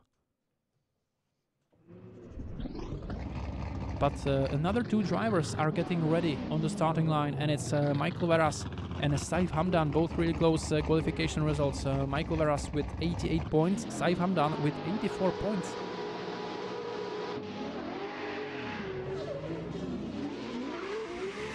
So let's have a look. Michael Veras on the lead, Saif Hamdan in the chase. Saif Hamdan no is as clean chase as I would be expecting. Michael Veras on a really good lead line though. Quite a small slow transition, and Saif Hamdan is looking for a spot on the door of Michael Veras, and it looks like he's gonna be able to find it just now. Coming into the inside clip number 3, that is done really nicely from Michael Veras. Overall, really nice lead line from Michael Veras, huge angles and a nice line, and Saif Hamdan with a little bit of a scrappy chase. He was looking for the door of Michael Veras throughout the whole run, but was not really able to find it in, I would say, calm and nice manners. As you can see from the replay, Michael Veras on point, maybe a little bit of a contact as well from Saif Hamdan on the initiation over there. A lot of corrections from Saif Hamdan, a little bit early transition from Hamdan here as well, trying to get on the door on the long straight. That's something that's not really easy, trying to find the door of Michael Veras here. That's the spot where Saif Hamdan did really good. Now had to back off, make some corrections, and dive back on the door of Michael Veras in the last corner. That Saif Hamdan managed really well as well. Overall, of course, we are judging lead to lead, chase to chase, so we are always comparing leads and comparing chases. But I would say Michael Veras eventually could come into the half of this battle with a slight advantage. So let's get it going. The lights went off, and the leader Saif Hamdan is not moving forward. I wonder if something went wrong, or it seems like we will be repeating the starting procedure. And Saif Hamdan, even after repeated try, is still standing, and if I guess Michael Veras will have to back off, and most likely we will have a last try for a starting procedure. The lights are about to go off. Saif Hamdan is actually moving on the last attempt of his starting procedure, something you don't see often in virtual as well. Michael Veras with a nice chase, but Saif Hamdan with a clean lead line, dropping the wheel I think on the curb, and Michael Veras is still really calm, matching the angle, matching the proximity really nicely. He's really close, doesn't need to do anything much. It looks like Michael Veras is calm and collected. On the other hand, Saif Hamdan, it was not the case on his chase, I would say. And Michael Veras touching the door over the finishing line of Saif Hamdan, really nicely done by Michael Veras. But we could see quite a nice lead line from Saif Hamdan as well.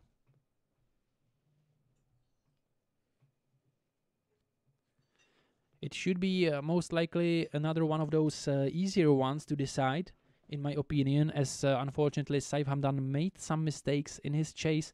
Not the lead line was looking pretty solid, but Michael Veras with much stronger chase run than Saif Hamdan.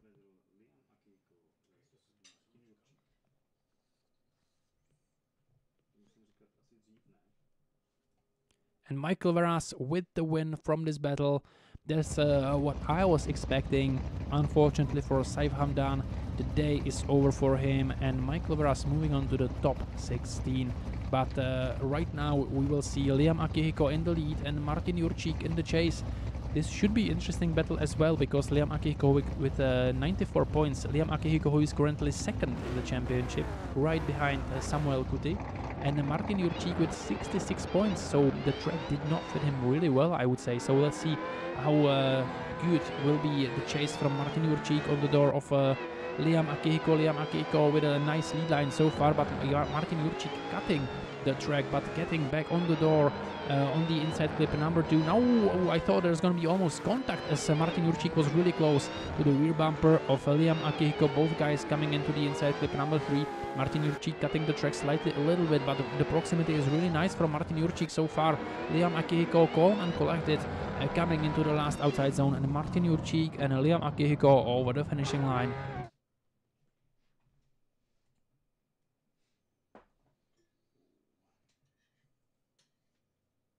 As we can see statistically, Liam Akihiko with 11 battles that he was able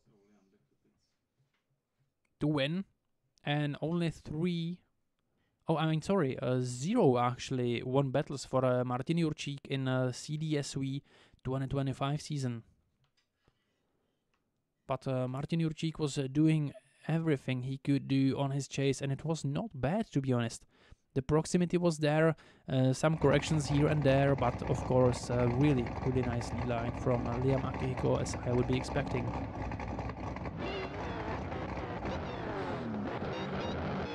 And let's go into the second half of the battle. Martin Jurčík with a little bit of a late start, but nothing terrible. Liam Akihiko right behind him with a shallower angle, but matches the angle right about now. Martin Jurčík, a nice lead line so far, maybe a little bit too much on the outside right now. Oh, and Liam Akihiko almost pushing Martin Jurčík on the door. Nice transition from both of these guys, and coming into the inside clip number 2, and Liam Akihiko is playing with the fire as he is pushing Martin Jurčík throughout the track. Basically his left wheel was touching the door of Martin Jurčík right now. Both guys are going into the last zone. Martin Jurčík dropping the wheel right before going into the last zone and into the finish.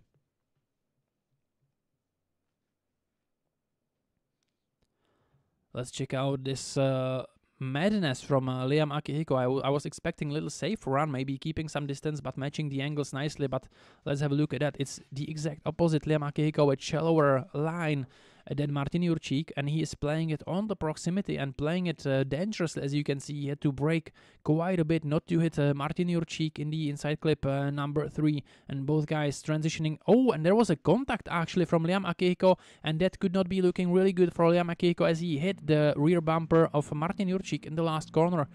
This could go either way, to be honest.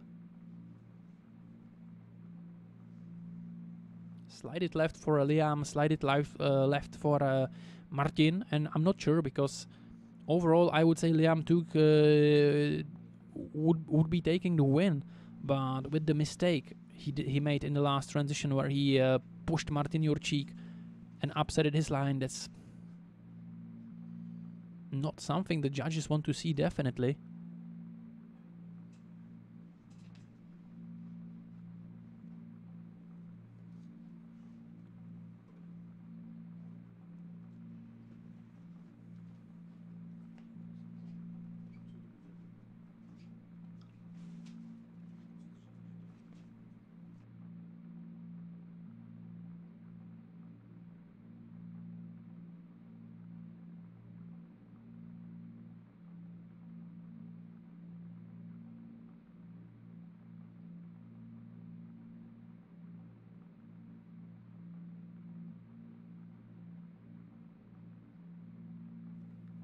So here we go, I believe we have the decision right now. It took a while for the judges to decide this one.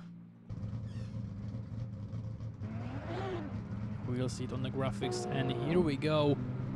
Liam Akihiko taking the win from this battle against Martin Jurčík, but Martin Jurčík did not make it easy for Liam Akihiko for sure. And I believe even the judges were having some debate over this battle. Right now on the starting line though, it's Jakub Bartko and Ondřej Winterlík.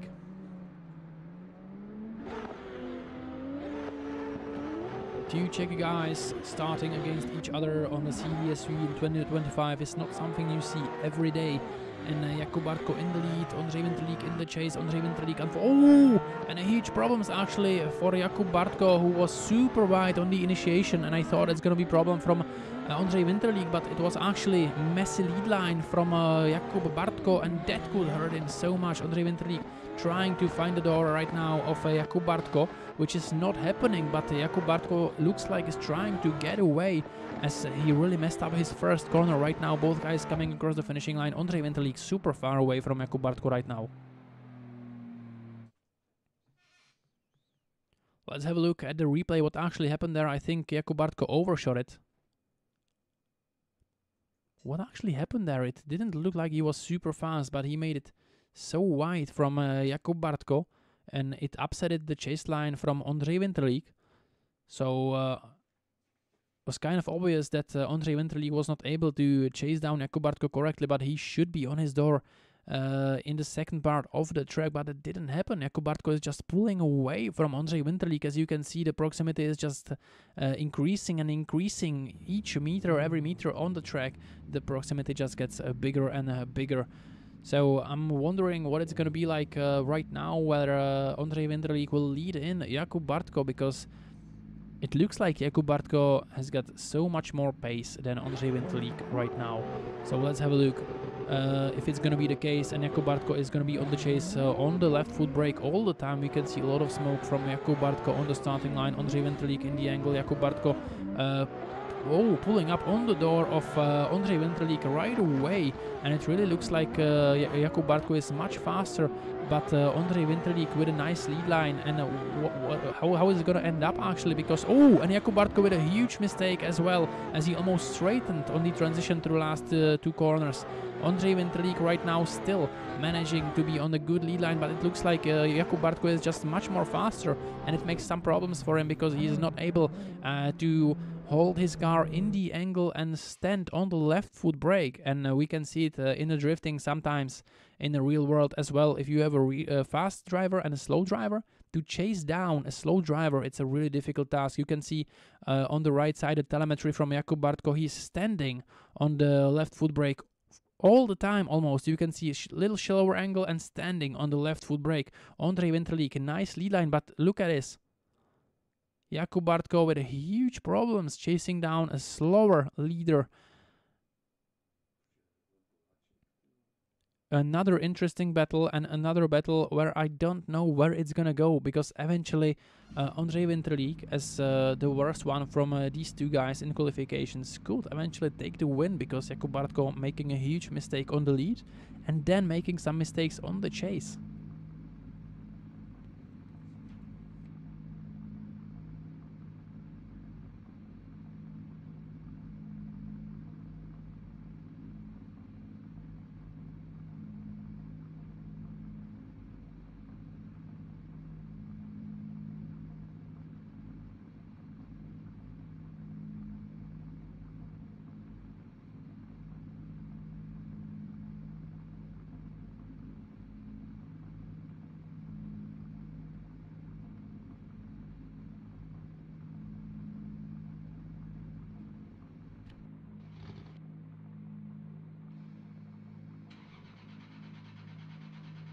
So here we go, we still don't have the decision, it seems, but slide it right for Jakub Bartko and slide it left for Ondřej Winterlík. Ondřej Winterlík with missing out on the proximity, but Jakub Bartko with two huge mistakes on his lead and on his chase. So now we're going to be comparing if the chaser was actually active enough, and it goes to the right. Jakub Bartko takes the win, and it's kind of surprising for me because Jakub Bartko made two huge mistakes. So most likely the inactive chase from Ondřej Winterlík took in play here.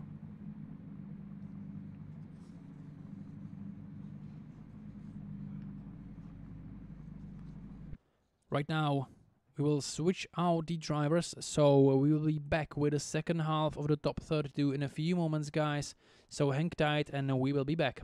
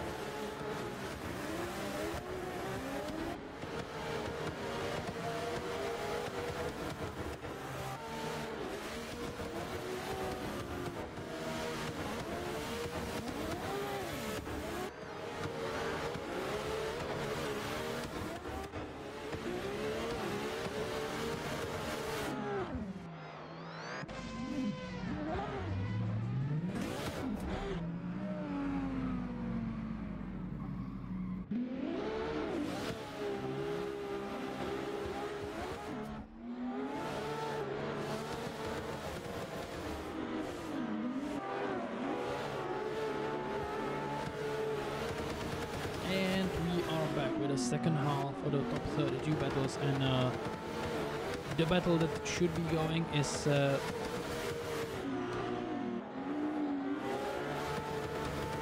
Robert Kuczynski, but Robert Kuczynski is with a Byron, and we will see Walter Bolacek and Gerd Kubarsep right now, as we can see both of them in the practice, but they will be on the start in a few moments, ready for the first battle from this group from top 32.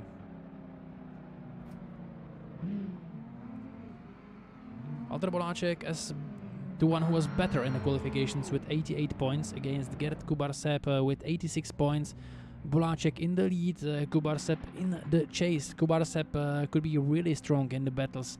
Gerd Kubarsep managed to win the round 4 in Slonchin, so let's see if he's gonna prove himself in the Brno as well. The lights went out, and Gerd Kubarsep in the chase of Walter Bolacek, really close from the beginning. A little bit of left foot braking we can see from Gerd Kubarsep, really close on the transition, but nice lead line so far from Walter Bolacek. Walter Bolacek, dropping the tire on the outside zone number 4, that could cost him quite a bit. Gerd Kubarsep needs to dive right there. Oh, almost, it's down. Walter Bolacek, as he needs to slow up the angle and put the brake a little bit. And Gerd Kubarsep on the transition and back on the door of Walter Bolacek, and both of these guys through the finishing line. And that was a hot one, I would say. Gerd Kubarsep really close to Walter Bolacek the whole time. As you can see, a little bit of left foot braking from Gerd Kubarsep. Gerd Kubarsep really close to the front axle of Walter Bolacek. Both guys with a nice transition, but Walter Bolacek dropping the tire right here. Gerd Kubarsep and Walter Bolacek both on the transition to the inside clip number 3 right now. Gerd Kubarsep showing up the angle, a lot of left foot brake right there. Had problems setting the car in the angle and matching the angle of Walter Bolacek. And both of these guys right there over the finishing line. So overall, still could go either way. Walter Bolacek with mistakes on his lead, but Gerd Kubarsep with mistakes on his chase as well. So let's have a look. Gerd Kubarsep will lead in Walter Bolacek right now. Both guys with mistakes in the first part of this battle. The lights went out, and Gerd Kubarsep and Walter Bolacek on the run-up. Gerd Kubarsep, huge angle. Walter Bolacek not matching the angle, a little bit left foot brake as well. Let's see the transition, beautiful transition from Walter Bolacek, getting back on the door of Gerd Kubarsep right away. Gerd Kubarsep with a better lead line than Walter Bolacek, though, not dropping the tire.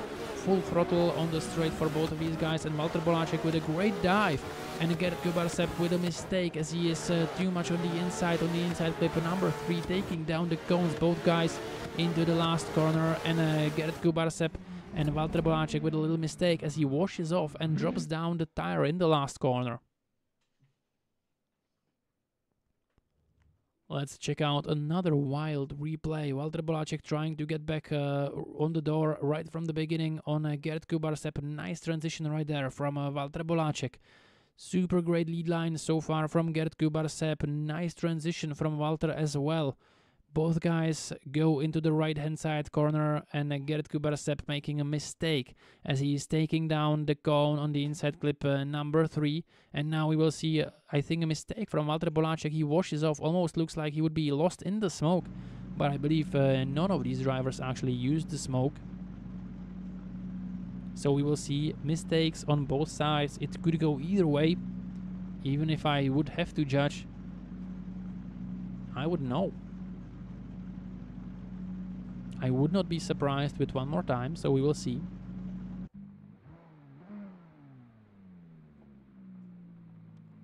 Slide it left for Gerd Kubarsep and slide it right for Walter Bolacek.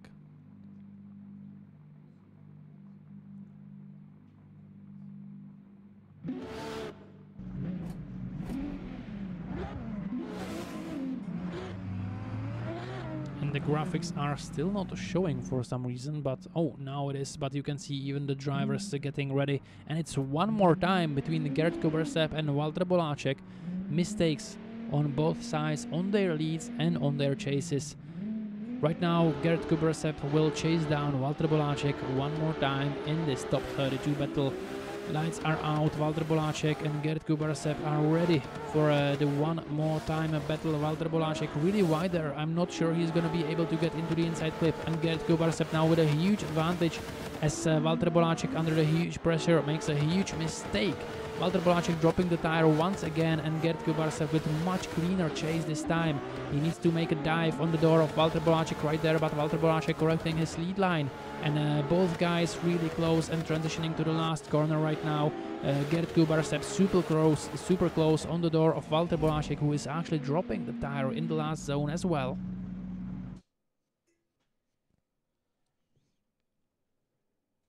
Let's check out the replay. Actually, as you can see, Valter Bolacek too fast. It's almost like Gerd Kubarsev knows he is too fast because he was not right behind him. He was braking a little bit more than Valter Bolacek, and both guys right now on each other. Gerd Kubarsev on the back bumper of Valter Bolacek. Valter Bolacek who actually managed to correct his lead line right there. Gerd Kubarsev super close on his door right there. Nice transition, both guys in the same time, and maybe a little bit of a contact right there from Gerd Kubarsev on the door of Valter Bolacek.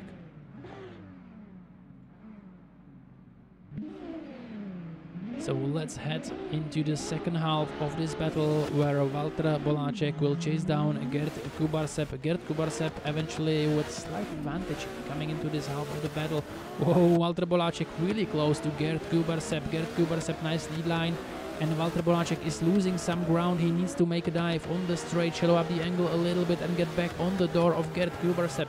But he makes not really well-timed transition, and finally Valter Bolacek back on the door of Gerd Kubarsev. But Gerd Kubarsev is most likely on the way to win this battle and get into the top 16. Valter Bolacek making the last dive, making a little contact before the finishing line, and Gerd Kubarsev goes through the finishing line with a little angle only, but I think it could be enough.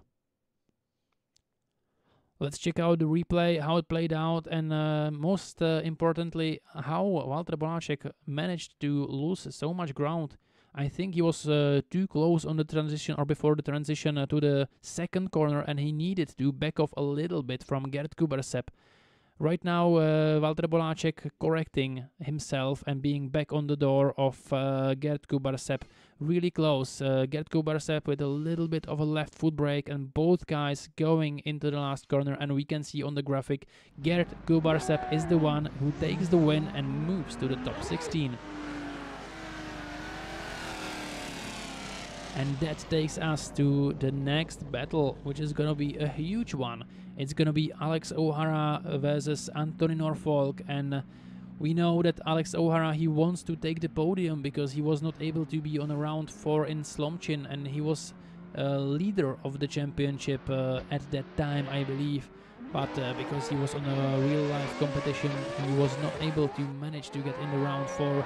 But he still has a chance to get back on the podium if he wins this event. But Anthony Norfolk, who is chasing him down, is super close. Anthony Norfolk with some problems as he makes huge corrections, but Alex O'Hara on a great lead line so far, taking all the zones. Anthony Norfolk needs to make a dive, and that's what he does, but he's too much on the inside. But Alex O'Hara taking down the cone on the inside clip number 3 as well. Anthony Norfolk not positioned well on the track, and Alex O'Hara, Anthony Norfolk, both guys over the finishing line. And I have to say, unfortunately for Anthony Norfolk, that was not a really clean chase, as we will be able to see from the replay actually, where Anthony Norfolk is with a shallower angle on a left foot brake quite a lot, trying to find the window and find the door of Alex O'Hara. The proximity is not bad, but we can see that Anthony Norfolk with a ton of corrections actually. A lot of left foot brake, a lot of wavering with the wheel. As you can see, the front wheels are moving from left to right quite a bit. Now once again, almost straightening from Anthony Norfolk.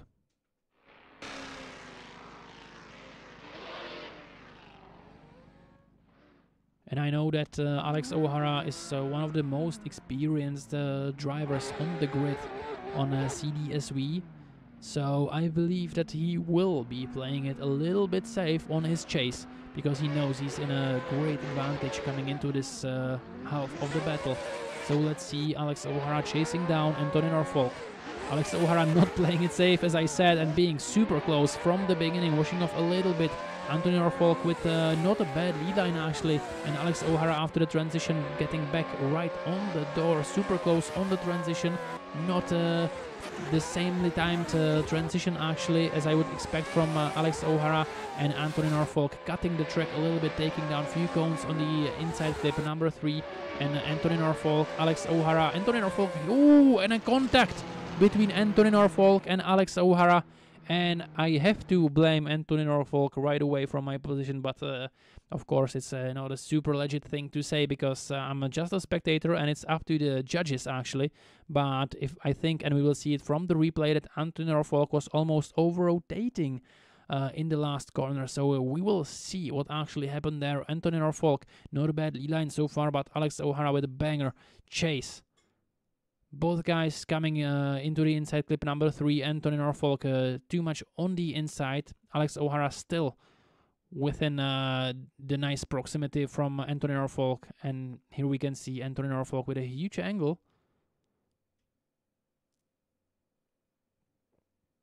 Well, I'm not sure if actually the contact happened before the problems from Anthony Norfolk. Well, let us know what do you think, guys. Where was actually the problem, but let's wait for the result. Slide it left for Anthony Norfolk, right for Alex O'Hara.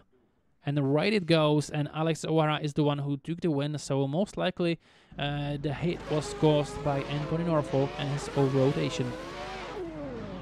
Right now, we will see Talhat Semenimes and Vladimir Doubek. Talhat Semenimes with 89 points from qualification, so he will be leading, and Vladimir Doubek with 80 points.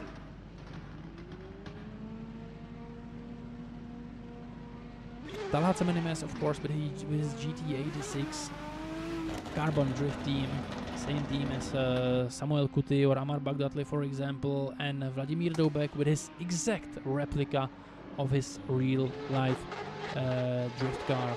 So here we go, the lights went out and Talhat Semenimes took his time to start from the starting line, and it made some problems for Vladimir Doubek, as we can see. The starting procedure from Talhat Semenimes was super weird, I have to say, but right now Talhat Semenimes with a nice lead line, and Vladimir Doubek finally getting back on the door of Talhat Semenimes. Talhat Semenimes and Vladimir Doubek transitioning to the inside clip number 3 right now. Vladimir Doubek is trying to find the recipe to get back on the door of Talhat Semenimes, but he makes problems. Vladimir Doubek is just not right, it seems, as he was doing everything he can, making a lot of corrections, but he was still lacking the proximity, unfortunately, for Vladimir Doubek.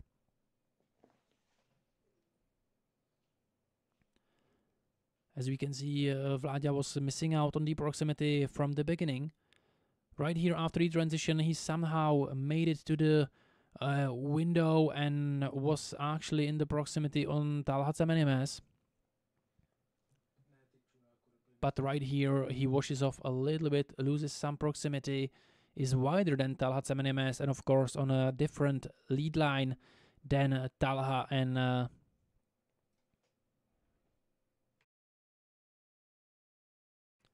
we can see one more time the starting procedure. Vladia Doubek started a little bit earlier, but he can do that. That's not a problem. The question is if Talhat Semenimes was waiting too long or not.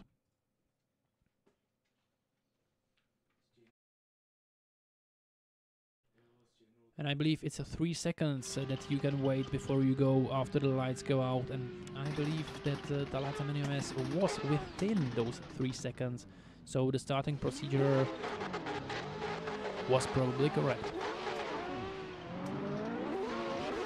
Right now, Vladimir Doubek on the lead, Talhat Semenimes on the chase. Talhat Semenimes really close from the beginning. Vladimir Doubek with a huge mistake as he straightens and he goes into the wall.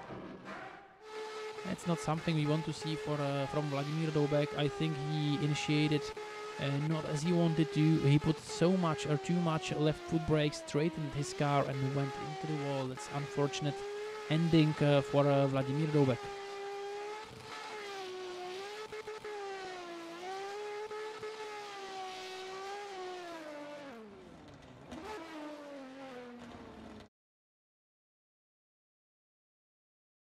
So let's have one more look at what happened. No contact there. Actually, there was contact, but the contact was caused by Vladimir Doubek, who was losing the angle and gripping up. So the winner from this battle should most likely be clear. Oh, as I hear from the production, Vladimir Doubek, unfortunately, from the third gear, he managed to get to the first gear somehow. So he misshifted. Even though it's really weird, because if you have an H shifter, there should not be any way if you want to go from the third to... Oh yeah, but... Oh, it's true. If we can have a look on the screen maybe, but... We're still waiting anyway. Slide it left for Vladimir Doubek and slide it right for Talhat Zemenimes. But right before we... And we can see it goes right, but you can see Vladimir Doubek, third gear, and he goes somehow to the first gear, so that makes sense that it caused him so problems. Unfortunate for Vladimir Doubek. And we are moving on to a Joseph Donik versus Amar Bagdatli. Of course, there was battle 13, it was Samuel Kuti who had a bye run, so we will not see that. We will jump right back to a Joseph Donik and Amar Bagdatli. Joseph Donik on the lead with 88 points from qualifications. Amar Bagdatli, who had 85 points from the qualifications. So right now, Amar Bagdatli chasing down Joseph Donik's S14. Amar Bagdatli, who is, by the way, if I remember correctly, playing the game on virtual reality. So that's really interesting. I think he's the only driver from the grid that does that. But let's have a look on what's happening on the track. Joseph Donik with a really nice lead line. Amar Bagdatli right now with slight corrections here and there. We could see the cloud of smoke from the left foot brake, and both guys on the transition to the last corner right now. Amar Bagdatli slightly further away, making contact on the door of Joseph Donik, and Joseph Donik with a wheel off the track on the curb, as we could see right before he went over the finishing line.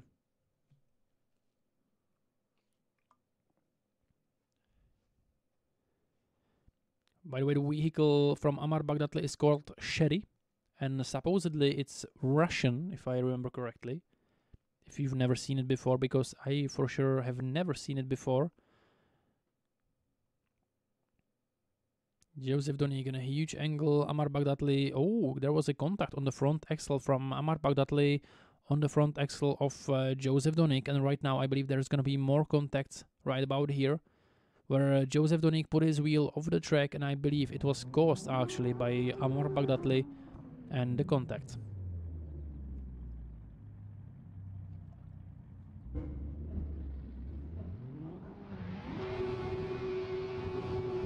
But right now, the second half of the battle, Amar Bagdatli in the lead, Joseph Donik in the chase.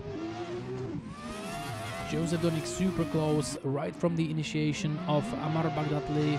Let's have a look at the transition, but Joseph Donik made it work super nice, and Joseph Donik is back right on the door of Amar Bagdatli. Amar Bagdatli with a huge angle, almost thought that Joseph Donik is going to take down Amar Bagdatli, but Amar Bagdatli and Joseph Donik on the inside clip number 3, super close. The proximity from Joseph Donik is super crazy still, and both guys into the last corner, and I believe this is revenge from Joseph Donik as he hits Amar Bagdatli right before the outside zone numbers, number 8.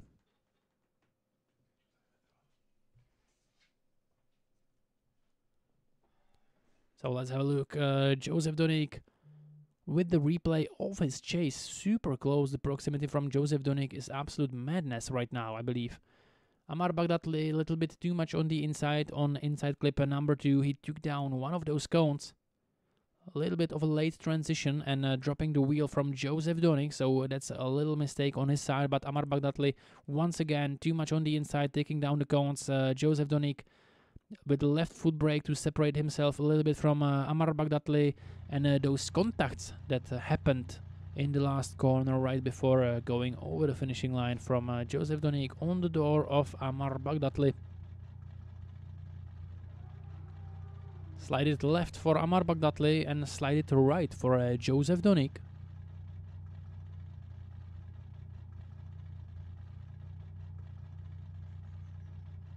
another one that could be a little bit difficult to judge.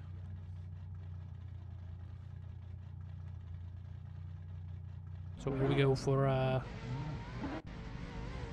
oh, and a split decision, and it's one more time. Ondřej Koubek for Josef Doník, and Kuba Zapoušek and Ondřej Dědek for one more time. So I was almost inclining myself more to the side of Josef Doník as Ondřej Koubek.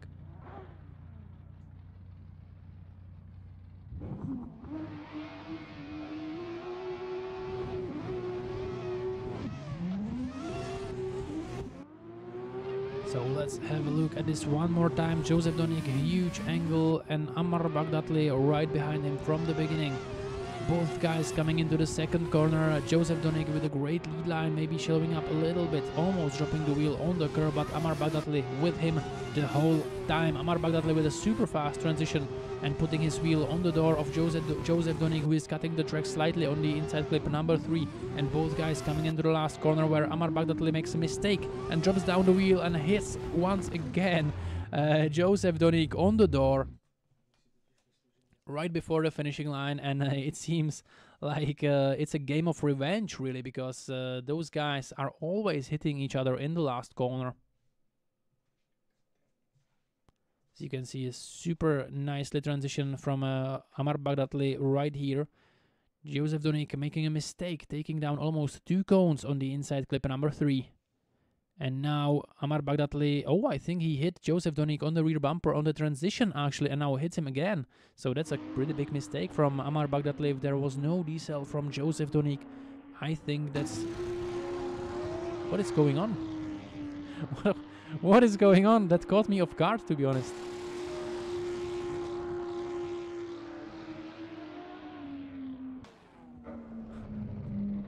Josef Doník with a reverse, and that caught me off guard because you don't see that often, drivers reversing in about 80 kilometers per hour on the track. So a good job definitely for Josef Doník's skill when reversing, that's for sure. But let's jump into the second half of the battle. Ammar Baghdadli and Josef Doník. Josef Doník on the chase. Josef Doník with a slight advantage, most likely from the first half of this one more time battle. Josef Doník super close again. Let's just hope he doesn't make any mistake again. And once again, Josef Doník back on the door of Ammar Baghdadli. Ammar Baghdadli with a super solid lead line though. Even though Josef Doník most likely with a slight advantage, he doesn't need to do much. Josef Doník pushing like crazy, and let's see if he's gonna hit Ammar Baghdadli once again in the last corner, and he does. I don't know why I predicted it, but why is it Josef Doník doing? He had it, I think, in the pocket, as we say in Czech language, which is probably saying that is not working out in English. Anyway, I think that Josef Doník, who actually went into the half of the battle with a great advantage, and you can see he is not playing it safe. It's almost like the same run once again, where Josef Doník was chasing down Ammar Baghdadli in the run number 1. And in this one more time, as you can see, Ammar Baghdadli cutting the track on the inside clip number 2 and 3, so making the same mistakes. And now Josef Doník, he just needs to tap on the door. I think he's doing it on purpose, because super close. And we could see 4 runs and 4 contacts in the same spot from these drivers. Who is it gonna take? Is it gonna be enough for Josef Doník this time, even for other judges?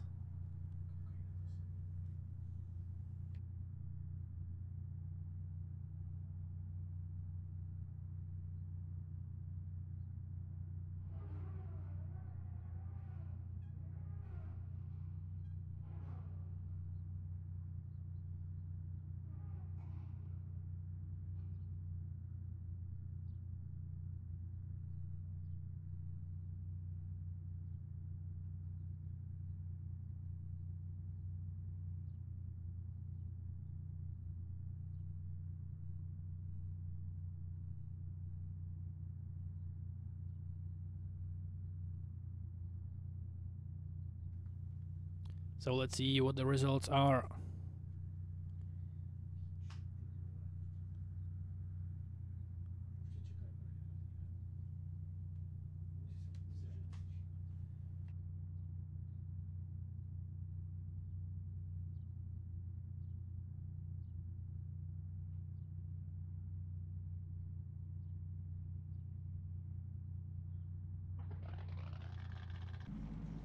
And here we go. It's one more time, so second one more time, and the last one more time we can see from Joseph Donik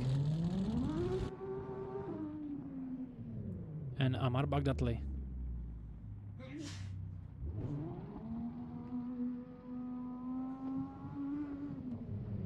So here we go, let's go.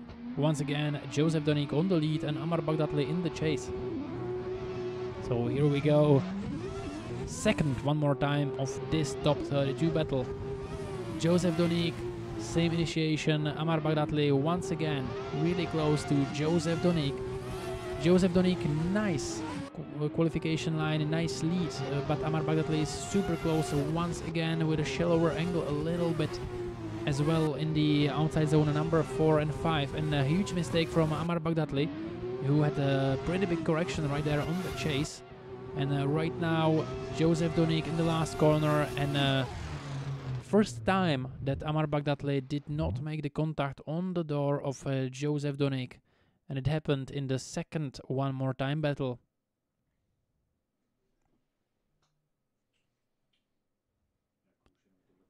So let's check out the replay once again. Joseph Donik, super solid lead line, I have to say.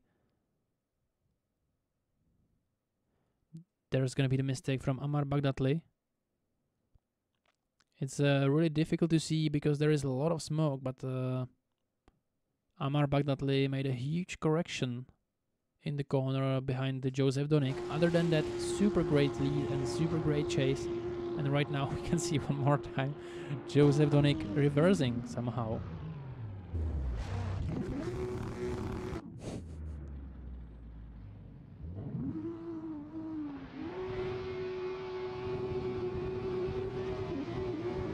So here we go, second one more time, second half of the battle.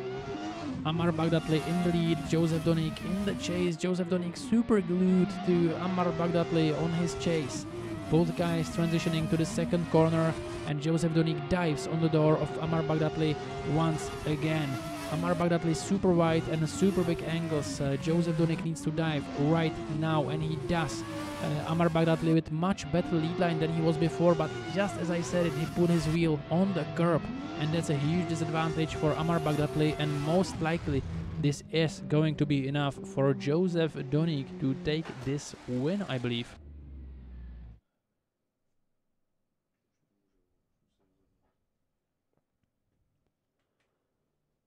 So let's have a look at the replay. Joseph Donik on the chase, Amar Bagdatli in the lead.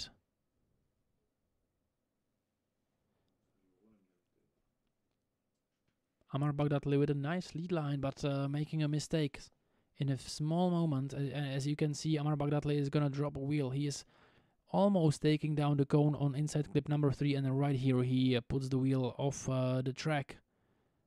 Upset his line a little bit. Makes some corrections.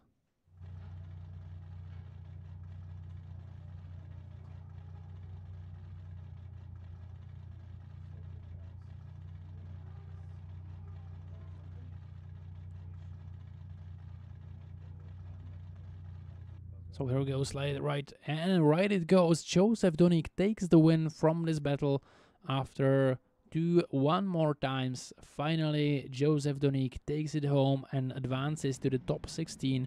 And right now we will see Ahmed Al-Subaga in the lead, and chasing down is gonna be Jakub Želásko. Kuba Želásko 70 points from qualifications. Ahmed Al-Subaga with 94 points. Ahmed Al-Subaga with nice initiation, but Kuba Želásko unfortunately with a huge proximity between him and Ahmed Al-Subaga. Kuba Želásko finally getting the proximity a little bit smaller, and Ahmed Al-Subaga with a super nice lead line, and Kuba Želásko still looks like he's trying to find the recipe to get on the door of Ahmed Al-Subaga. Still some proximity left, still some space to close down for Kuba Želásko as Ahmed Al-Subaga closes this round, and Kuba Želásko finally closing down the proximity just a few meters behind the finishing line. Let's have another look from the replay. Ahmed Al-Subaga still on a nice lead line. Kuba Želásko struggling a little bit Huge corrections, as you can see, the changes in the angle of his vehicle. But nicely timed transitions from Kuba Želásko. It was actually matching nicely the angles, even though he had some corrections here and there, and you can see right over the finishing line, Kuba Želásko closing down the proximity on Ahmed Alzubaga.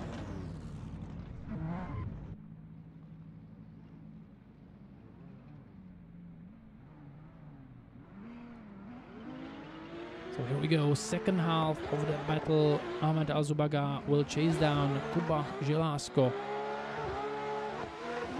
Ahmed Alzubaga much closer than Kuba Želásko was, and I think he is keeping some safe distance between him and Kuba Želásko, because he knows from the spotter that the chase from Kuba Želásko was not optimal, but Ahmed Alzubaga really nicely with copying the line and the angle from Kuba Želásko.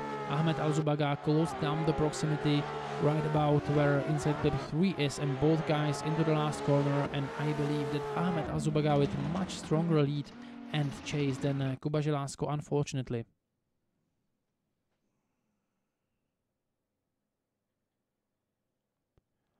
Let's check out the replay one more time. It looked like Ahmed Alzubaga was keeping a safe distance from the beginning, but he goes super close on the transition to the second corner. Ahmed Alzubaga with left foot braking, so it looks like he is keeping some distance between him and Kuba.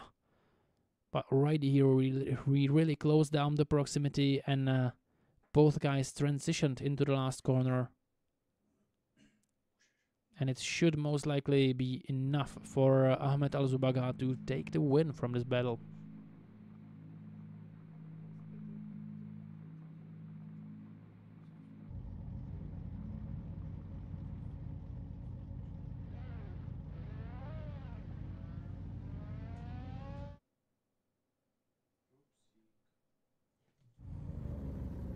Well, sorry about that. We didn't have a screen for a moment. But right now we are moving on to the last battle of top 32, and it's gonna be Abdullah Al-Ghetami with 89 points from qualifications, and he's gonna be facing off Austin Mitchell. Austin Mitchell, who managed to get 83 points from qualifications. Thus, he's gonna be chasing Al-Ghetami on this last top 32 battle. Here we go, Abdullah Al-Ghetami with his Lexus LFA. Huge initiation. On the other hand, Austin Mitchell with a handbrake initiation, but right on the door of Al-Ghetami. And it seems like Austin Mitchell is really trying to close down the proximity as he is on a shallower angle. But Austin Mitchell with a huge problems as he lost all the proximity he gained throughout the first corners. And it looks like Abdullah Al-Ghetami with a better pace right now than Austin Mitchell, who is with shallower angles, trying to get on the door of Abdullah Al-Ghetami, but it's just not working out. From the beginning of the run, it looked like Austin Mitchell is going to be super close on Al-Ghetami with a shallower angle, but maybe on a little bit of a left foot brake, closing down the proximity, but it just didn't work out, as you can see. Nice initiation from Austin Mitchell, actually. He didn't mimic the initiation, but he got right on the door from Abdullah Al-Ghetami. Oh, there were contacts, so that's the problem. And then he thought he's gonna hit Abdullah Al-Ghetami on the transition, so he had to back off.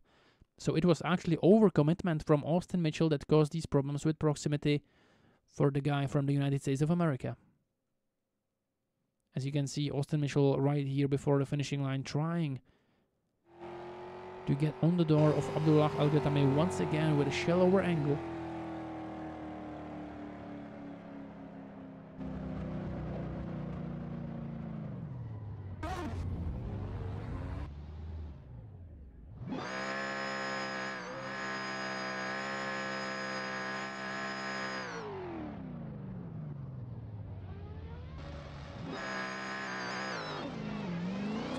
Second half of the battle, Abdullah Al-Ghetami on the chase this time, Austin Mitchell in the lead. Austin Mitchell with a nice initiation, Abdullah Al-Ghetami super on the inside, crossing the yellow line with his wheels. And Austin Mitchell right now almost dropping the wheel as well. Abdullah Al-Ghatami with much cleaner chase though. But Austin Mitchell with not a bad lead line and almost contact from Abdullah Al-Ghatami on the front wheel of Austin Mitchell. Abdullah Al-Ghatami with a super soon transition, but somehow makes it work, and Austin Mitchell drops the wheel and both guys crash after the finishing line, so that's not something the judges want to see. I believe Abdullah Al-Ghatami didn't really have it under control on the finishing line.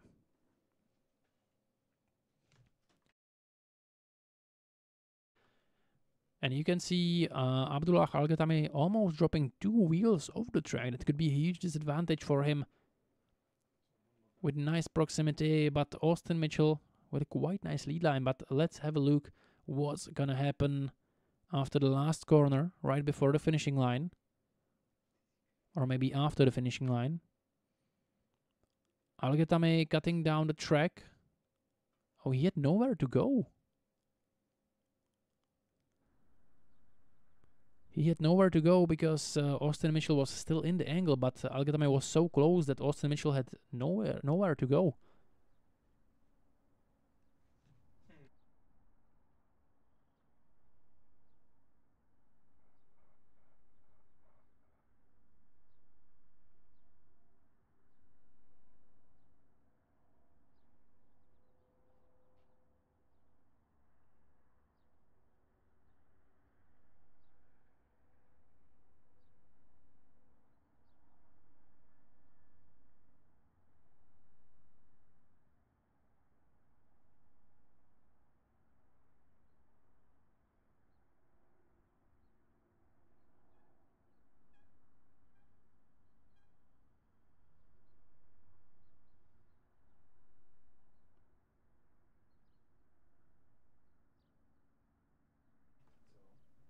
So we still don't have the results from this battle.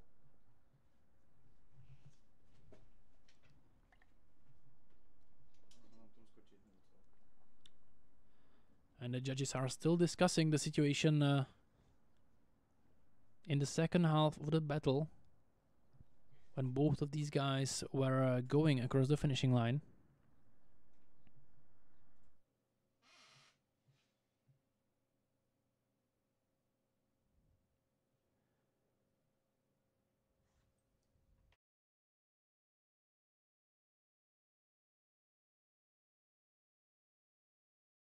And we can see the replay from the first half of the battle. Austin Mitchell pushing the door of Abdullah Al-Ghatami.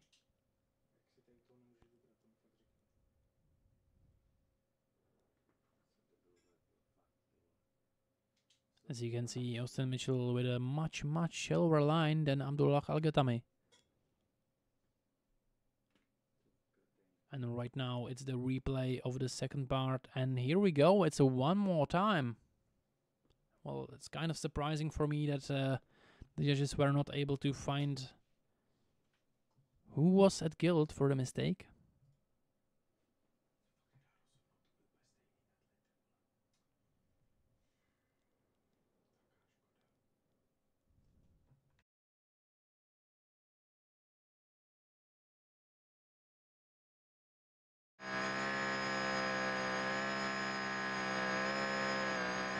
So here we go, one more time, another one more time, should I say. And it's going to be Abdullah Al-Ghatami in the lead and Austin Mitchell in the chase. Abdullah with a nice initiation. Austin Mitchell really close, but he's a little bit further away from Abdullah Al-Ghatami, and Austin Mitchell right now attacking the door, but still losing the ground. He is washing off. It looks like Abdullah Al-Ghatami has much better pace this time.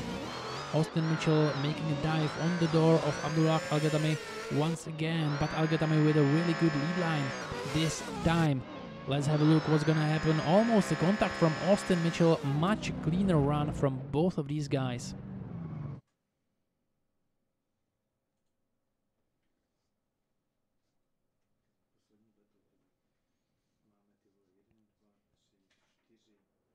Still looking at the replay from the first one more time from Austin Mitchell and Abdullah Al-Ghatami.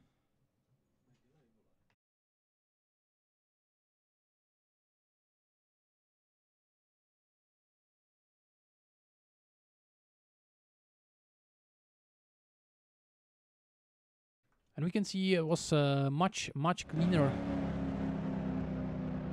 than the battle they had before.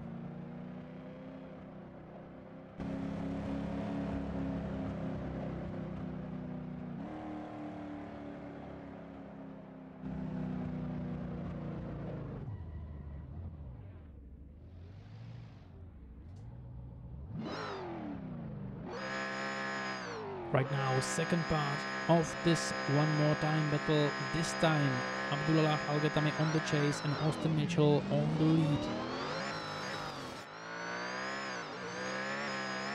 Let's see if it's going to be much cleaner than the first time. Abdullah Al-Ghatami, the same as he did before, cutting the track to get on the door of Austin Mitchell and crossing the yellow lines.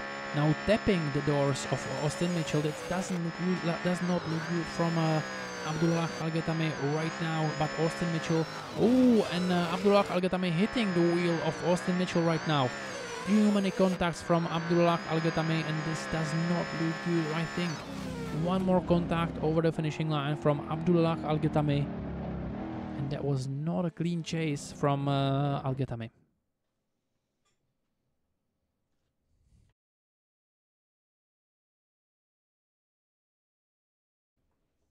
As you can see, Abdullah Al-Ghatami cutting the track slightly from the beginning and getting on the door of Austin Mitchell, but one contact over there. And there's going to be more contacts, I believe, from Abdullah Al-Ghatami. A little bit of a mistake there from Austin Mitchell because he was too much on the inside, but Abdullah Al-Ghatami hits Austin Mitchell. And one more contact right before the finishing line.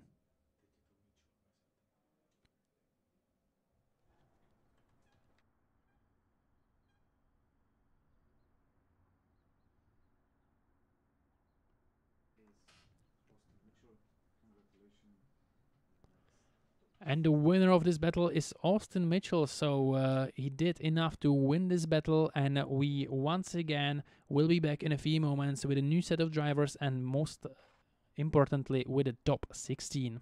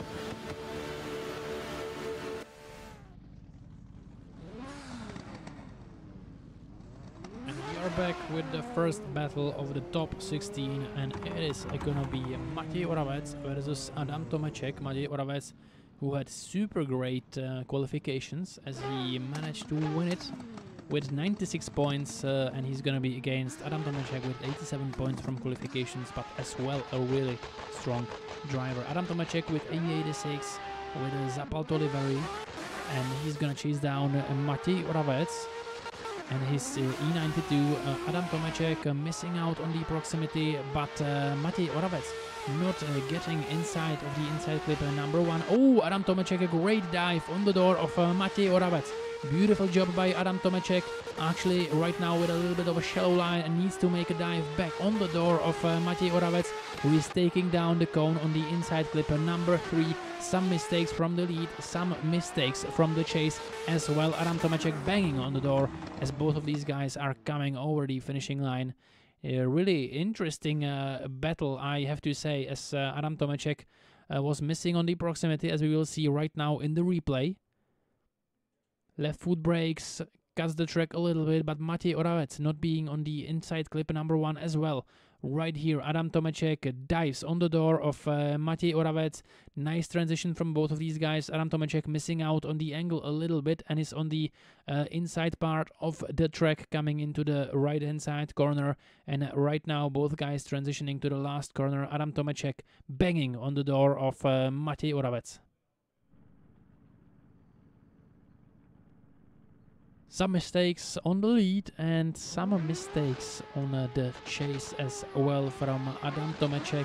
Right now the lights are off and Adam Tomeček is going for his lead, and Matěj Oravec in his chase. Matěj Oravec super close on the door of Adam Tomeček, but Adam Tomeček with a better lead line on the inside clip number 1.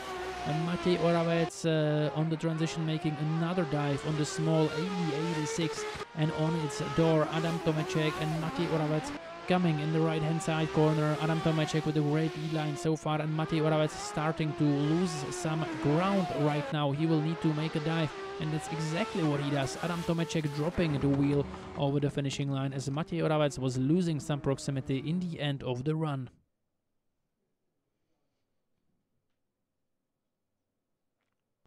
Let's check out the replay. Matěj Oravec super close from the beginning, almost taking down the bumper of the E86. As both of these guys transition to the second corner, Matěj Oravec, great job on the chase so far, but he's gonna start losing some ground really soon. The lead line from Adam Tomeček was super good, I would say. Perfect lead line, a little bit correction here and there. And right now, Matěj Oravec, something happened there, but he lost a little bit of the ground, not much, going over the finishing line. And right now, slight left for Adam Tomeček and a slight right for Matěj Oravec. First top 16 battle.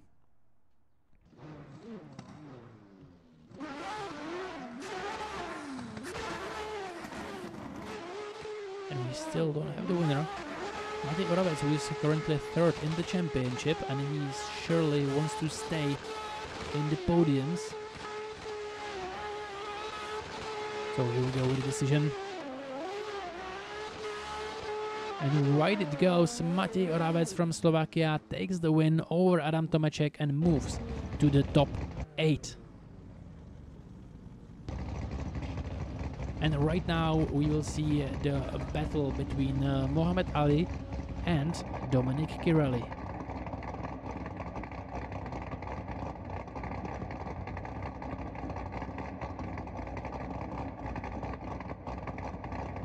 So here we go.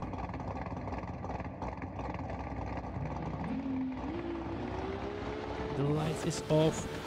Dominic Kirelli jumps the start a little bit, but he can do it as a chaser. It's not a problem, but it seems like he lost some ground because of that decision. And Mohamed Ali, huge angle and a great lead line so far. Dominic Kirelli finding the place on the door of Ali Mohamed, and both of these guys on the straight, super fast. And nice transition from Mohamed Ali and Dominic Kirelli. Mohamed Ali still beautiful lead line. Right now he dropped the wheel on the curb a little bit, but Dominic Kirelli is still glued on the door of Mohamed Ali, even though in the last corner he needed to show up a little bit and lost some ground.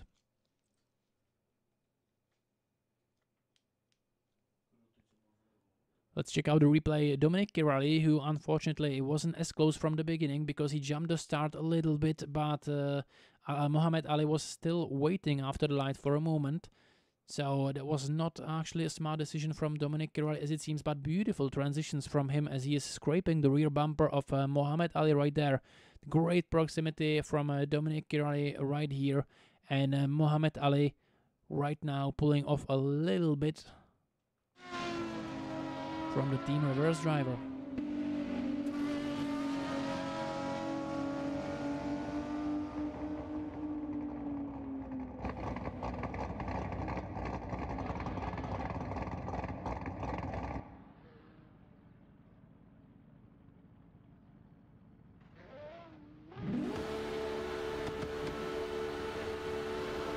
Right now we will see the second half of the battle. Muhammad Ali will chase down Dominic Kirali. Muhammad Ali is close from the beginning on the door of Dominic Kirali. Dominic Kirali is with a nice lead line so far, and Muhammad Ali is making a huge dive on the bumper, rear bumper of Dominic Kirali's car. Whoa, great proximity from Muhammad Ali, scraping the bumper of Dominic Kirali. Right now, Kirali is making a mistake as he is taking down the cone on the inside clip. Number 3, both guys on the transition to the last corner. Dominic Kirali and Muhammad Ali with a small contact before crossing the finishing line.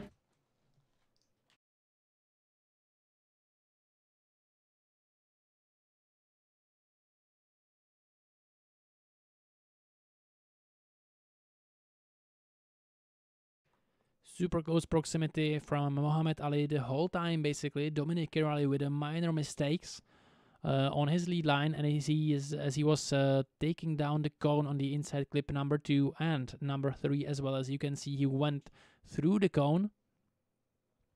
Muhammad Ali left foot braking a little bit to make some space for transition, and right now makes contact on the door of Dominic Kirali.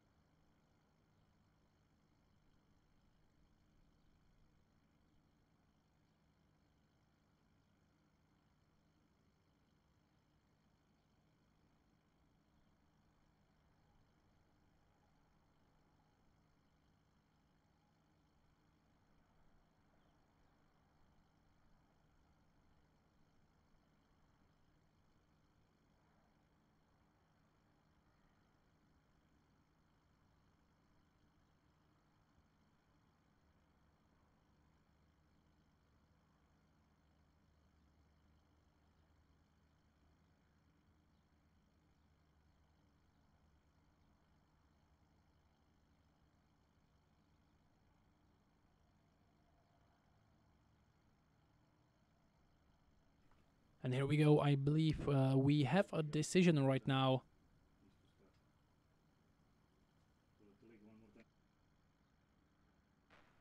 And it's gonna be one more time between Muhammad Ali and Dominic Kirali. As there is so many one more times, it seems, here at round 5.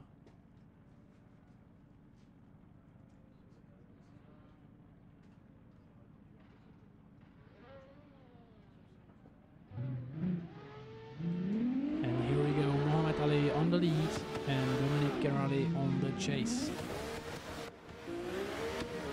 Let's go, Dominic Kirali super close from the beginning on the door of Muhammad Ali, who is on a great lead line. Dominic Kirali now will have to make a little dive on the door of Muhammad Ali. That's what he does. Dominic Kirali with a shallower angle, but Muhammad Ali with a banger lead line now dropping the tire, and it seems every time I said that the lead line is good, the driver makes the mistakes, as Muhammad Ali also took down the cone on the inside clip number 3, but Dominic Kirali with a whoa, and I just wanted to say with a solid chase, and he just almost straightened and almost took down Muhammad Ali.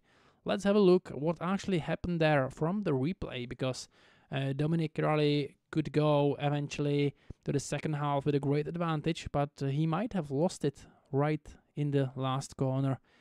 Muhammad Ali taking down the cone on the inside clip number 2 as well, and Dominic Kirali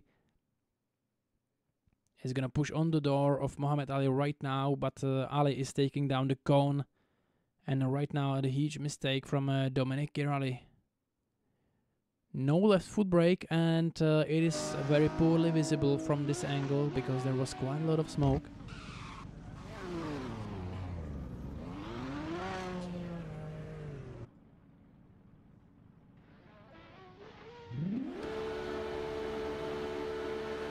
So here we go, second half of the one more time battle. This time Kirali on the lead and Mohamed on the chase. Mohamed missing out on the proximity from the beginning, almost taking down Dominic Kirali as he is trying to get back on the door. But Kirali still on a really nice lead line, now dropping the wheel as well on the curb, almost dropping another wheel on the other side of the track. And Muhammad Ali closing down the proximity as much as he can, and both guys transitioning into the last corner. Dominic Kirali on the lead and dropping the tire again, and contact from Muhammad Ali right before the finishing line.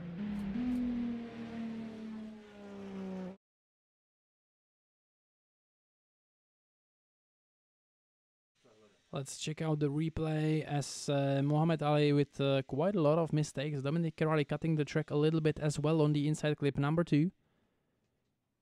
Muhammad Ali super nice transition and super close to the bumper of Dominic Kirali, who is making a little corrections here and there. And Kirali now in the final corner, and Muhammad Ali will hit him right about here. Just a small contact.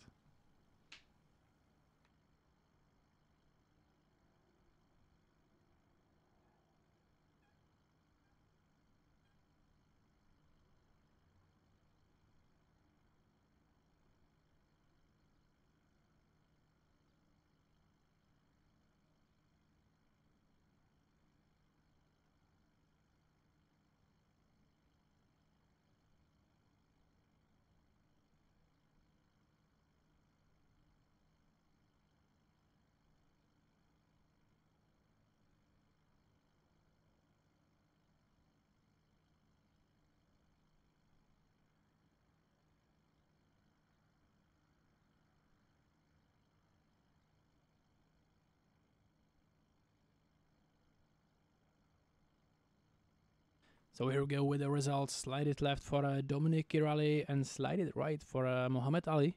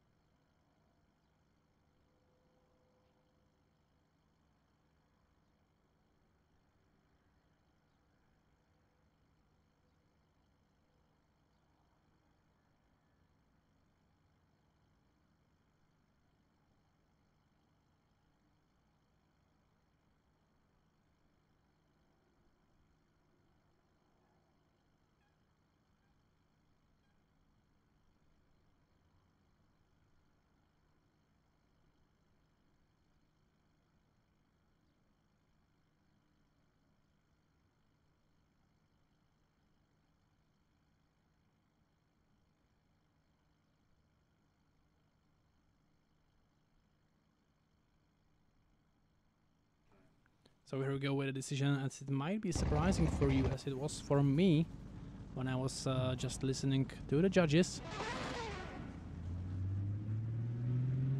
And it's a one more time, and Muhammad Ali and Dominic Kirali will have one more time battle once again. And I believe it's a second time we have to one more times actually. Not really usual. So let's go, Muhammad Ali and Dominic Kirali in the second one more time battle. Dominic Kirali super close from the beginning on Muhammad Ali. Muhammad Ali this time really nice lead line. Dominic Kirali is missing out the proximity and will have to cut the track a little bit, and that's gonna set him off the line as Muhammad Ali is on a perfect line, but Dominic Kirali right now will have to dive once again, and Muhammad Ali cutting the track, taking the cone in the inside clip 1 and dropping the wheel on the outside zone number 6. Both guys going to the last corner, and Dominic Kirali missing out on the proximity a little bit, and once again few mistakes on the lead and few mistakes on the chase.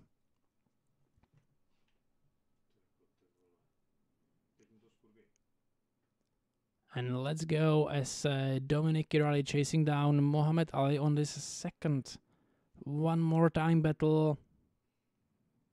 A little mistake here from Dominic Kirali, who had to back off a little bit and find the door of Muhammad Ali once again, but Muhammad Ali cutting the track a little bit as well. Nice transition into the last corner right now, and Muhammad Ali on the yellow line with his left wheel as well.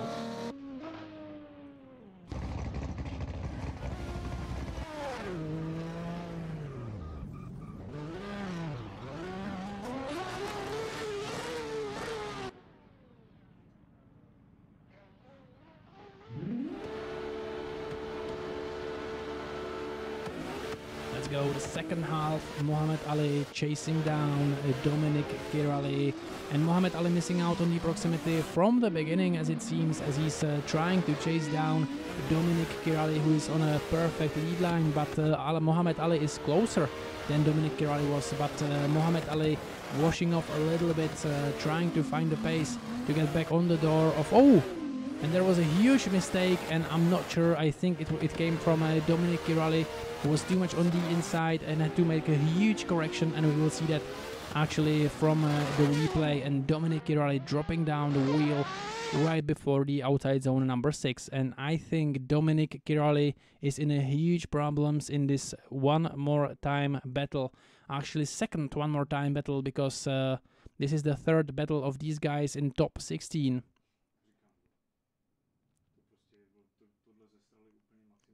So let's have a look. Dominic Kirali with a huge angle, and that's all she wrote for Dominic Kirali, I believe. So okay guys, winner is Muhammad Ali. Congratulations. Next battle, Martin Korula versus Michael West.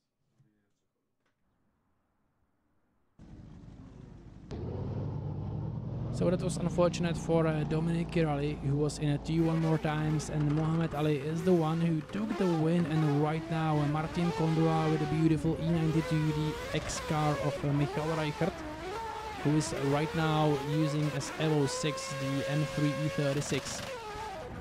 Supposedly they were not able to get below 14,000 kilograms or something like that, so they switched to E36. That is a much lighter chassis, and Martin Kondula, who didn't go, and the starting procedure is not done correctly, and it looks like it's gonna have to be repeated, as Martin Kondula hit the cone, and unlike in the real life, the cones are really stiff here. So we will go one more time with a second attempt. Martin Kondula can make one more mistake in the starting procedure. It almost looked like something was wrong because the light went off and Martin Kondula did not go. So it might be good for him that the starting procedure will actually repeat. So here we go, second attempt on the starting procedure. Martin Kondula still a little bit late. This time the procedure was okay. Martin Kondula with a huge flick and Michael Veras missing out the proximity. That's not what I was expecting. Martin Kondula on a beautiful lead line and Michael Veras trying to find the recipe to get on the door of Martin Kondula, and he is touching the door of Martin Kondula, and many contacts from Michael Veras, and that upset the line of Martin Kondula. Once again Michael Veras is pushing incredibly and Martin Kondula is back on a great lead line in a huge angle coming into the last corner. Martin Kondula cutting the track a little bit as he puts the wheel off the track behind the yellow line, and Michael Veras actually with many mistakes on his chase. Let's have a look one more time from the replay, as we are expecting from Martin Kondula. Huge Scandi flick initiation, Michael Veras cutting the track over the yellow line, and right here Michael Veras with one or two contacts and almost straightens behind Martin Kondula. So that's not gonna look very good for Michael Veras in the eyes of judges. Martin Kondula with a little mistake here as he cuts the track slightly. You can see one wheel behind the yellow line. But as I was saying before, the track has got such a beautiful flow and it works out perfectly if you're on the right track. But if you make a mistake in the beginning, and he made a mistake but not because of himself, Michael Veras actually upset his line, and now it's Michael Veras who didn't go right after the lights went out, and Michael Veras with a huge flick and Martin Kondula right behind him, much closer than Michael Veras was, and this is looking really good for Martin Kondula right now. Beautifully done on the transition. Michael Veras is on a nice lead line, even though he was not too much on the inside, and now dropping a tire. And if Martin Kondula is gonna play the rest of the track safe, he could be the one who actually takes the win from the battle, I believe. Oh, contact from Martin Kondula, and Michael Veras is off the track, and I just called it. Martin Kondula makes a mistake, and I think it's gonna be caused by Martin Kondula, unfortunately. And it was on the front axle, and it threw Michael Veras off.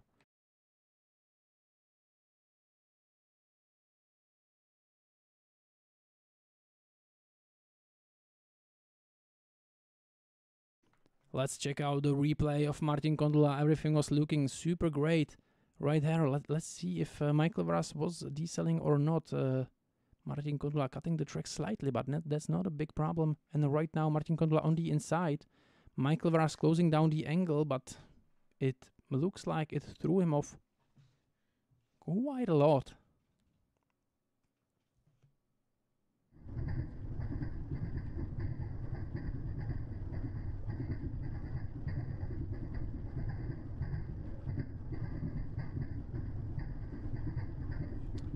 And Michal Reichert in the comments, takže zdravíme.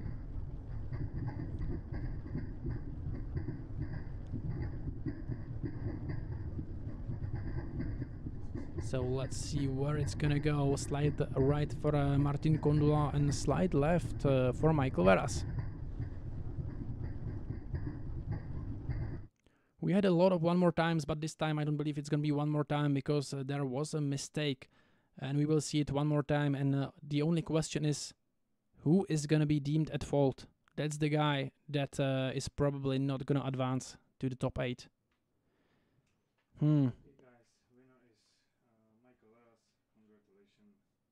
It seems like Michael Veras was not decelling though. And here we go. Michael Veras taking the win from this battle, advancing to the top 8. Unfortunately for Martin Kondula.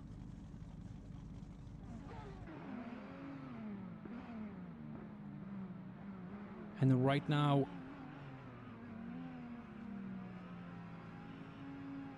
we have Liam Akihiko and Jakub Bartko.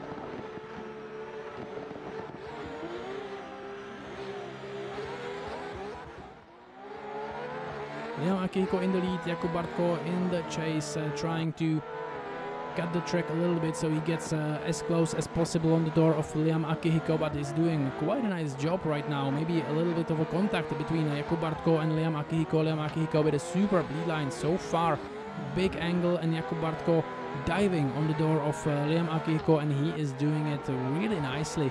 Both guys on the transition to the last corner. Liam Akihiko on the brakes and Jakub Bartko touching the door of Liam Akihiko throughout the last corner.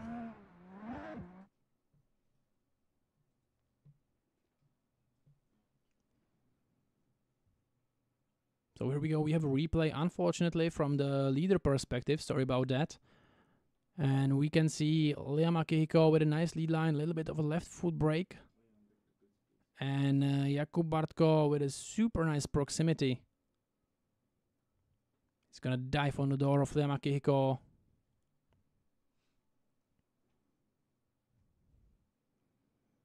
And the last corner beautifully done from Jakub Bartko. Of course, Jakub Bartko is a guy from Czech Republic, but Liam Akihiko is a super difficult opponent.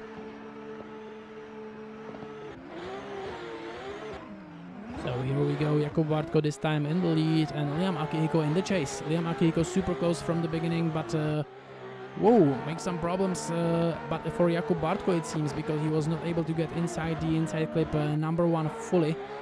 Right now Liam Akihiko chasing down Jakub Bartko and Liam Akihiko closing down the proximity the whole time. Liam Akihiko shallowing up the angle and is in a huge problems as it seems. Huge corrections from Liam Akihiko. He will need to make a dive and correct himself right now. Jakub Bartko 1 wheel off the track. The same goes for Liam Akihiko. Of course, Liam Akihiko, who was just chasing, so he is supposed to be where the leader is. Basically, for the chaser, there is only one goal, and it's get as close to the leader as possible and mimic his line, mimic his angle, mimic his transitions. So that's what Liam Akihiko did, I believe. Right now, Liam Akihiko is going to be with huge problems. It seemed like he was much faster in the corner than Jakub Bartko, and he needed to go on the brakes, resulting in a huge shallow up.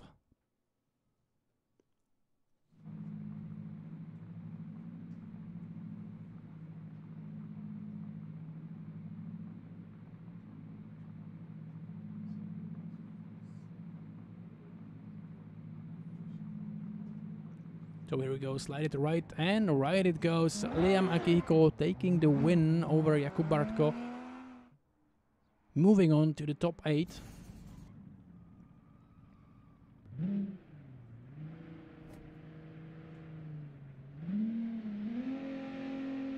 And right now we will see Robert Kwiaczynski against Gert Kubersep.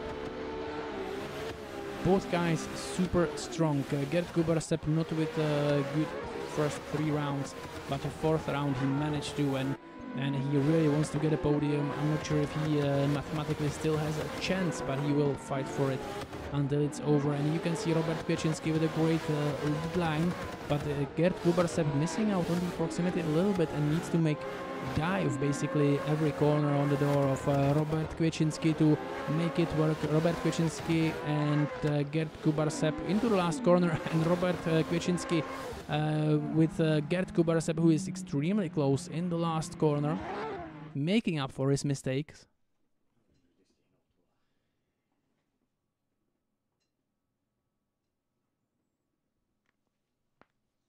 So let's have a look at Gert Kubersep trying to push as hard as he can on the door of Robert Kwiaczynski, but Robert Kwiaczynski, who is giving him every possible opportunity to be on his door right now, and Gert Kubersep diving. Oh, and there was a contact between Gert Kubersep and Robert Kwiaczynski in this corner, and right now look at the transition from Gert Kubersep. I'm not sure. Oh, there was contact as well, resulting for Robert Kwiaczynski almost going off the track.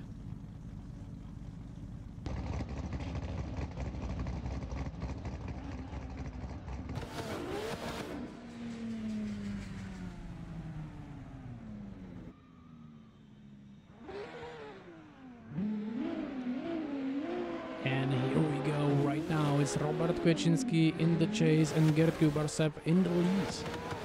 So let's have a look. Gert Kubersep and Robert Kwiaczynski. Robert Kwiaczynski eventually with a slight advantage over Gert Kubersep, and Robert Kwiaczynski is proving that he is really good as he is super close on Gert Kubersep right now. Both guys on the straight. Kwiatkowski missing on the angle a little bit, and Kubarsev cutting the track, taking out the cone in the inside clip number 3, and both guys moving on into the last corner, and Gerd Kubarsev, and right behind him Robert Kwiatkowski.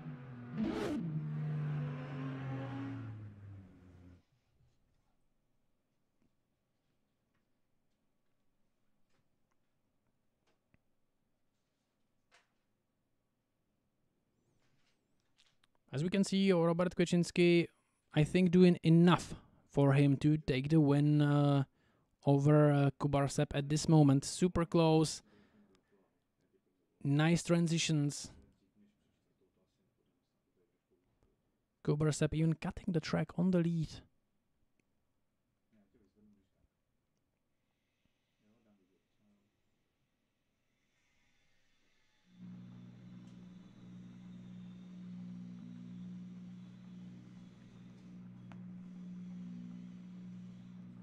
So here we go, slide it left for Kubarsev and right for Kwiatkowski.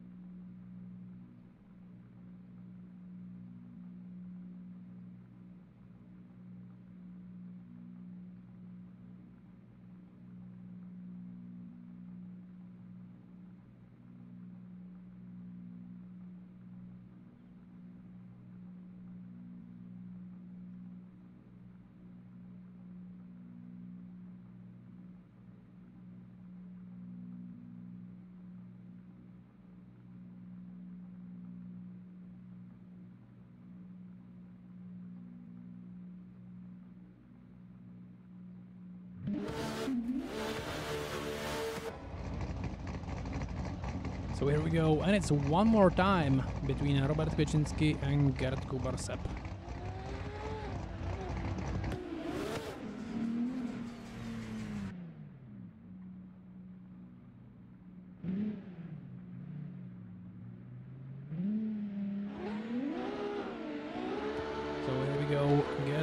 Kubarsep and Robert Kwiaczynski. Robert Kwiaczynski in the lead. Oh, and the starting procedure will need to be one more time again. So it's a first strike for Robert Kwiaczynski, and it seems like something is in the air tonight, because there is not only so many one more times, but there is so many strikes.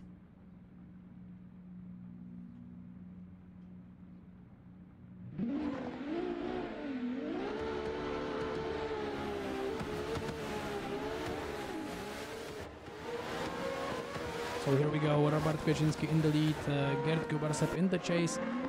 Nice mimicking of the angle and over the line of Robert Kwiaczynski by Kubarsep. Kubarsep really close this time on the door of Robert Kwiaczynski, who is dropping the tire on the curb, it seems. And Robert Kwiaczynski attacking the door one more time of Robert Kwiaczynski, who is cutting the track, and there is contacts, at least 3 contacts between Kubarsep and Kwiaczynski, as both guys are going into the last corner, and Kwiaczynski and Kubarsep right behind him.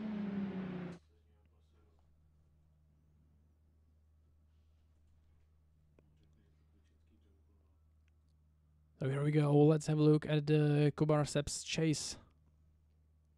Robert Kwiaczynski on the lead. And as expected, pretty good lead line from Robert Kwiaczynski, but let's have a look right now, there's gonna be some problems.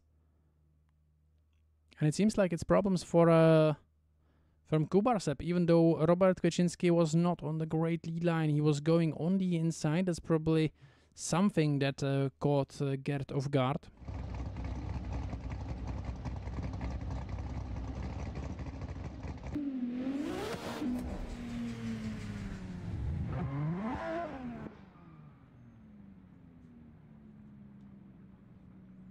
So let's have a look. Second half of this battle. Robert Kwiaczynski chasing down Gerd Kubarsep this time.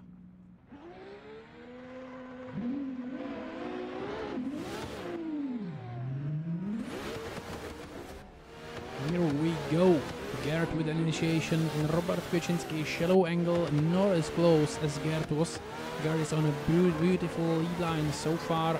Robert Kwiaczynski finally finding the door of Gerd Kubarsep, who is also dropping the tire in the corner, the same as Robert Kwiaczynski did. Right now, Gerd Kubarsep much nicer lead line than Robert Kwiaczynski, but Kwiaczynski is closer than Gerd Kubarsep, and this is gonna be another battle, very difficult to decide. And right now, Robert Kwiaczynski with a huge mistake as he cut the track with one wheel over the yellow line and then hit Gerd Kubarsep.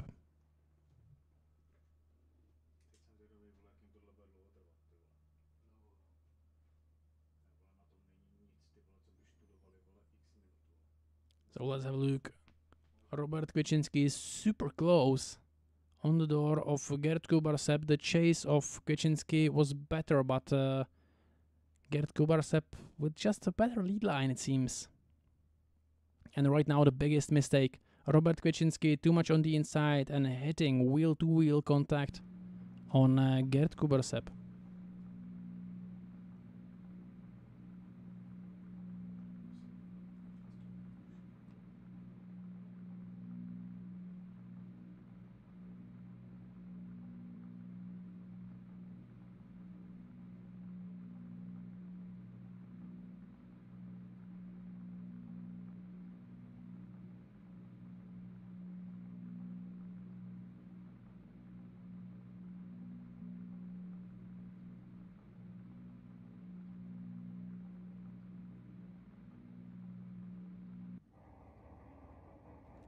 And the winner is Robert Kwiaczynski, actually. So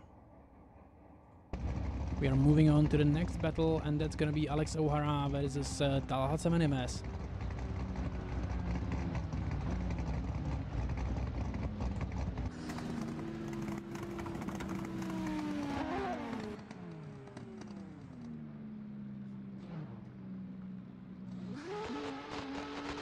Alex O'Hara, who said after he was missing out on round 4 that today is gonna be on the kill mode. So let's have a look. Alex O'Hara, huge angle. Talhat Semenimes, shallow angle, but really nice proximity. And after the transition, immediately finding the door of Alex O'Hara. Alex O'Hara on the great lead line so far, really clean. Now dropping the wheel on the curb, it seems, and hitting one of those cones on the inside clip, number 3. Both guys transitioning to the last corner right now. Talha Semenimes almost taking down Alex O'Hara as he is pushing too much, and he pushed Alex O'Hara over the track as Alex O'Hara dropped one wheel off the track.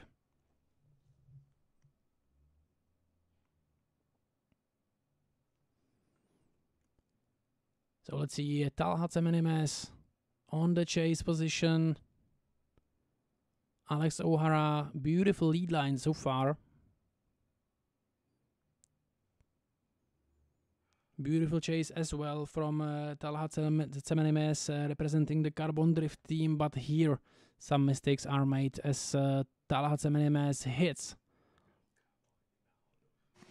Alex O'Hara on the door.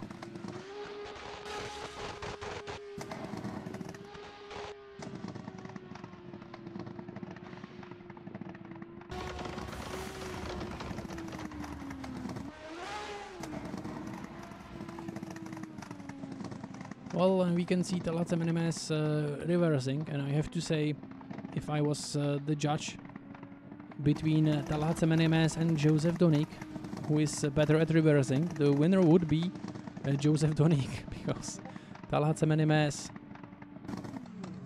Oh, hitting the cone.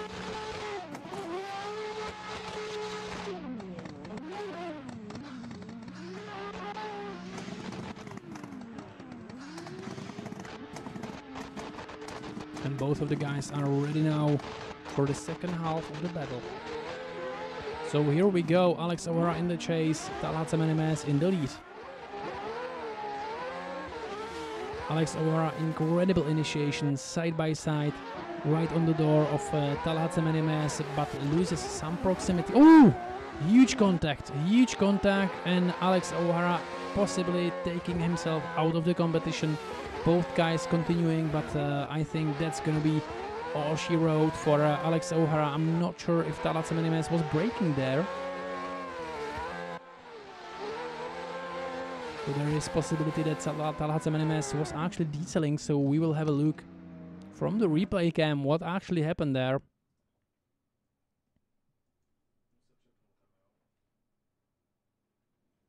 So let's have a look. Super nice initiation from Alex O'Hara. Loses some ground, but it's actually because Talha Semenimes shallow up the angle. It looks like corrections from Talha Semenimes. Let's look at the... Oh! He misshifted. Talha Semenimes misshifted. He wanted to get into the 5th gear, but he went into the neutral. So he lost about 20 kilometers per hour, and of course that's the reason Alex O'Hara hit his door. So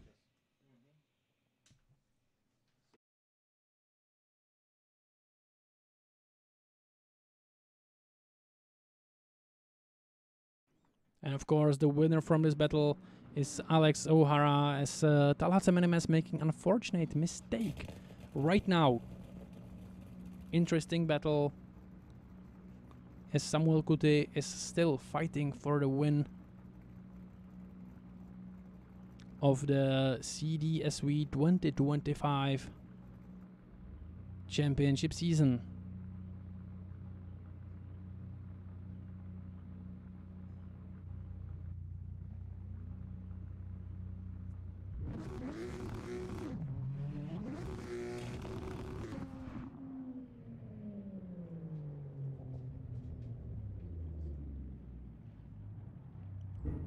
Right now, Samuel Kuti with 95 points from qualifications on the lead, and Joseph Donik on the chase.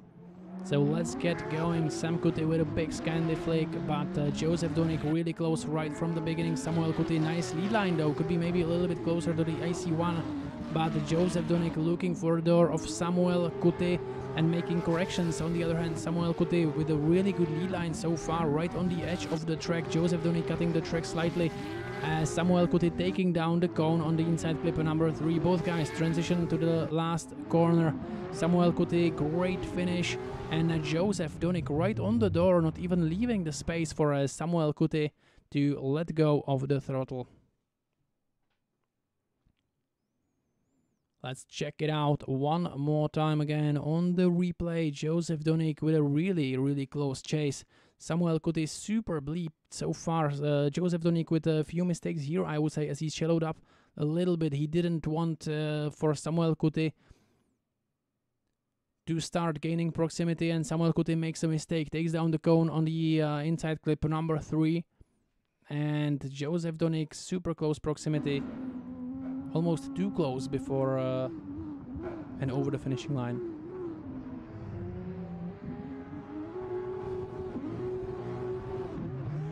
Second part of the battle, Samuel Kuti on the chase, Joseph Donik on the lead. So, and that's a huge problems for Samuel Kuti, who did not initiate as he wanted. And now finally finding the door of Joseph Donik, and both guys are back in the battle, but that's gonna cost Samuel Kuti quite a lot, I believe. Joseph Donik cutting the track, hitting the cone as well as Samuel did in his lead. Both guys transition to the last corner, and Joseph Donik with a nice finish in his lead, and unfortunately Samuel Kuti with a huge mistake on his chase in the first corner.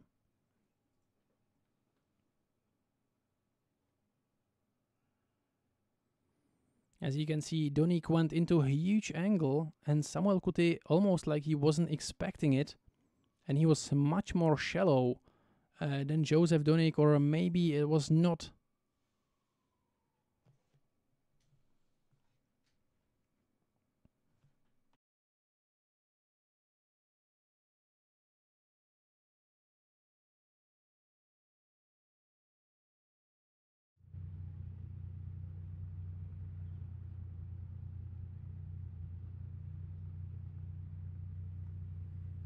Okay, so we have the decision right now, and I'm a little bit surprised, I'm not gonna lie, so we might ask the judges after that.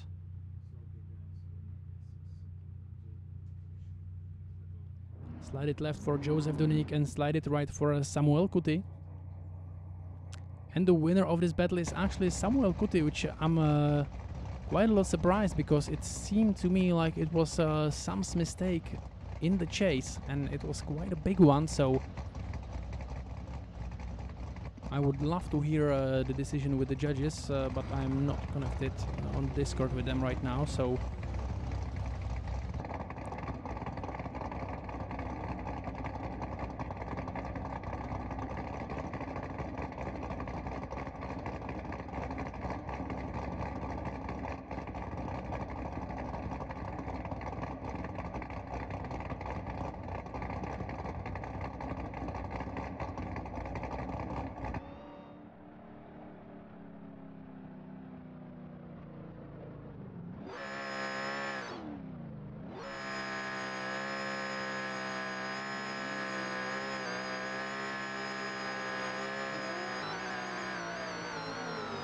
So let's go into another battle, and it's gonna be the last one of the top 16, and it's Ahmed Al-Subaga in the lead and Austin Mitchell in the chase. Austin Mitchell attacking the door of Ahmed Al-Subaga with a shallower angle, as we know from Austin Mitchell, the Japanese style, shallow angle and attacking the door all the time.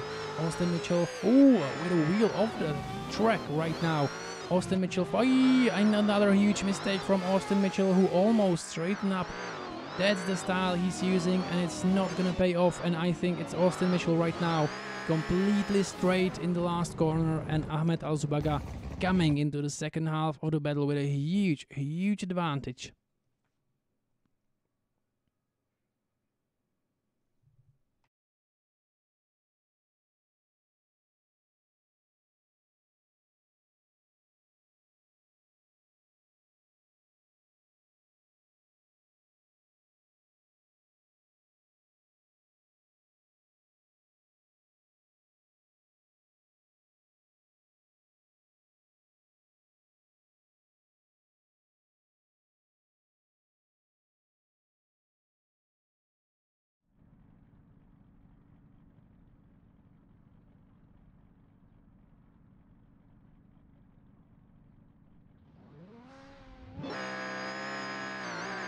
Let's get into the other half of the battle where Ahmed Al-Subaga will chase down Austin Mitchell.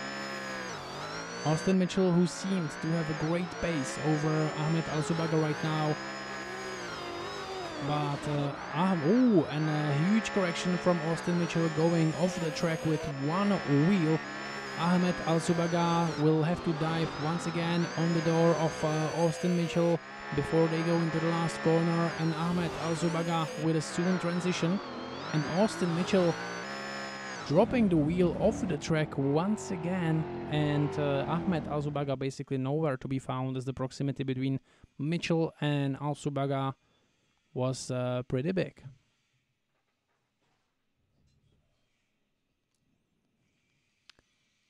Okay, let's have a look. Ahmed Al-Subaga on the chase. Austin Mitchell with a few mistakes here and there. Some corrections, and same on the side of Ahmed Al-Subaga, who is trying to find the door of Austin Mitchell. And right now, Austin Mitchell dropping the wheel in the end.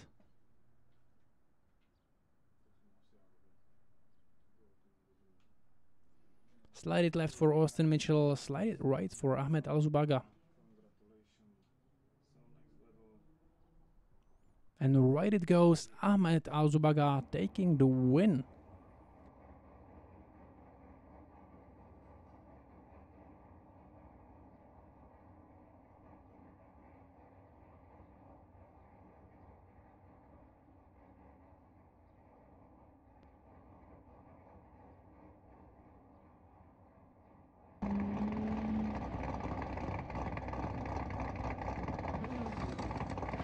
Here we go, right into the top 8 action. And it's going to be Matej Oravec in the lead versus Muhammad Ali in the chase. Both guys on the run-up. Muhammad Ali almost making contact with Matej Oravec before the initiation, as Matej Oravec was trying to flick the car into angle. And Muhammad Ali on the door of Matej Oravec. Matej Oravec with a great line right now. Huge angles from Matej Oravec. It's looking really good for the driver from Slovakia. Nicely done, coming around the inside clip number 3. Really close to the curbs for Matej Oravec right there. But Muhammad Ali is still with him, as both guys go across the finishing line side by side. And Muhammad Ali basically pushed off the track after the finishing line.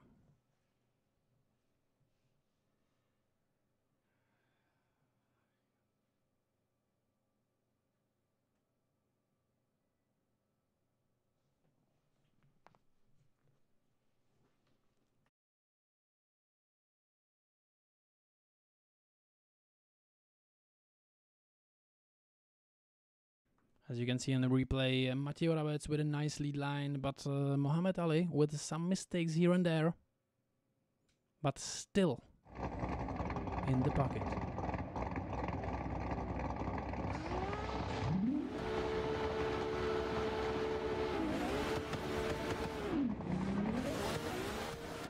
In the second half of the battle, Oravec in the chase, Muhammad in the lead. Whoa! Great proximity by Matej Oravec, who is extremely close to Muhammad Ali right now. Back on the door right after the transition. Muhammad Ali on the lead, and Matej Oravec is doing incredible job on his chase right now. He's gonna have to dive on the door. He is in the smoke, but still trying to close down the proximity, and both guys on the transition. Matej Oravec with a slight mistake. Oh, that might cost him. Muhammad Ali finishes, and Matej Oravec with a slightly weird transition to the last corner that could cost him quite a lot. And I'm interested in what it's going to look like from Matej Oravec's perspective right here in the replay in the last corner, and what actually happened there. Matej Oravec so far incredible. Muhammad Ali cutting the track a little bit as he takes down the cone on the inside clip number 2. Right now it starts to go down and starts to go bad for Matej Oravec, who loses some ground. Now increases the angle, goes one wheel off the track and messes up his run eventually. Well, that could be terrible for Matej Oravec.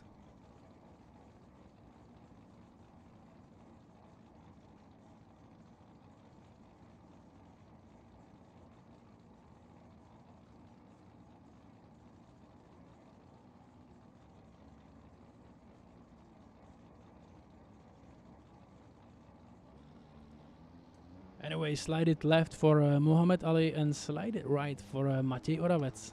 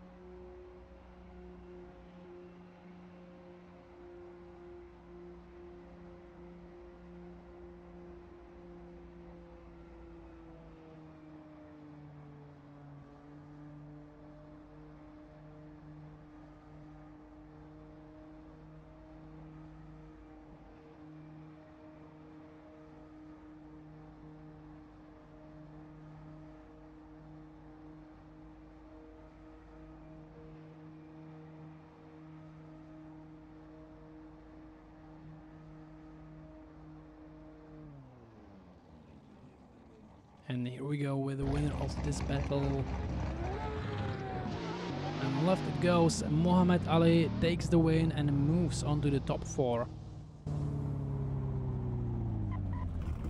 And we are moving right into the second battle of top 8, and it's gonna be Liam Akihiko who is gonna be on the lead, and Michael Varas who is gonna be on the chase.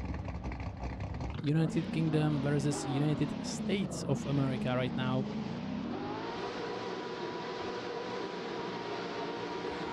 Liam Akihiko is currently 5th, if I'm not mistaken, in the championship. So he is definitely fighting for the podium. Liam Akihiko on a nice lead, but Michael Varas with a mistake on his chase as he needed to back off a little bit. Shallowing up the angle hits Liam Akihiko right now and needs to dive back on the door of Liam Akihiko, but Liam Akihiko's line is upset by Michael Varas right now, I believe, and both guys into the transition. Michael Varas needed to back off one more time as Liam Akihiko is dropping the wheel over the finishing line.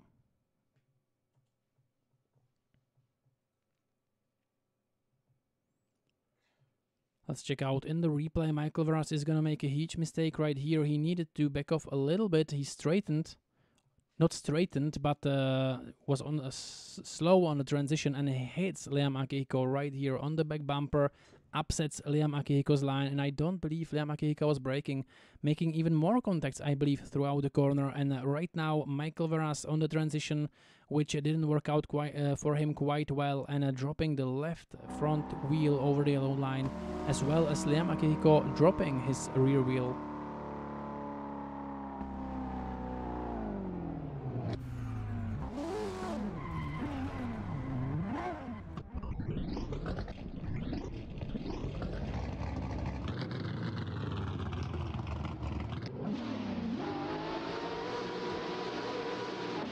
Let's go, second half of the battle. Liam Akihiko now chasing down Michael Varas. Liam Akihiko managed to get on the door of Michael Varas. Let's see if he's gonna have the same problems that Michael Varas had. Michael Varas not getting as close to the inside clip as he could as well. I think he was dropping the wheel right about where outside zone number 4 is, and Liam Akihiko now really pushing the limits and pushing on the door of Michael Varas as both of these guys transitioning to the last corner. Liam Akihiko really close to Michael Varas, but both of these guys are dropping the wheel right before the finishing line.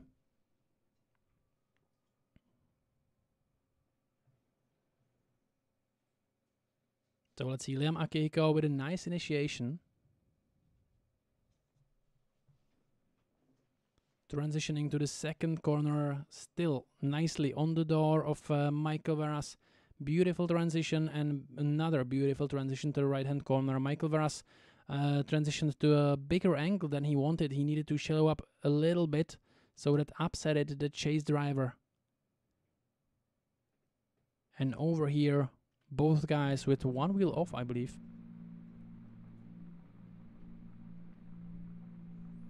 So here we go. Slide it left for Michael Veras and slide it right for Liam Akihiko. And the winner of this battle is Liam Akihiko.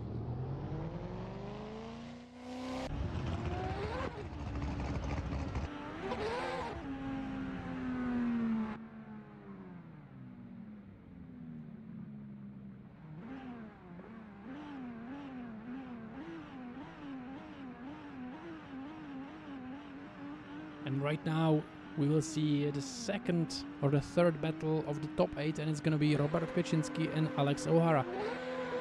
Alex O'Hara, as I said before, who is on the kill mode as he missed the round 4 of CDSV and still wants to take the podium. Robert Kwiaczynski quite wide and not being able to get into the inside clip number 1, and now with a weird transition and shallow angle. Alex O'Hara makes it work somehow behind Robert Kwiaczynski, but not a very promising start of this top 8 battle for Robert Kwiaczynski for sure, as Alex O'Hara is still beautifully on the door of Robert Kwiaczynski as well in the last corner, as Robert Kwiaczynski and Alex O'Hara already in the finish.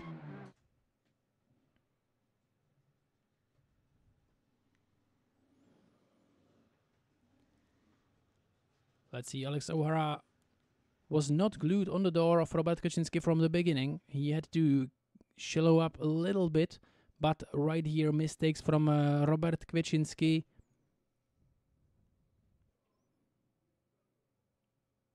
And right now Alex O'Hara, who is doing beautiful job on the chase, as both of these guys transition into the last corner and through the finishing line.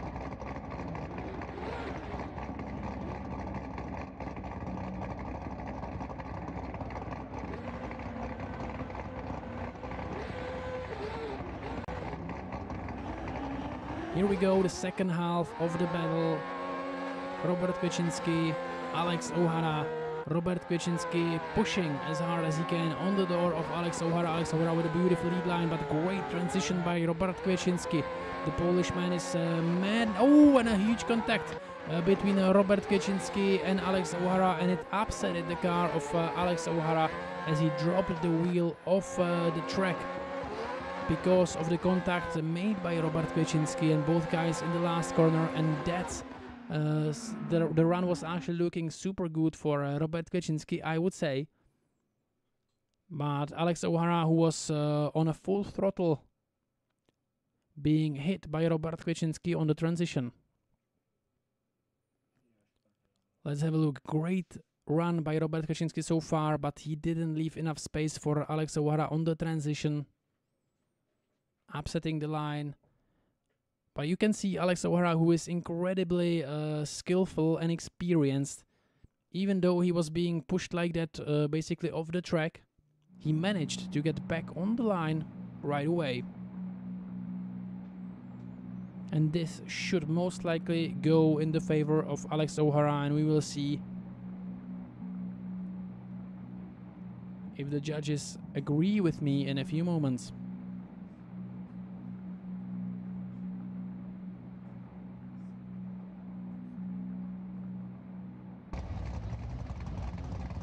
And the winner is Alex O'Hara, as I said before. So congratulations, Alex, who really is on the kill mode as it seems. But right now, let's move to the starting line.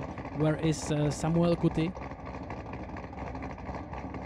who is on the kill mode as well, as it seems, because he is the current leader of the championship. Made some nice and some even surprising wins in today's round. And he is going against Ahmed Al-Zubaga, who is, as it seems, missing the pace today. So let's see if it's going to be the case. Samuel Kuti with a nice initiation. Ahmed Al-Zubaga right on the door from the beginning. And Samuel Kuti, slow transition, but makes it work. Slowing up the angle a little bit, almost dropping the tire, but probably just on the white line. Ahmed Al-Zubaga, who needs to make a huge dive, almost taking down Samuel Kuti. Samuel Kuti still on a beautiful lead line, and Ahmed Al-Zubaga needs to make the last dive on the door of Samuel Kuti, and that's not really happening. Still trying to reel in onto the door of Samuel Kuti, and Sam Kuti might be going to the second run with a slight advantage, I would say. Ahmed Alzubaga, shallow angle on the beginning. Nice transition, missing out on the proximity. Still fighting to get back on the door of Samuel Kuti, and it really seems like Ahmed Alzubaga is missing out the pace, missing out the grip. Might not have set it up the car the best way. It seems the competitors are a little bit faster. And I'm as well super excited what it's gonna look like in this run, where Samuel Kuti will be chasing down Ahmed Alzubaga, because Samuel Kuti with a faster vehicle right now. So let's see where it's gonna go. Ahmed Alzubaga and Samuel Kuti on his door. Samuel Kuti transition, still missing a little bit of proximity, shallows up the angle and gets on the door of Ahmed Alzubaga. Nice transition from Kuti, but a great lead line from Ahmed Alzubaga so far. Makes no problems for Samuel Kuti to get on the door of Ahmed Alzubaga. And both guys transition to the last corner. And Samuel Kuti close down the proximity as both of these guys go across the finishing line.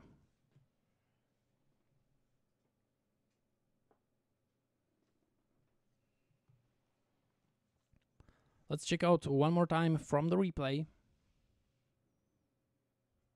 Proximity-wise, I guess that it was better from Samuel Kuti, even though somewhere he was just trying too hard to get close to his opponent with a shallower angle.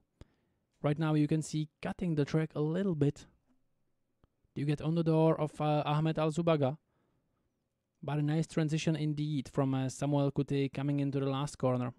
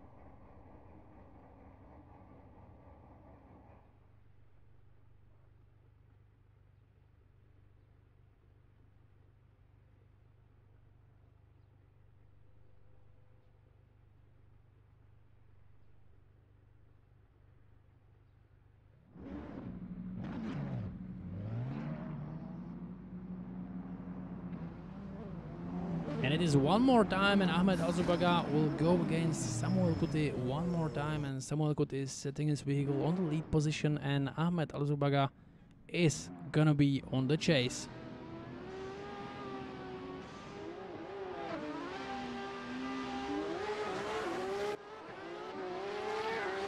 And here we go, Ahmed Alzubaga super close from the initiation on the door of Samuel Kuti. Samuel Kuti a little bit too deep on the inside clip, number one. Both guys coming into the second corner. Samuel Kuti correcting his lead line a little bit. Ahmed Alzubaga with a huge mistake, and he loses a lot of ground, and Samuel Kuti is going beautifully throughout the inside clip, number 3, and Ahmed Alzubaga missing out on the proximity and hitting Samuel Kuti on the front wheel and then on the door.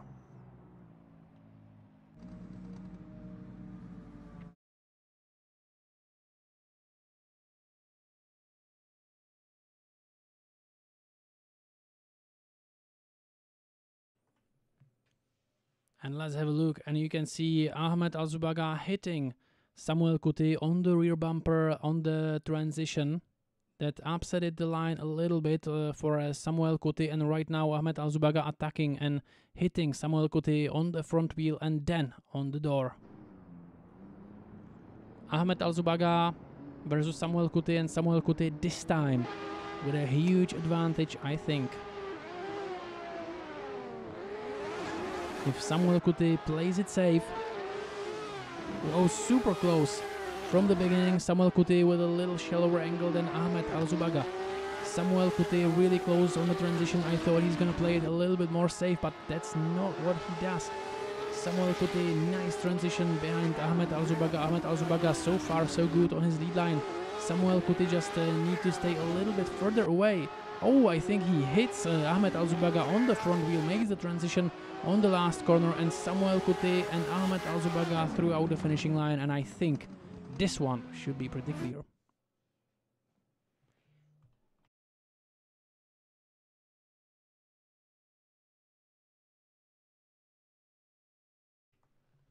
As you can see, everything is looking super good from Samuel Kuti, no major mistakes on his chase. Being right in the pocket. Right here, Samuel Kuti a little bit too much on the inside, but nothing too terrible.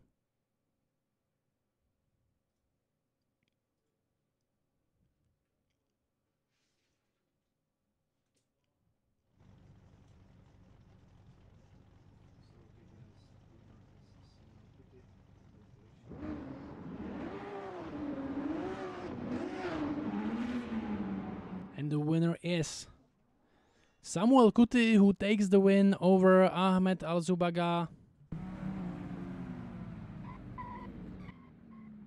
And we have full top 4.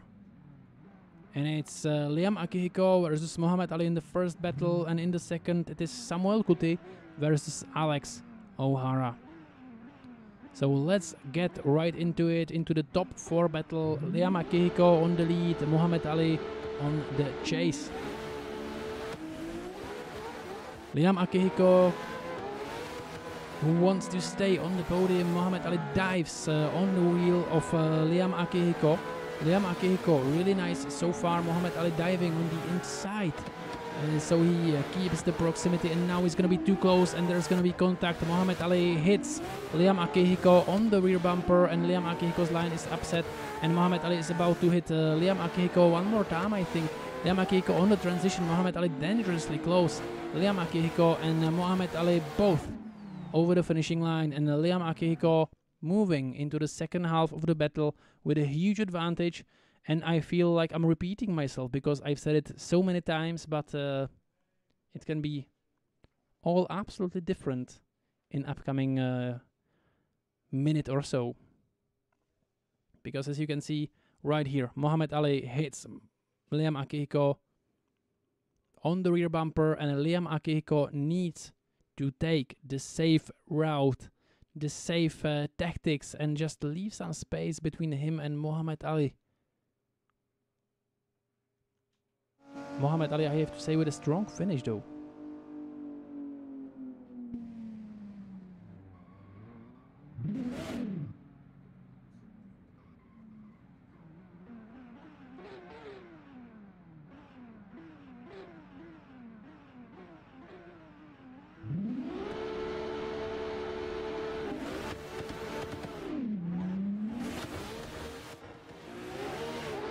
Muhammad on the lead, Liam Akihiko on the chase. Muhammad Ali with huge mistakes on his chase. So Liam Akihiko cannot do any mistakes. He needs to leave some ground between him and Muhammad Ali, and that's what he's doing right now. Pretty safe on the transition, almost too close right now. I thought he's going to be Liam Akihiko dropping wheel or maybe even 2 after the transition on the outside zone number 6. Both guys moving to the last corner. Liam Akihiko closing down the proximity on Muhammad Ali, and the only problematic part in this battle I see is Liam Akihiko on the outside zone number 6 after the transition on the straight. And we will see it hopefully really good from this perspective. Liam Akihiko doing everything he is supposed to do right now. He has an advantage. He is keeping some space between him and Muhammad Ali right now. Akihiko on the transition, and look at this moment. And it's just one wheel for Liam Akihiko, so I think this should be pretty clear. Let's look on the results, and right it goes. Liam Akihiko going into the big finals, and Muhammad Ali is going to the battle of the 3rd and 4th place. And right now we can see Samuel Kuti and Alex O'Hara battle that happened before. And I believe that Alex O'Hara took the win from the battle, so let's see how this one is gonna go. It looks like the track really fits Samuel Kuti better in the qualifications than Alex O'Hara. Sam Kuti, being too deep on the inside clip. Not a great lead line from Samuel Kuti, and Alex O'Hara glued as we know him, and as he always is, glued on the door of his opponent. Samuel Kuti coming with a huge angle right now and moving across the inside clip, number 3, really nicely. And it seems like Alex O'Hara is making no mistakes, super close on the door of Samuel Kuti, as both of them are going across the finishing line. And the consistency from Alex O'Hara is absolute madness. He doesn't make any mistakes, always on the door of his opponent, as you can see. Leaves right enough space for the transition and gets back on the door after the transition. The same applies here. Just look at that. Samuel Kuti's solid lead line, apart from the first inside clip where he wasn't as close as he could be. And Liam Akihiko closing down the proximity and diving incredibly right after the transition to the last corner.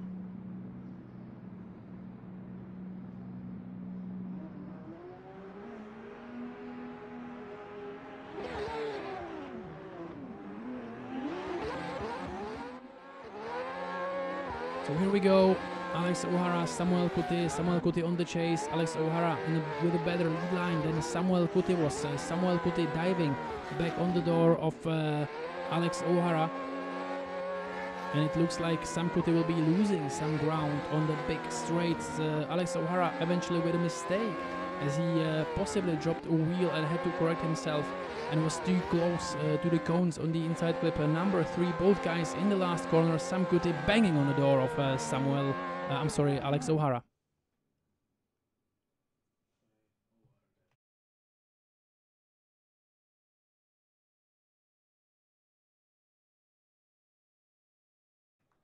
Let's have a look. Samuel Kuti maybe in some places not as close as Alex O'Hara was on his chase. But right here, beautiful job from Samuel Kuti. And I think there's going to be a mistake from Alex O'Hara. Putting his rear wheel on the white line and eventually hitting one of those cones right here. But is it going to be enough for Alex O'Hara to take down Samuel Kuti? We will see in a small moment.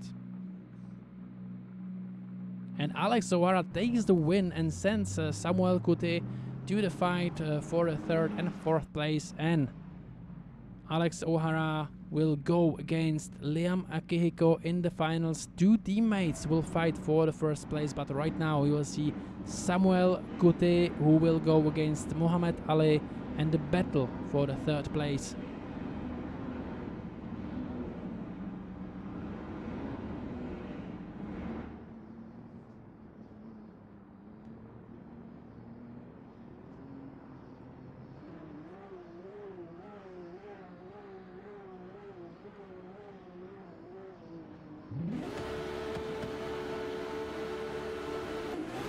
And here we go, Samuel Kuti on the lead, Muhammad Ali on the chase, battle for the 3rd place. Muhammad Ali pushing on the door of Samuel Kuti from the beginning. Sam Kuti with a great lead line. This time Muhammad Ali not able to dive right on the door after the transition to the 2nd corner. And Samuel Kuti coming with a huge angles. And Muhammad Ali needs to dive back on the door of Samuel Kuti, who is actually on a banger lead line right now. Muhammad Ali missing out a little bit of the proximity and cutting the track as he's putting the front wheel over the yellow line, as both of these guys coming across the finishing line. And Samuel Kuti is on the verge of taking the podium of round 5 here at Brno. You can see Mohamed Ali cutting the track so he can get on the door of Samuel Kuti. Samuel Kuti being a little bit wide after he transitioned on the straight.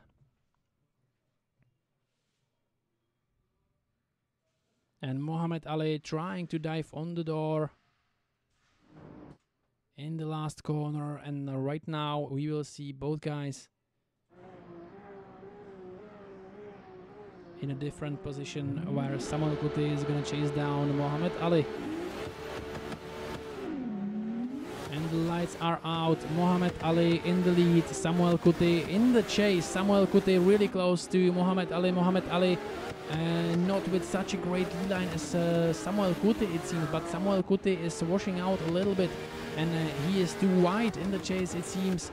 Mohamed Ali and Samuel Kuti going into the outside zone number 6, and Mohamed Ali is cutting the track, hitting one of these clips in the inside clip number 3.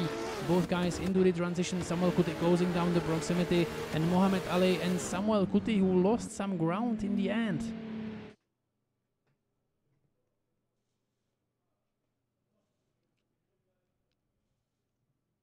Let's check out the replay. Sam Kuti with a really nice initiation right into the pocket of Mohamed Ali. Mohamed Ali cutting the track even here in the inside clip number 2, where he takes down the cone, and he's gonna do the same here once again. Mohamed Ali taking down the cone on the inside clip number 3, and Samuel Kuti trying to make a dive here, but loses the ground a little bit.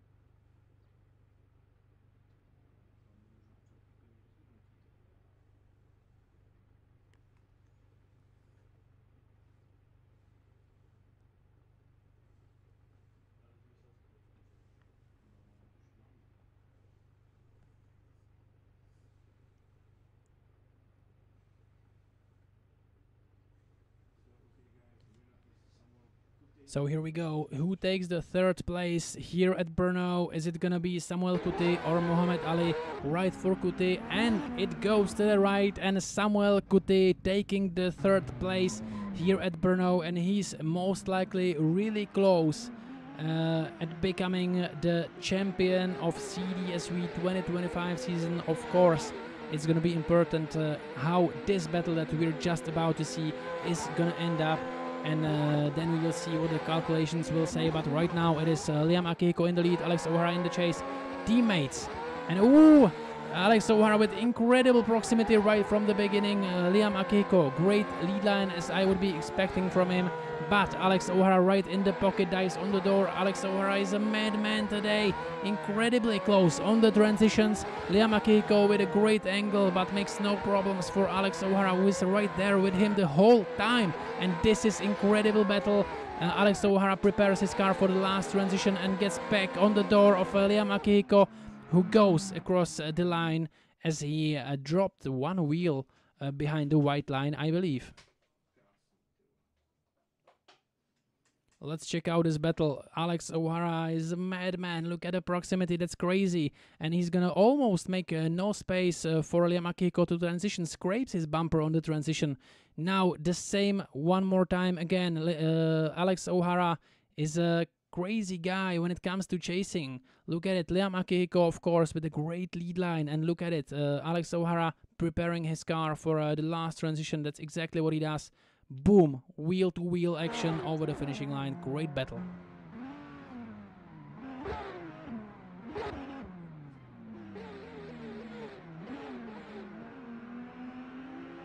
And right now we are about to see what's most likely the last run of today and of round 5 of CDSV. Liam Akihiko side-by-side initiation, almost causing crash with Alex O'Hara. Liam Akihiko, crazy transition on the door of Alex O'Hara. Alex O'Hara, great lead line so far. Oh, Alex O'Hara with a great mistake, big mistake from Alex O'Hara. He drops the wheel and drops the wheel again after the transition. Makes some room for Liam Akihiko, who now is in the hopes for taking the win over this round. Whoa, and Liam Akihiko dives on the door of Alex O'Hara and takes him down in the last corner.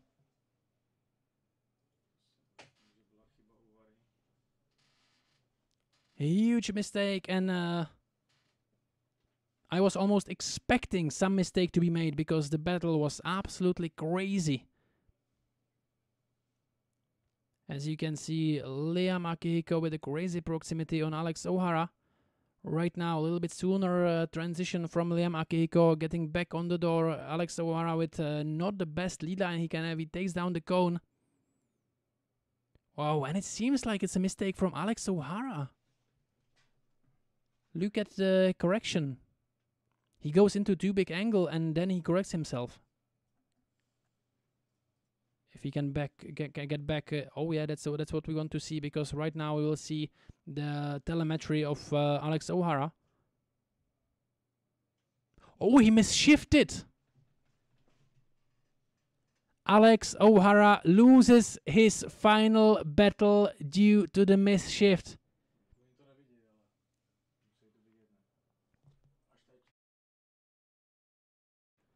Alex O'Hara most likely losing the final battle with a misshift as he puts neutral and slows down. So slide it left for Alex O'Hara, slide it right for Liam Akihiko. We will see if the judges saw the same thing as we all did right here, as Alex O'Hara wanted to put the gear in and he put neutral in. Here we go, who takes the win of the round 5, and it is Liam Akihiko taking the win over round 5 of CDSV and the final round of this championship. Great runs today, and of course beautiful battles.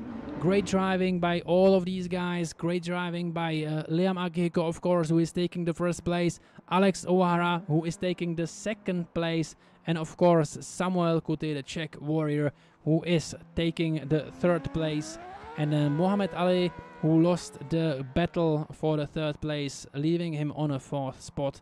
All of these guys are now on the way to the podium where they're gonna take some pictures, and I'm most likely gonna try to talk with those guys shortly.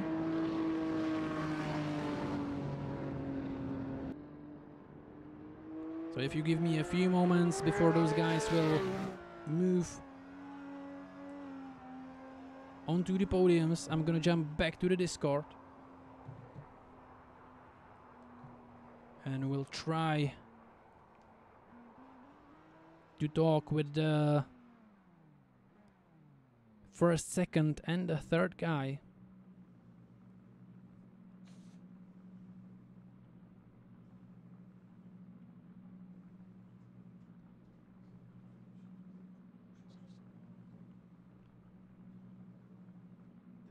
So I'm gonna see if I can get... Oh, okay, there's Samuel Kuti as well. Hello? Hello, hello, can you hear me, guys? Yeah. Okay, beautiful. First one, I would like to speak with Samuel Kuti, who took the third spot actually. Same, slyšíme se? Ano, slyšíme.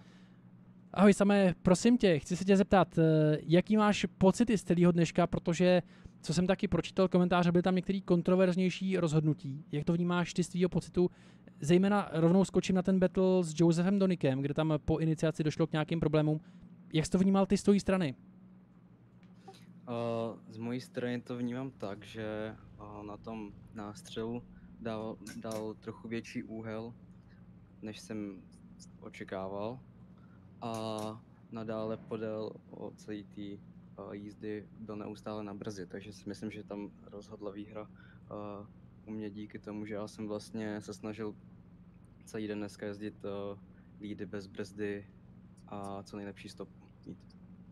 Je to tak, my jsme těch lídů bez úplný brzdy moc neviděli, přece jenom hodně lidí tam tu nožní brzdu používalo, ale pár z vás takových bylo, kdy ta jízda byla fakt čistá, kdy se plyn celou dobu pohyboval někde mezi 80 a 100% a opravdu bez žádný brzdy. Každopádně obrovská gratulace. Teďka v hlavě úplně nemám kalkulace, doteď si byl první v šampionátu, nicméně tam bojoval i s Liamem a Kihikem, takže tam se to možná bude posouvat, uvidíme, jestli skončíš nakonec první nebo druhý pravděpodobně.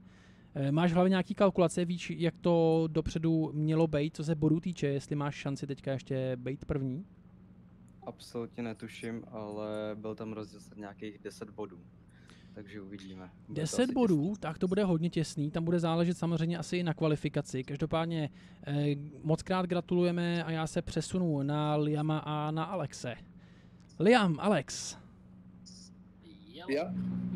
2 teammates in the final battle, which is amazing, and it was the best battle of the whole day, where Alex, you were chasing Liam. It was absolutely incredible, but I have to say your chase runs, Alex, are absolutely incredible and on point. And we were speaking the day before, and you said you will be on the kill mode because you missed the round 4. And you were on the kill mode, but it wasn't enough to take down Liam. I will interview you guys both at the same time because you are teammates. So if you can express me your feelings right now. So do you want to go first, Liam, or? You can go first. I need to collect myself. So, yeah, I just sent it, to be fair. As you can tell from my lead's initiation, I was just full throttle the whole entire lead. Like, I didn't care if I win or lost against Liam, and then on the last corner, my shifter decided that Liam was going to win. So, oh well. Yeah, I was so surprised because was it malfunction in the technical aspect, or was it the human error with the misshift? No, so usually I go from 3rd to 4th to get more wheel speed around that corner. Oh, okay. And it just got jammed, and I couldn't pull it into 4th. So now I've got to fix that, but well, it is what it is. You might have secured a first spot for your teammate in the championship because it was super close with Samuel Kuti, and it is possible, I don't have the calculations in my head right now, but it is possible that Liam actually needed the win to take over the championship. Yeah, that's crazy. Yeah, it's close. Okay, so Liam, if you collected your thoughts, what is your take on today's round 5? It's been one hell of a weekend for myself and the team and everyone as well. Even Samuel, he put up an amazing fight and did not make it easy. Every battle today counted. Oh, for sure, it did. Alex definitely didn't make it easy. And do you think you will be the champion because it's going to be super close? It's going to be close. I don't want to call anything right now, but it'll be very close. Okay. I'm hoping I can take 3rd. Well, anyway, stay tuned for the results of the championship that we will publish on the socials, of course. So thanks, everyone. Thank you for the interview, Alex, Liam, and some congratulations for the first 3 spots right now. Thank you, everybody who was watching, and see you hopefully in the next season, guys. It was a blast, and have a great rest of the Sunday. Alia reverse simulation.